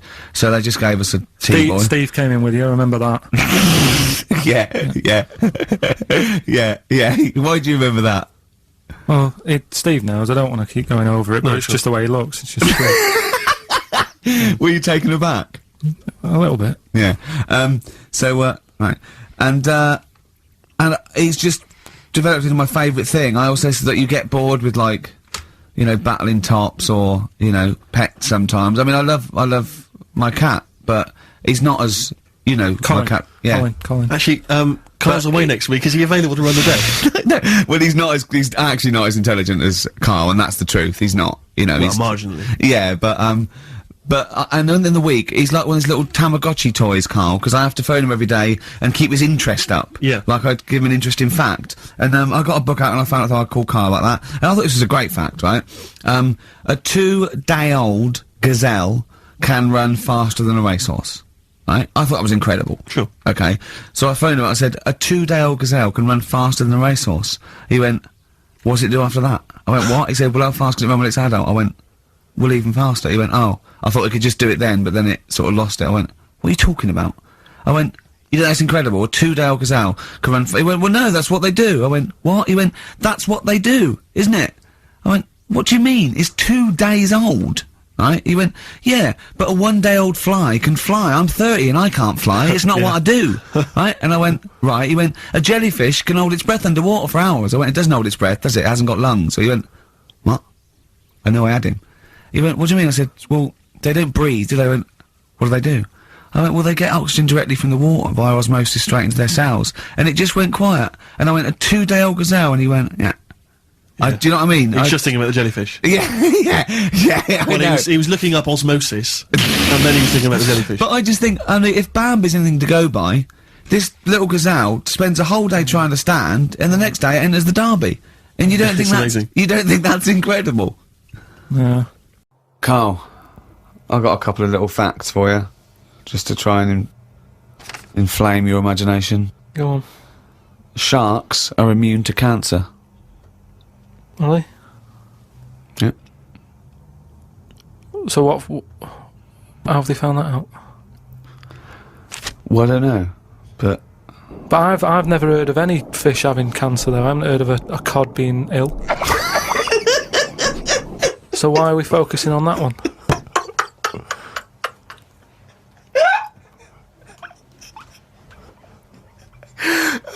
good point. Okay. Stroking a spider can cause its hair to fall out. What? Because it doesn't like it and it gets stressed out, or is it just that some people are rubbing too hard? No, I don't think it's they're rubbing too hard. I think it's something to do with it. I mean, what sort of maniac is stroking a spider anyway? My mum did it once. Really? Yeah, not to a spider. Right. It was just a little bee. She'd been out, sunny day and that. Got the washing off the washing line. She was bringing it in. Little bee sat on the top of like the bed sheet or whatever it was. Yeah. And she's in the kitchen with it, and she goes, "Look at that little bee there." She started sort of stroking its head. It loved it. How did it make it clear that it loved it? Well, it wasn't struggling. It was just sat there like, because it must have been like a bit dozy. They get a bit dozy, don't they, in the heat and that. And it just stayed there on the sheet, and she sort of stroked its head for a bit, and she had to put it out. It didn't go out. It didn't try and escape. It was like, "You've had enough now." And that was that. She sent it out. She loved all that. She loved little flies and stuff. And we had Harry the housefly. What? Harry the housefly. What do you mean? It's just a fly that always seems to knock about in one corner of the room. Right, it's the same fly, was it? Yeah, it was the same fly. Yeah. How do you know it was the same fly? So whenever she saw a fly, she went, "Oh, look, it's back." Well, we weren't letting them in. It's just that it stayed in. Carl, what makes you think it was a pet housefly as opposed to a different fly every day? Because it was always in the same place, in the corner. But it could have been that something about that particular place that attracted flies rather than it was the same fly. Well, I'm never worried about it. It wasn't harming us. It just always hung about. But how do you know it was the same fly? How do you I don't recognise know. it? We weren't worried about it. It doesn't matter, does it? If like we're thinking another fly's getting a bit of free rent or something, just let it stay. I don't understand why. But why no? Well, no, right, okay. You're in a house, right? There's flies, okay? Not flies, fly. Why do you think it was the same fly for all those years? Just because we haven't got loads of other flies. At no point was there a crossover period where there's two, and it's like, hang on a minute, he's trying it on here. That's what I mean. It was always just one on its own. And we just thought, leave it, it's all right. I don't know why are you suspicious? Why you always think someone's out to do you? No, I don't know why you assumed when you see a fly every now and again that it's exactly the same fly. It just fact was. that it's Harry. The one in our house was the same one. How do you know? Well, all right, I don't, but at no point did I feel suspicious. Speaking of flies, though, and that, they've got one, right? I was out with Ricky, right, and he was reading the paper. There was a story there about a fly that its eyesight was bad or something, and they've made it a pair of glasses, and it had a picture of a housefly wearing. Okay, this is incredible, Steve. Glasses. Can I take over? Hang here? on, let me just need to finish a couple of questions for that. So there's a small fly and they've made it a pair of glasses. Yeah. So that it can see better. Yeah. And your concern is what? Well, again, it's just that thing of we're looking after everything now, aren't we? Sorry, I've got to come in here, Steve. All right. I showed you You the saw story. it, you saw It was it. a picture of a housefly Fly, with a pair of glasses, glasses right? on, yeah. Right. It was about a one-sentence thing. It was about how far technology's come, Yeah, and and a we're group helping of flies scientists out. using microscopy, right, and laser tools had, as an exhibition, shown that they could make a pair of glasses smaller to fit on a hand. They put it on there and they'd taken a picture of it, and it's on display. At no point was it actually, because the fly had bad eyesight, the fly was presumably dead, it was purely an art installation or a show of technology. I thought you were going to say, Rick, that you'd drawn the glasses on there. Yeah. And he believed it like, there's a bearded lady in this paper. No. my God, Tony Blair looks like Adolf Hitler. No. What do you think of that, though? But they did We're it as an helping flies experiment. Yeah, but all things start as an But experiment. why would they make a pair of glasses for a fly? How would they know he had bad eyesight? How would they know it was the same fly? bumping into stuff? I don't know. Bumping into stuff. It's just that thing, innit, of human nature is something's wrong with something, let's fix it. And they try and help people out all the time, don't they? When you know, we're always doing it. We're always trying to help people out instead of just going, you've been dealt a duff card, cope with it.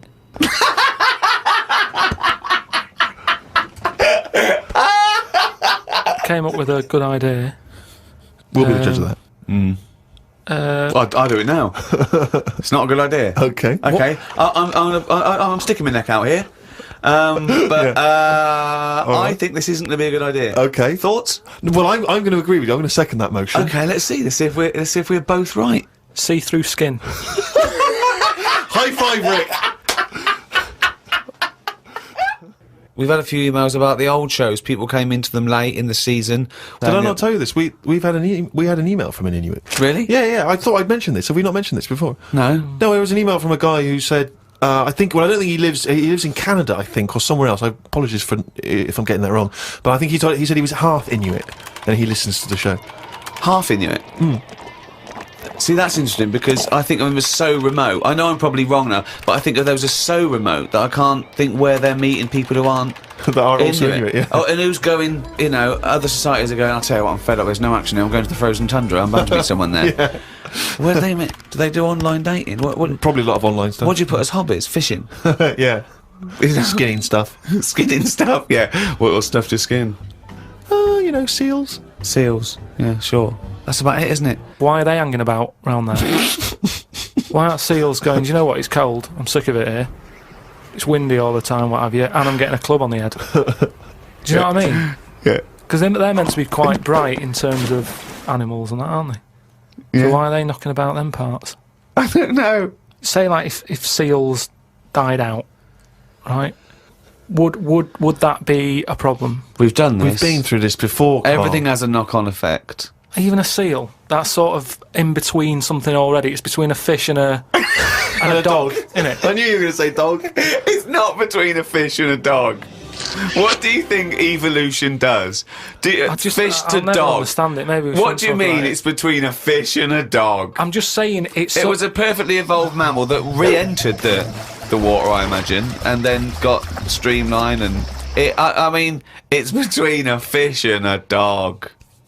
But why not have one and the other? Why not have, like, you know, you've got a dog, you've got a fish. No, it's not Anything in the between a middle, fish and a dog. It's not between a fish and a dog. I don't know what between means. I don't know what... This is it again about saving everything all the time. What is it doing? What's it doing?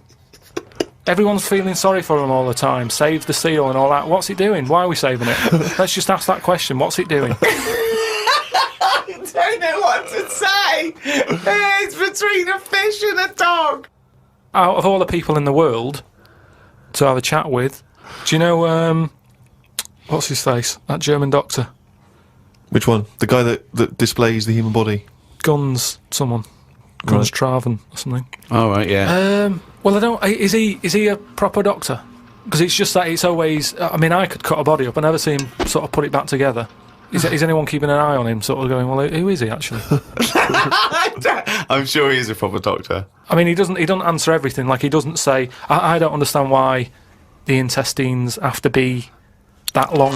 I don't know why it just can't go from the throat to the belly, exit straight dark line down, out the arse. You must know. Well, no, because the way he dragged it out and it was like miles long. Yeah. Pointless. No, it's not pointless. It's Just have a straight. Do you know what I mean? It's Straight. what are you talking about? Again, the evolution sort of worked this out for us. It really works. I don't think you're going to improve on it. What I mean is that's probably that long because years ago they were eating dinosaur, and that might have took a lot of indigestion or something. I don't know how chewy it was. It might have been quite fatty, dinosaur meat, and it needs to go through all that. Now we're eating like yogurt. So I mean, we don't need anything that, you know, is doing that much work anymore. All the food is mashed up. Auntie Nora, right? All her food is mashed. Right? She doesn't have to chew anymore. She's got teeth, but she doesn't need them. And that's how She's got teeth, but she don't need them. No, but that's how Or we're she could have moving her on. intestines removed then. Well, no, but this is That what would I'm sort saying. our other problem, wouldn't it? We're changing everything all the time, aren't we? I mean, there's some fella who was looking at on the internet, identical twins, right? They were sort of sick of looking like each other, so they were like, "What can we do?" Right? And one of the twins said, "You have my arm," right? And he had his arm taken off and stuck on his twin, so his twin's got like 3 arms. No, it's not true. It's on the website. No, it's not true. What, for a laugh? They were born, So so they did that for a No, laugh. but just like- what doctor's doing this then? Well, they're old enough to sort of say, "This is what we want," and No. Doctors don't go, well, if he wants another arm, and I'll take it. They don't. Doctors don't do that. What sort of practice is this doctor going around and go? Dr. Jekyll. I mean, Carl, think of what you're saying. but we've- Where would he have stopped? Can you put his head on my knee? It's up but- to you. No, but- Sign this. If you sign this, you give my consent.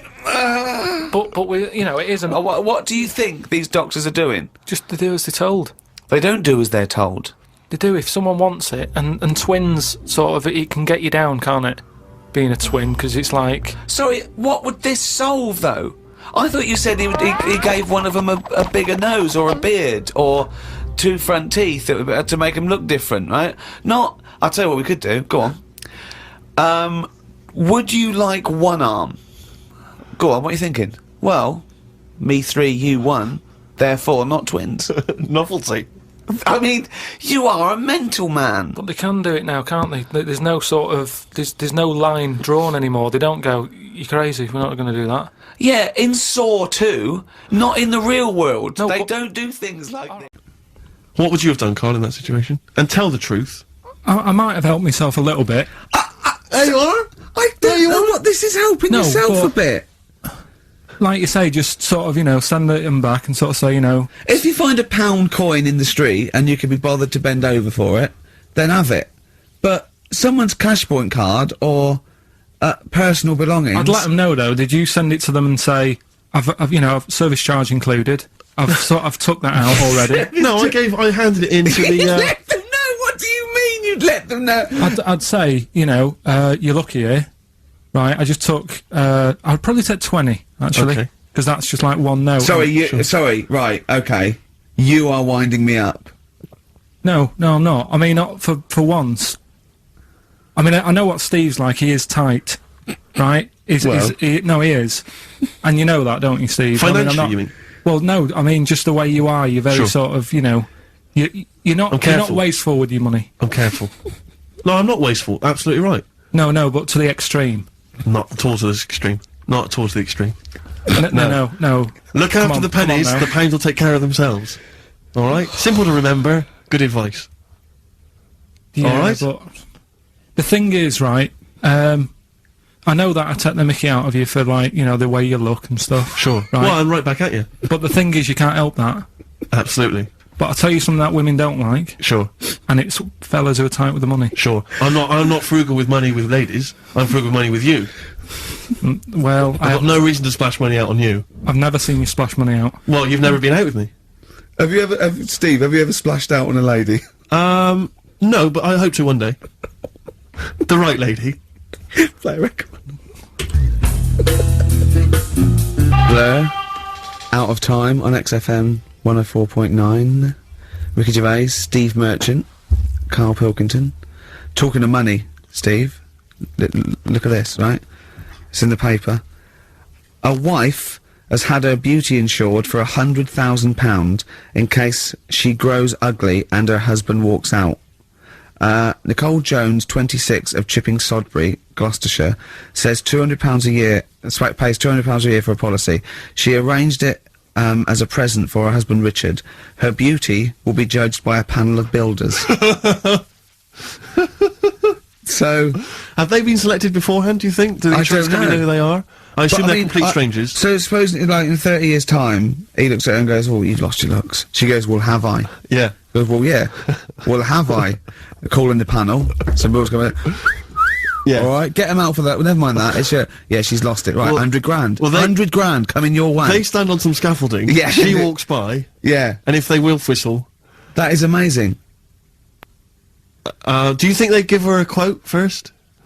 Yeah, what if they say, "Actually, love, you've got nothing to lose. You're not oil painting anyway." Yeah, we can't come round and judge your beauty for at least 2 I mean, weeks. that is just open to abuse, isn't it? £100,000. Because I remember, in Japan, they're mad on golf, right?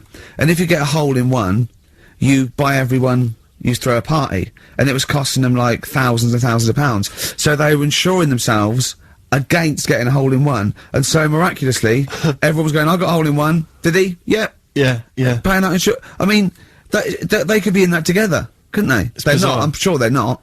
Well, they're probably more honest than you two that would take 20 quid out of a cash point. But, you know... No, 30. 30. Yeah, 30. I like the wording, though. A wife. Yeah, a wife. The word wife. The word wife. It's I don't know why I just find it's just an odd word. This is my wife. Hello, the wife. Yeah, the wife. My wife. It just seems a word that you have to say if you're 60. You can Yeah, go, I know. Have you met the wife? And even then, ironically, unless someone you don't know exactly, "Are you married?" "Yeah, my wife is from," you know what I mean? That makes sense, but it's the wife. People go, "Oh, better get back, I'm meeting the wife for dinner." But especially when you know them. I remember bumping into friends of mine in, somewhere at a party, a couple that I knew, and I'd known both of them before they got married. In fact, I'd known her, I think, longer. And I said, "Where's so-and-so?" And he went, "Oh, the wife will be along in a minute." And it's just this notion that, use her name. I know she is. I know her name. I used to call her by that, why? It's like someone going, "You know I'm married. You know I'm married. It's like showing in the off. eyes of God, we are wed." Exactly. Yeah, so that makes me more of an adult than it's you. the ownership. Yeah, it's like going, "You know I'm a real man. I've got a wife, and here she is. She's my wife." I find it, there's the words that I find hard to say. In a shop, I could never ask for wet ones.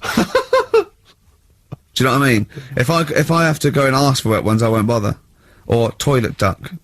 Another one I have a problem with, I never say, Snickers. Why? Dunno. I think it's I grew up with Marathon. Yeah. See, this is so pathetic, I still get embarrassed buying, toilet paper. Really? We know if you go into, like, a 24-hour shop just round the corner, not a supermarket, big shop, but if you just go in there and you're just maybe buying some milk, yeah, a chocolate bar, because it's like they know what you're up to. No, No, but they know you're going to use it to, you know, when you're going to the lavatory at some point. It's sort of, it's too intimate. But You exactly, they can just go, I know what you're thinking, I'll be using this after masturbation. Thus saving all embarrassment. That goes with the porn mag I just bought. Elvis Costello, Alison, from way back on XFM 104.9, a retro cut. Indeed. Wow. Up to the modern day, the newest game show around, Rockbusters. Whee! Isn't there a jingle? It'd probably be something like, oh, Rockbusters. It would be very, Along yeah, those along lines. those. I've got to work it out, but I mean, yeah, let's go with that for now, and they'll be on ready next week. Excellent. The prizes, once again, sourced by Carl Pilkington.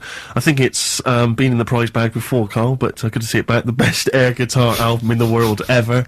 Do they keep sending it back? Is that just fun? Is that it comes through the window tied to a brick? Actually, there's a lot of good stuff on there. There's the Kinks. Knopfler? Is there Knopfler? Knopfler, I believe, is on Is there. Clapton T-Rex. anywhere to be seen? Definitely Clapton, I would have thought, a Deep Purple. We got Quo, Skinnerd, Mac, Snake is there, Straits, excellent, and yeah, there's all sorts on there, obviously. Yeah. This is always an odd choice, but fair enough. This is the current album by the Yardbirds, their first studio album in 35 years. So the new music station XFM giving away that. Excellent. I suppose it's new music in some ways. A smash hits compilation. We got stuff on there. It's Aha, it's Curiosity Killed the Cat. It's all the old favourites. Plus 2 DVDs. Columbo. What Columbo? It's got a couple of classic Columbo episodes there. Suitable for framing. One of the best TV programmes of all time. Why do I get... You can always tell immediately who the villains are. Suitable for framing. I'm assuming that's some kind of art dealer. Yeah. Maybe an artist. Candidate for crime. Presumably some kind of presidential Political, political candidate. Yeah, no, that'd be good, I'm sure. Columbo. I mean... Stab Woman.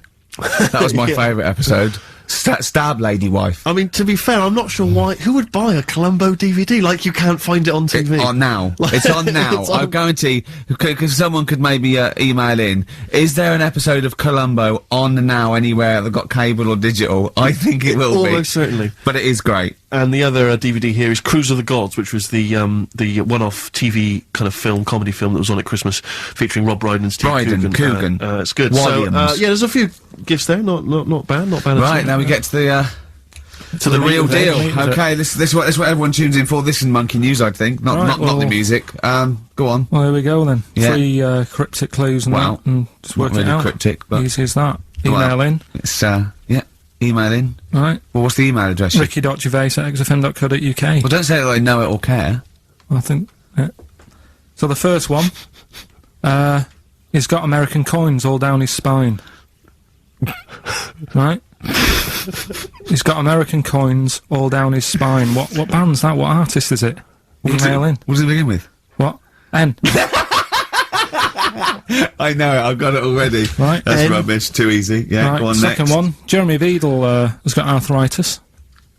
Right? Jeremy Beadle has got arthritis. Yeah. That's the second clue. The initials there, SLF. Right? SLF. Jeremy Beadle's got a little bit of arthritis. And the third one, Foxy, Shipman, and a country western singer on a merry-go-round. SD. Right? So Foxy, Shipman, and some country western singer having a go on a merry-go-round. The initial SD. Right? So email in, ricky.gervais. I'm intrigued with that one. I'm genuinely intrigued with that one. I like the fact there's a certain whiff of controversy about it, because Shipman is mentioned. I know, yeah. Oh, A little bit dear. edgy, that. So that's the 3. He's from your neck of the woods, isn't he, as well, Shipman? Yeah.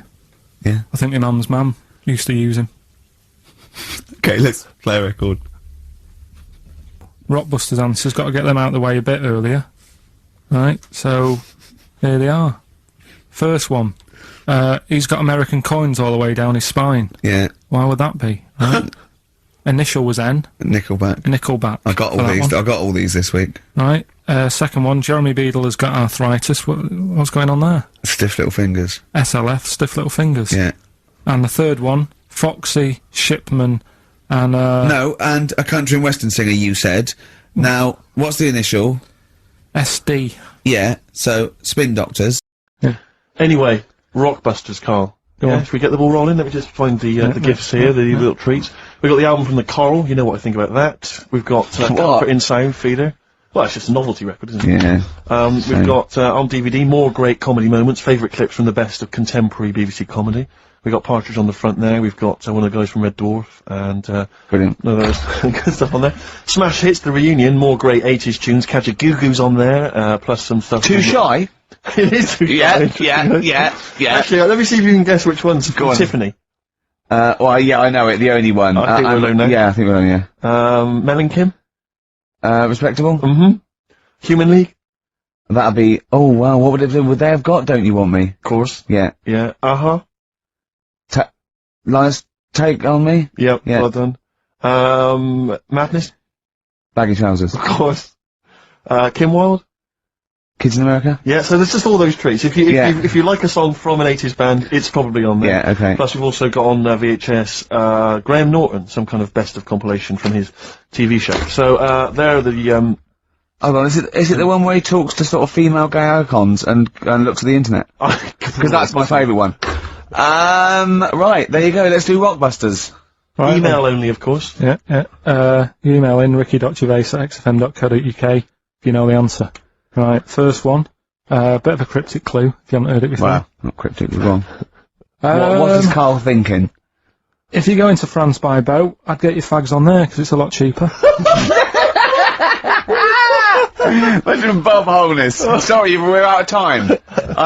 Sorry, your minute's up. You've won nothing. I was reading that question out. Sorry, Right. so what's the... Right, let's do it again, and I want it to be exactly the same, word perfect. I bet you it will change all over the place. It'll be different. He's lost it. Go into France, buy yourself a boat Yeah. with fags are cheaper. Okay, fingers on the buzzers. You've only got 10 seconds to win the gold run. Okay, first up. Here, I'll tell you what, no, seriously, if you're thinking of going to France, well don't, because go on the ferry, get the fags there, because it's cheaper. Go on. Right, so that one again. If you want to buy some fags, you're going over to France on a boat, get them on there because you'll save a few quid. BF. BF. BF. Okay. Right, the second one. This little foreign cafe's growing its own steak. This little foreign cafe is growing its own steak. Yeah. This little foreign cafe's growing its own steak. Go on. D. Alright. Right? Okay. And the last one, Is that part of it? hang on. He's the best, isn't he? He's the best. The Jamaican fella might have screamed this on the Titanic. What? The Jamaican fellow might have screamed this on the Titanic. Yeah. What's it start with? It's CD, that one. Jamaican fellow might have screamed this on the Titanic. Ricky.gervais@xfm.co.uk. Please don't phone in. If you can get those, we just don't want to talk to you. Is that a Nelly? Yeah, It's a summer tune. It's a summer favourite. Sweet. Right, the first one. If you go out of France by boat, you might as well buy your fags when you're on that, because you'll get them a lot cheaper. Brilliant. Right? Yeah. BF. Yeah. Buy it ferry. Right? That's like, What? buy on ferry. What? Buy on What's Brian ferry. Ferry? What's that? Is that a band? What? What is it? I don't know what it is. Brian Ferry. Brian Ferry? What's that got to do with buying on a ferry, though? Just because it's quite close to it. Buy on ferry. What? Buy on ferry. Sorry, what? That's the What's your first one. first language? The second one. That's rubbish. That doesn't count. No, Brian Ferry. Brian Ferry, buy on ferry. There's this little foreign cafe. It's growing its own steak. That's Delamitri. The third one. What? Sorry, what? What is that? What is that? Delamitri. Deli is a little foreign cafe. Yeah? A meat tree and that. A meat tree! A meat tree! What were the initials for that? Just D for that. Just D for that? Yeah. So not DA? So you didn't even give him a chance to get the group? Oh, they got it. Well, no. No, they didn't. Right, it's the end. Go on, right. Go on. Deli meat tree? Deli meat tree. One word. D. Or any letter. They're growing their own meat. M's in it. Go on. Okay, so buy I love Bayern Ferry. And Can I just point out, Rick- Oxford Music was brilliant. Can I just- I love Oxford Music. Go on. Can I just point out, Rick, that we've had David Bowie? Deli Meat Tree. Yeah. I don't see why necessarily Aidan, who emailed in, why he doesn't get to win, because he emailed in dire steaks. Seems to be just as valid, as far as I can tell, but Deli Meat Tree it is. And the last one, if there was a Jamaican fella on the Titanic... I'm looking forward to this. With a little bit of fear. Jamaican fella, if he was on the Titanic, he probably would have screamed this. Yeah. That's Christ, de Berg.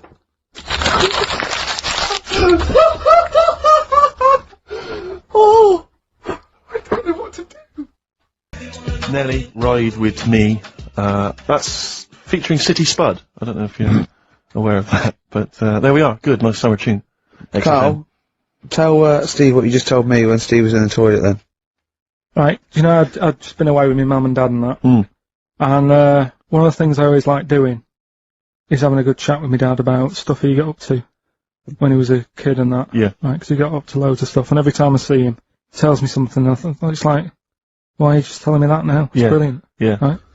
So, I mean, to me, he's kind of like Ronnie Biggs or someone. He's just the most extraordinary kind of... well, this happened, right? I can't remember. There was a delay yesterday. There was problems on the Paddington line, and he was saying, "Oh, trains aren't what they used to be." Sure.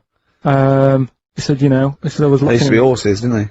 Well, he was looking in the booklet, and it was saying, "Oh, you can have your bags collected if you want, but it costs you £5." Yeah. So that's outrageous. Sure, of course. Right. So he said that's the problem with this country. We've got good with computers and that, but when it comes to like getting service, it's gone out the window. Yeah. Right. So he said, when I worked on the trains, you know, and he was going on like this, that and the other.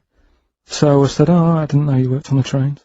He said, yeah, when I was 18, right, it was his job to get the coal, right, and chuck it in the engine. Uh-huh. Right. And one day he's in Grand Central Station in Manchester, which is now the GMEX Centre. Right. Right. And that was like the main station. And, he was in there.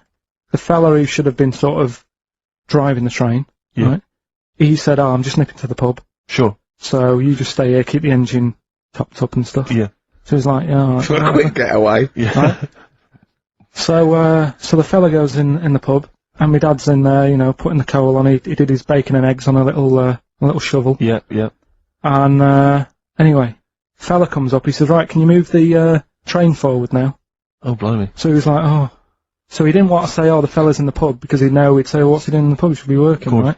So he said, yeah, no problem, I'll sort it out. Right, so he, puts it into gear, or whatever you do on them trains. Sure, right? puts it into first, yeah. Starts going forward. Now, people who don't know about trains, something that I learnt, is if you're carrying a load of coal or whatever on the back of it, they don't have brakes on each carriage, right? It's only the engine that has brakes on it. Uh-huh. So when you pull the brakes on the engine, the whole weight of what it's pulling is pushing you forward. Sure. Right? Yeah. So he doesn't realise this though, because he's just used to cooking bacon and eggs and chucking coal. Of course, and things, yeah. right? So you've got to slam the brakes on sooner than you would normally. Yeah. Well, you have to anticipate it, I suppose. Yeah. But he didn't know that, so he's pulling in, he's thinking, right, Well, he's I'll put the brakes on now. Yeah. Right?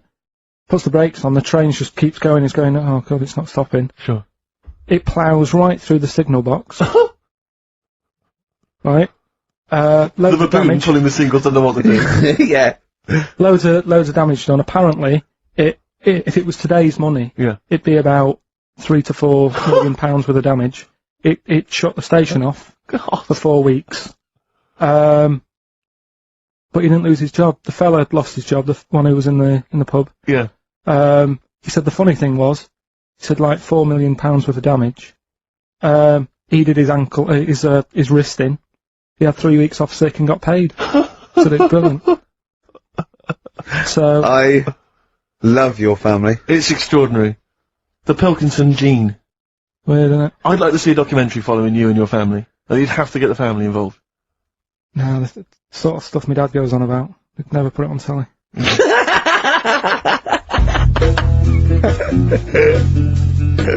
Blur.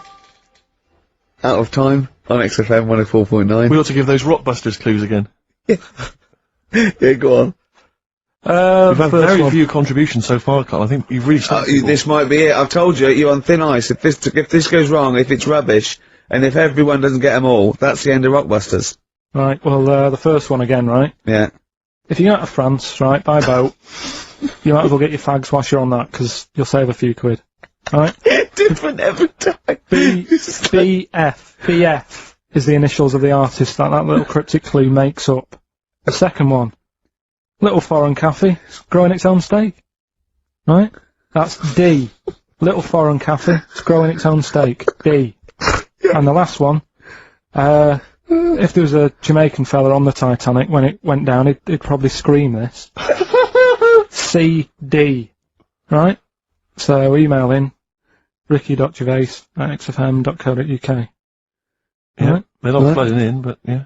Well, we'll see how we do. Carl, have we still got monkey news? We've got monkey news coming up. Now, you must be disappointed because you didn't make it to the monkey sanctuary, but you still managed to scrape together monkey news on your holiday. Yeah. That's So I impressive. found some of that. We've got... How do you get so many breaks and holidays? Because you went away with Suzanne's parents. You've just been away with your parents. That's a couple of weeks, 10 days. So that's probably about 3 weeks in all. You went to Manchester. You had that day off because your trousers were wet. I mean, and I suppose because you've only got one job, and I've got a lot more. This is just one of my jobs. But I mean, don't you ever count your blessings? Go, God, thank God, I can have time off. I don't work too hard. I'm not stressed too much. No. It's just all to do with when you do work, do a lot. So I get a lot done. Yeah. What do you mean? I'm always doing stuff. I mean, even though when I was in Cornwall, right, I'm sat there on the grass. I'd love to just sit on the grass. Oh, yeah, you're too busy Chill with out a that, little bit. aren't I know, yeah, well, Me dad and Suzanne are playing crib, right? I'd sort of fallen out with him at Your that dad and point. Suzanne are playing Why did you fallen Because out you with did live in him? the 1940s. Yeah, why did you fallen out? Because with crib, have you ever played crib? Yeah, Right, you've got to be pretty good at maths. sure. You've got to make your cards add up to 15 and all Well, that. yeah, I was just gonna correct you on you've got to be good at maths. Yeah. What, algebra, quantum physics, what? No, just adding up. Adding up to 15. Brilliant. I mean, You that's- almost do it on your fingers. my dad's- You could in Cornwall. But my dad's really good at maths, and like he said, how many have you got? And he always counts his, and it's like 15 2, 15 4, 15 6, 3 for your hat, 1 and all that. Do you know what I mean? Yeah. He adds it up really One for quick. his knob. Right, so I was like, right, hang on a minute. And he goes, no, what do you mean, hang on? I go, what have you got? He said, oh, forget it. I said, this isn't fun if you're going to start getting all artsy with me. Sure. So, Get it? I love it. But I don't know him, but I'm sure he's just winding you up. His victory is you going, forget it, I'm not playing.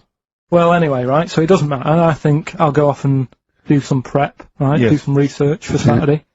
Hello, welcome to the Ricky Gervais Show with Guardian Unlimited. Back where it all started. With me, Ricky Gervais, Stephen Merchant. Hello. And of course, Carl Pilkington. Right. The internet phenomenon that is Carl Pilkington.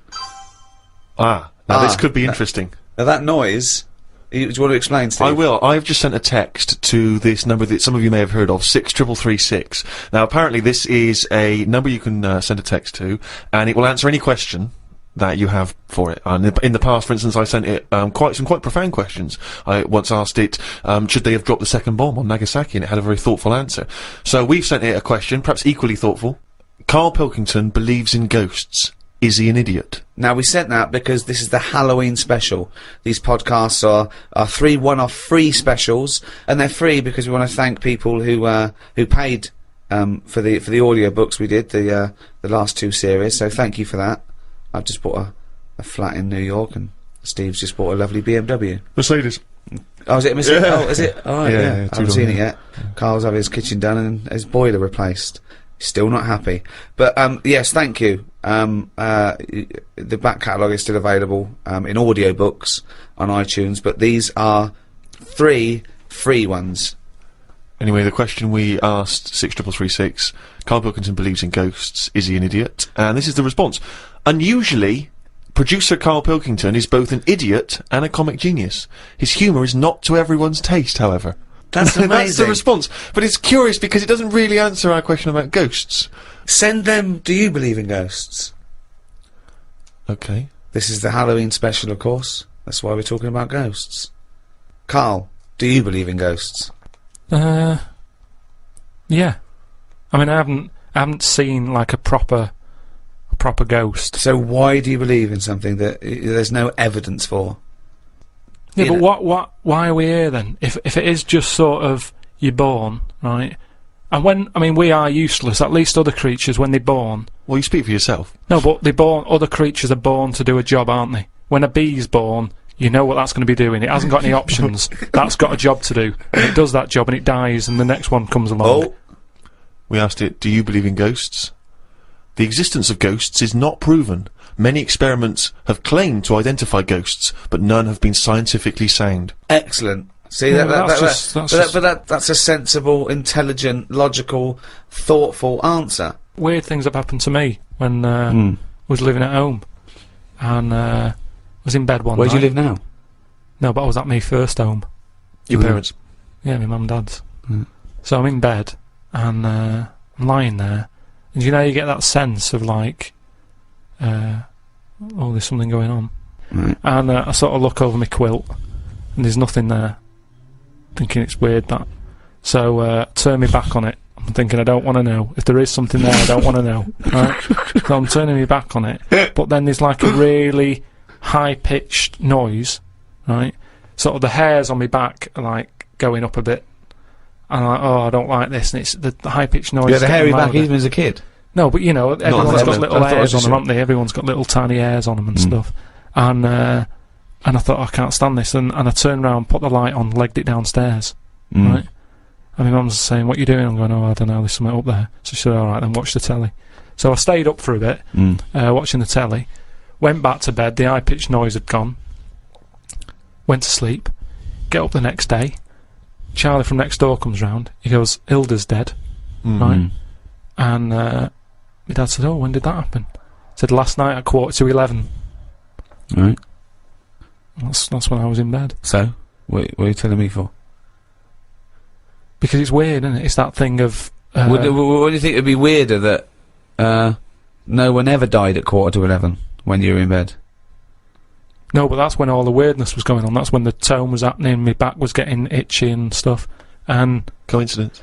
And I went down and watched telly, went back up, gone and that, but that's when her spirit had sort of... No. Ah, okay, right, interesting. No, this is where we get into the facts. So Hilda's spirit had left whizzing round my Yeah. bedroom, because my bedroom was right next door to theirs. Yeah. So I'm just saying, that's one. Why that's do they? true. Why do they whiz round What? when they die? Why do spirits whiz round when they die? Because they're going, where am I going?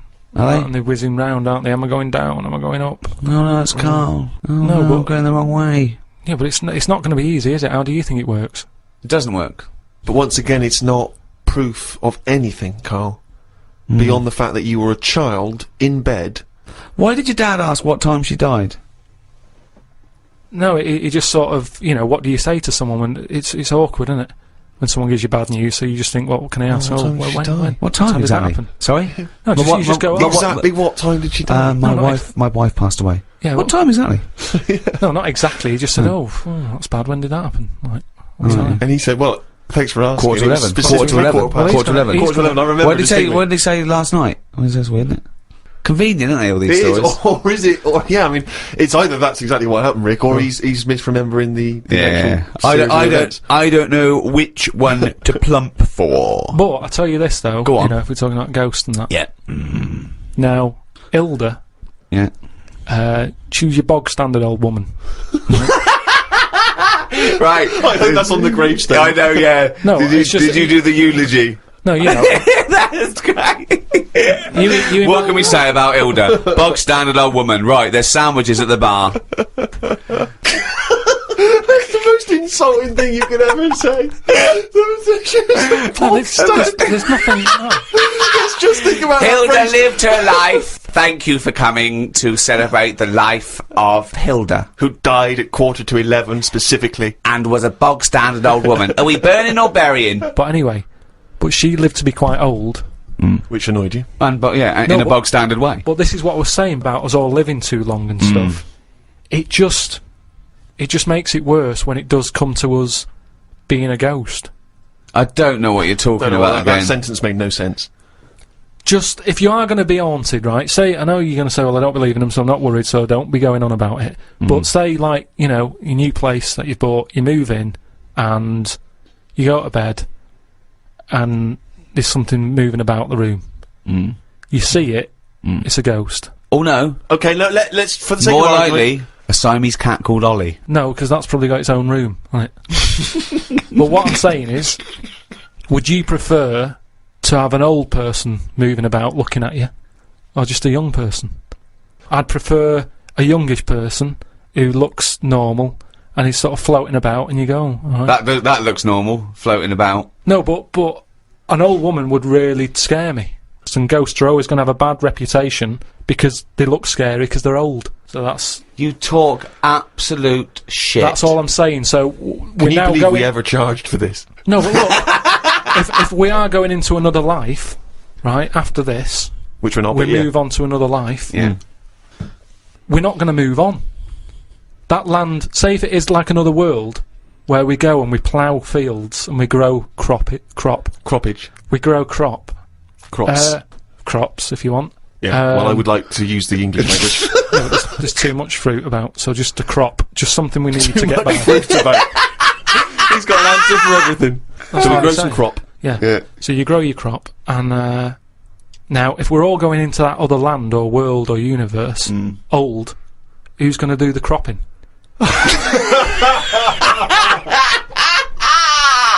Oh God! Oh, I've never heard so much crop in my life. It's a load of old crop. I had to go for an ultrasound, right? Isn't that what you do if you're pregnant? Yeah, but do you know I've had kidney stones? Are you and that? We expecting? talked about it Yeah. in the other podcast and that we've done, right? I've had a kidney stone. I don't want to go on about it.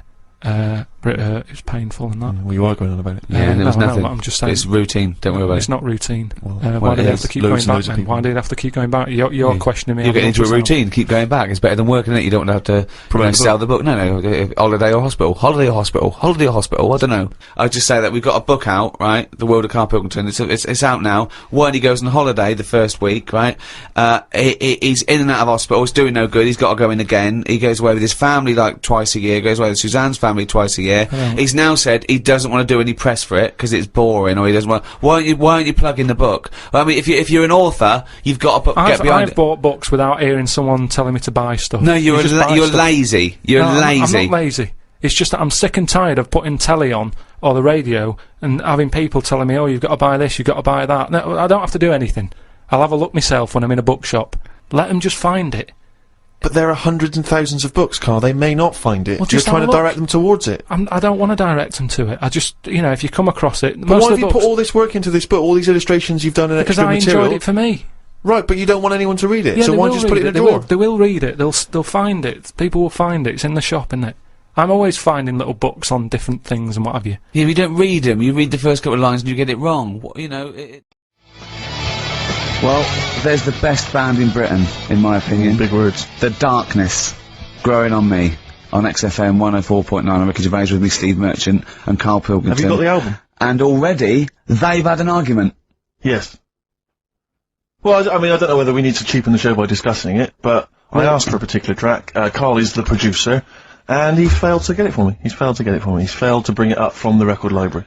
Completely failed in his mission. He needed to get 2 records, and he failed to get one of them. A 50% error rate there. Yeah, but like I said, I looked in the system. He told me what album it's on. I brought that album up. I'm busy. But, okay, so fine. Fine, you're absolutely fine then. That's no problem. You know, once again, that's a great excuse, Carl. Brilliant. The show has been ruined. It's been partially ruined, but you've got a bit of an excuse. All right. I didn't make a big deal out of it when you said, oh, and whilst you're down there, get us the new 50 Cent single. I never said, why are you down there get this new 50 Cent single? I asked you if 50 Cent single was lying around. Yeah. If it hadn't been here, I wouldn't have worried. So I get it, yeah. I did that for you. Right. When I come up, you say, has it got swearing in it? Well, What? I don't know. It's 5 to 1, Steve. You're the I haven't got time. I've been producer! whizzing You're the around. producer! It's the brand new single! I'd have thought it had been lying around in the XFM office anyway. But I don't have time to sit around listening to music, Sure, well, yeah. right? I know that you have. Now you've got an iPod that can hold 7,500 songs. I don't know when you're going to get round to loading all them on, but I haven't got the time. Sure. Busy. Yeah. Fine, okay, no, that's a perfect excuse, Carl. Well done, mate. Right. I just hope that I never have to depend on you in a real emergency. I had a bit of bad luck as well. I wanted to play REM, and maybe the listener can help me here. Can you email in ricky.gervais@xfm.co.uk if you know what song I'm thinking of? It's an REM song. I think it's on the album of the last one I've done before. And he says Mulholland Drive and I'm Steve McQueen. That's all I know. I'm sorry, I can't think of the title, so I need the title to look it up, if you know what I mean. I can't put in like that. I can't put in Mulholland Drive. The system goes, what are you talking about? So I need the actual title of the song to look it up to find it down in the library. Oh, well, I'd go down yourself if you're going to go down to the library and get that. I wouldn't send Carl, because... Ricky.gervais@xfm.co.uk. Well, if he wanted to, he did have time, because he came in at 12:20 rather than 5 to 1. Yeah, no, I told you about that record that I wanted it yesterday, didn't I? So you've had 24 hours notice. So that's not really an excuse, is it? But I did find one of my favourite songs of all time, which is Bones off the Benz album, and it is Radiohead on XFM 104.9. And here it is, because you gave me lots of time to find it. So Sure. Yeah. Could have brought it himself. no swearing in it. Radiohead.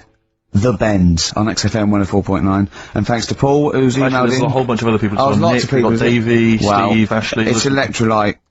You know, it all comes flooding back now. We've got that. I've got it out of the library. We're going to play that. That's done. It's interactive. I've used the listener. I've shown the listener, right? I've helped them to help themselves. Sure. I've said, if you want to hear it, tell me what it is. They tell me what it is. They're going to hear it. Yeah. Do you know what I mean? Perfect. Saves going down the library and, well, we don't. Yeah, well, we know mistakes can happen if that, you know, if you have to go down the line. Yeah, and I mean, I checked it though to make sure it was the right one. You see, it's just a little bit of. Well, it's a good rule that generally, if you pick something up a CD, That's you know, right, we want to yeah. play on a radio Sort show, it a out live radio show, yourself. you normally check at the back. Oh, right, yeah, that's right. Yeah, if you want a job done, do it yourself. You're absolutely right, Carl. Yeah. So. But anyway, look, let's all make friends. Let's kiss and make up. Yeah, touch and make up. Yeah. Let's And let's just. well, I'm up on Carl at the moment because it was my birthday in the week, and not only has he bought me a little vibrating thing to put on the chair, 'cause I Right. forgot about that, so that vibrates. That. Actually, we can hear it. Yeah. Yeah, I'm gonna do it with between records now.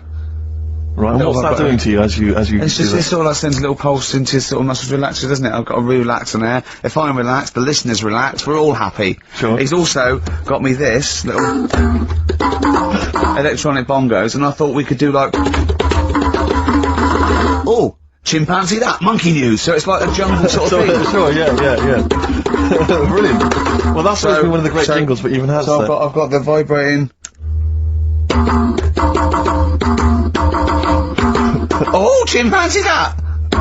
Monkey news! Dr. Fox, if you're listening, I think you'll know that's a clear improvement in this show. So thank you for those. It's alright. Honestly. What did you get him? What did I get him? I couldn't get him anything, I was too busy buying myself an iPod. You're joking? Well, it's a little bit gay, isn't it, giving gifts to blokes? Yeah, it is, but for someone who's like major. Yeah. Play a record! Someone who's major? What do you mean someone who's major? What, because he's a major celebrity? No, made you. Oh, made you? Yeah. Right. That's what Yeah. Crazy Beat. Blur, alright? On XFM 104.9. Brilliant.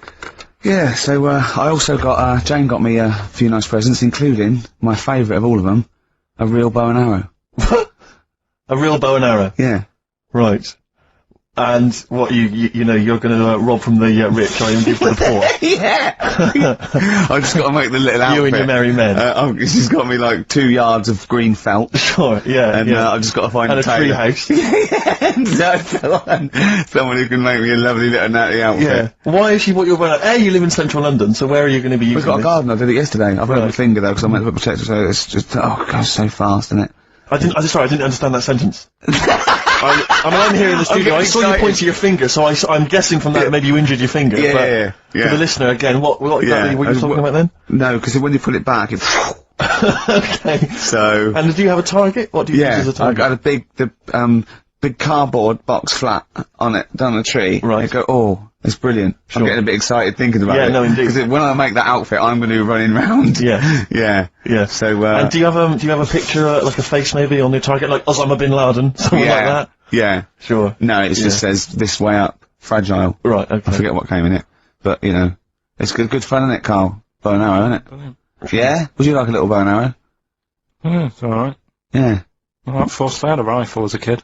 Did you? Yeah, A real one? yeah, just shooting cans and stuff. Yeah. It's alright. So, Well, a wonderful anecdote. Well, I went out with a drink with Carl in the week, and we went to a restaurant, didn't we, Carl? good night. And we sat there, and next to me, when Carl came, next to me was what's his name? Ross Kemp. And he was sitting there, and I saw Carl, and I tapped him on the shoulder, and I pointed at Carl and him, and I said, "It's nice to see you two back together again." Nice. And Carl was horrified. But Carl didn't know that I'd already spoken to him before Carl arrived. Yeah, so I thought it was okay. I thought I could break the ice because I'd met him before. Sure. So he just thought I was insulting him. And in the week we were talking about his little head, weren't we, Carl? And Carl suddenly stopped the conversation and said, "If I had hair, what would we be talking about now?" I think he'd had enough of everyone talking about it. And he looked good though. It's a special little do. He had it sort of, cropped a little bit more. I like it when he's just freshly had it done. Mm. Do you like? Yeah. Has that ever happened to you, Steve? If you're somewhere, say if you sat somewhere, does someone sort of, is he anyone else who you look like, or would you say you're a bit of a one-off? I love these two. But to be fair, to be fair, he seems to be having to go at me an awful lot more than I do at him now. I mean, he just starts it. Starts it out of nowhere. I think his is sort of a get back for the way you treat him as a producer, not. But he's not a producer. If he produced the show, I wouldn't have a reason to criticise. But I think this is it. But seriously, I mean, it really winds me out because it started as a joke, but now it's abuse. Yeah. He got annoyed at Heat because it said Carl's producer, well, not so much a producer as just a bald mank. And he went, "Can they say that? Yeah. Can they say that?" See, that's a magazine, an independent publication. It's identified what exactly it is you do. Yeah. Oh, here we go then. Go on, bring it on, because here we go. He's looking at me. I know he's thinking. I can hear the cogs. I'm not working. thinking anything. It's No, that is true. Never a true word. Play a record. Now then, I heard this on VH1 in the week, and I have not been able to get it out of my head, and I really kind of want to, I want to get it in everyone else's mind now so they understand the pain I've been going through. Miss You by the Rolling Stones. Yeah.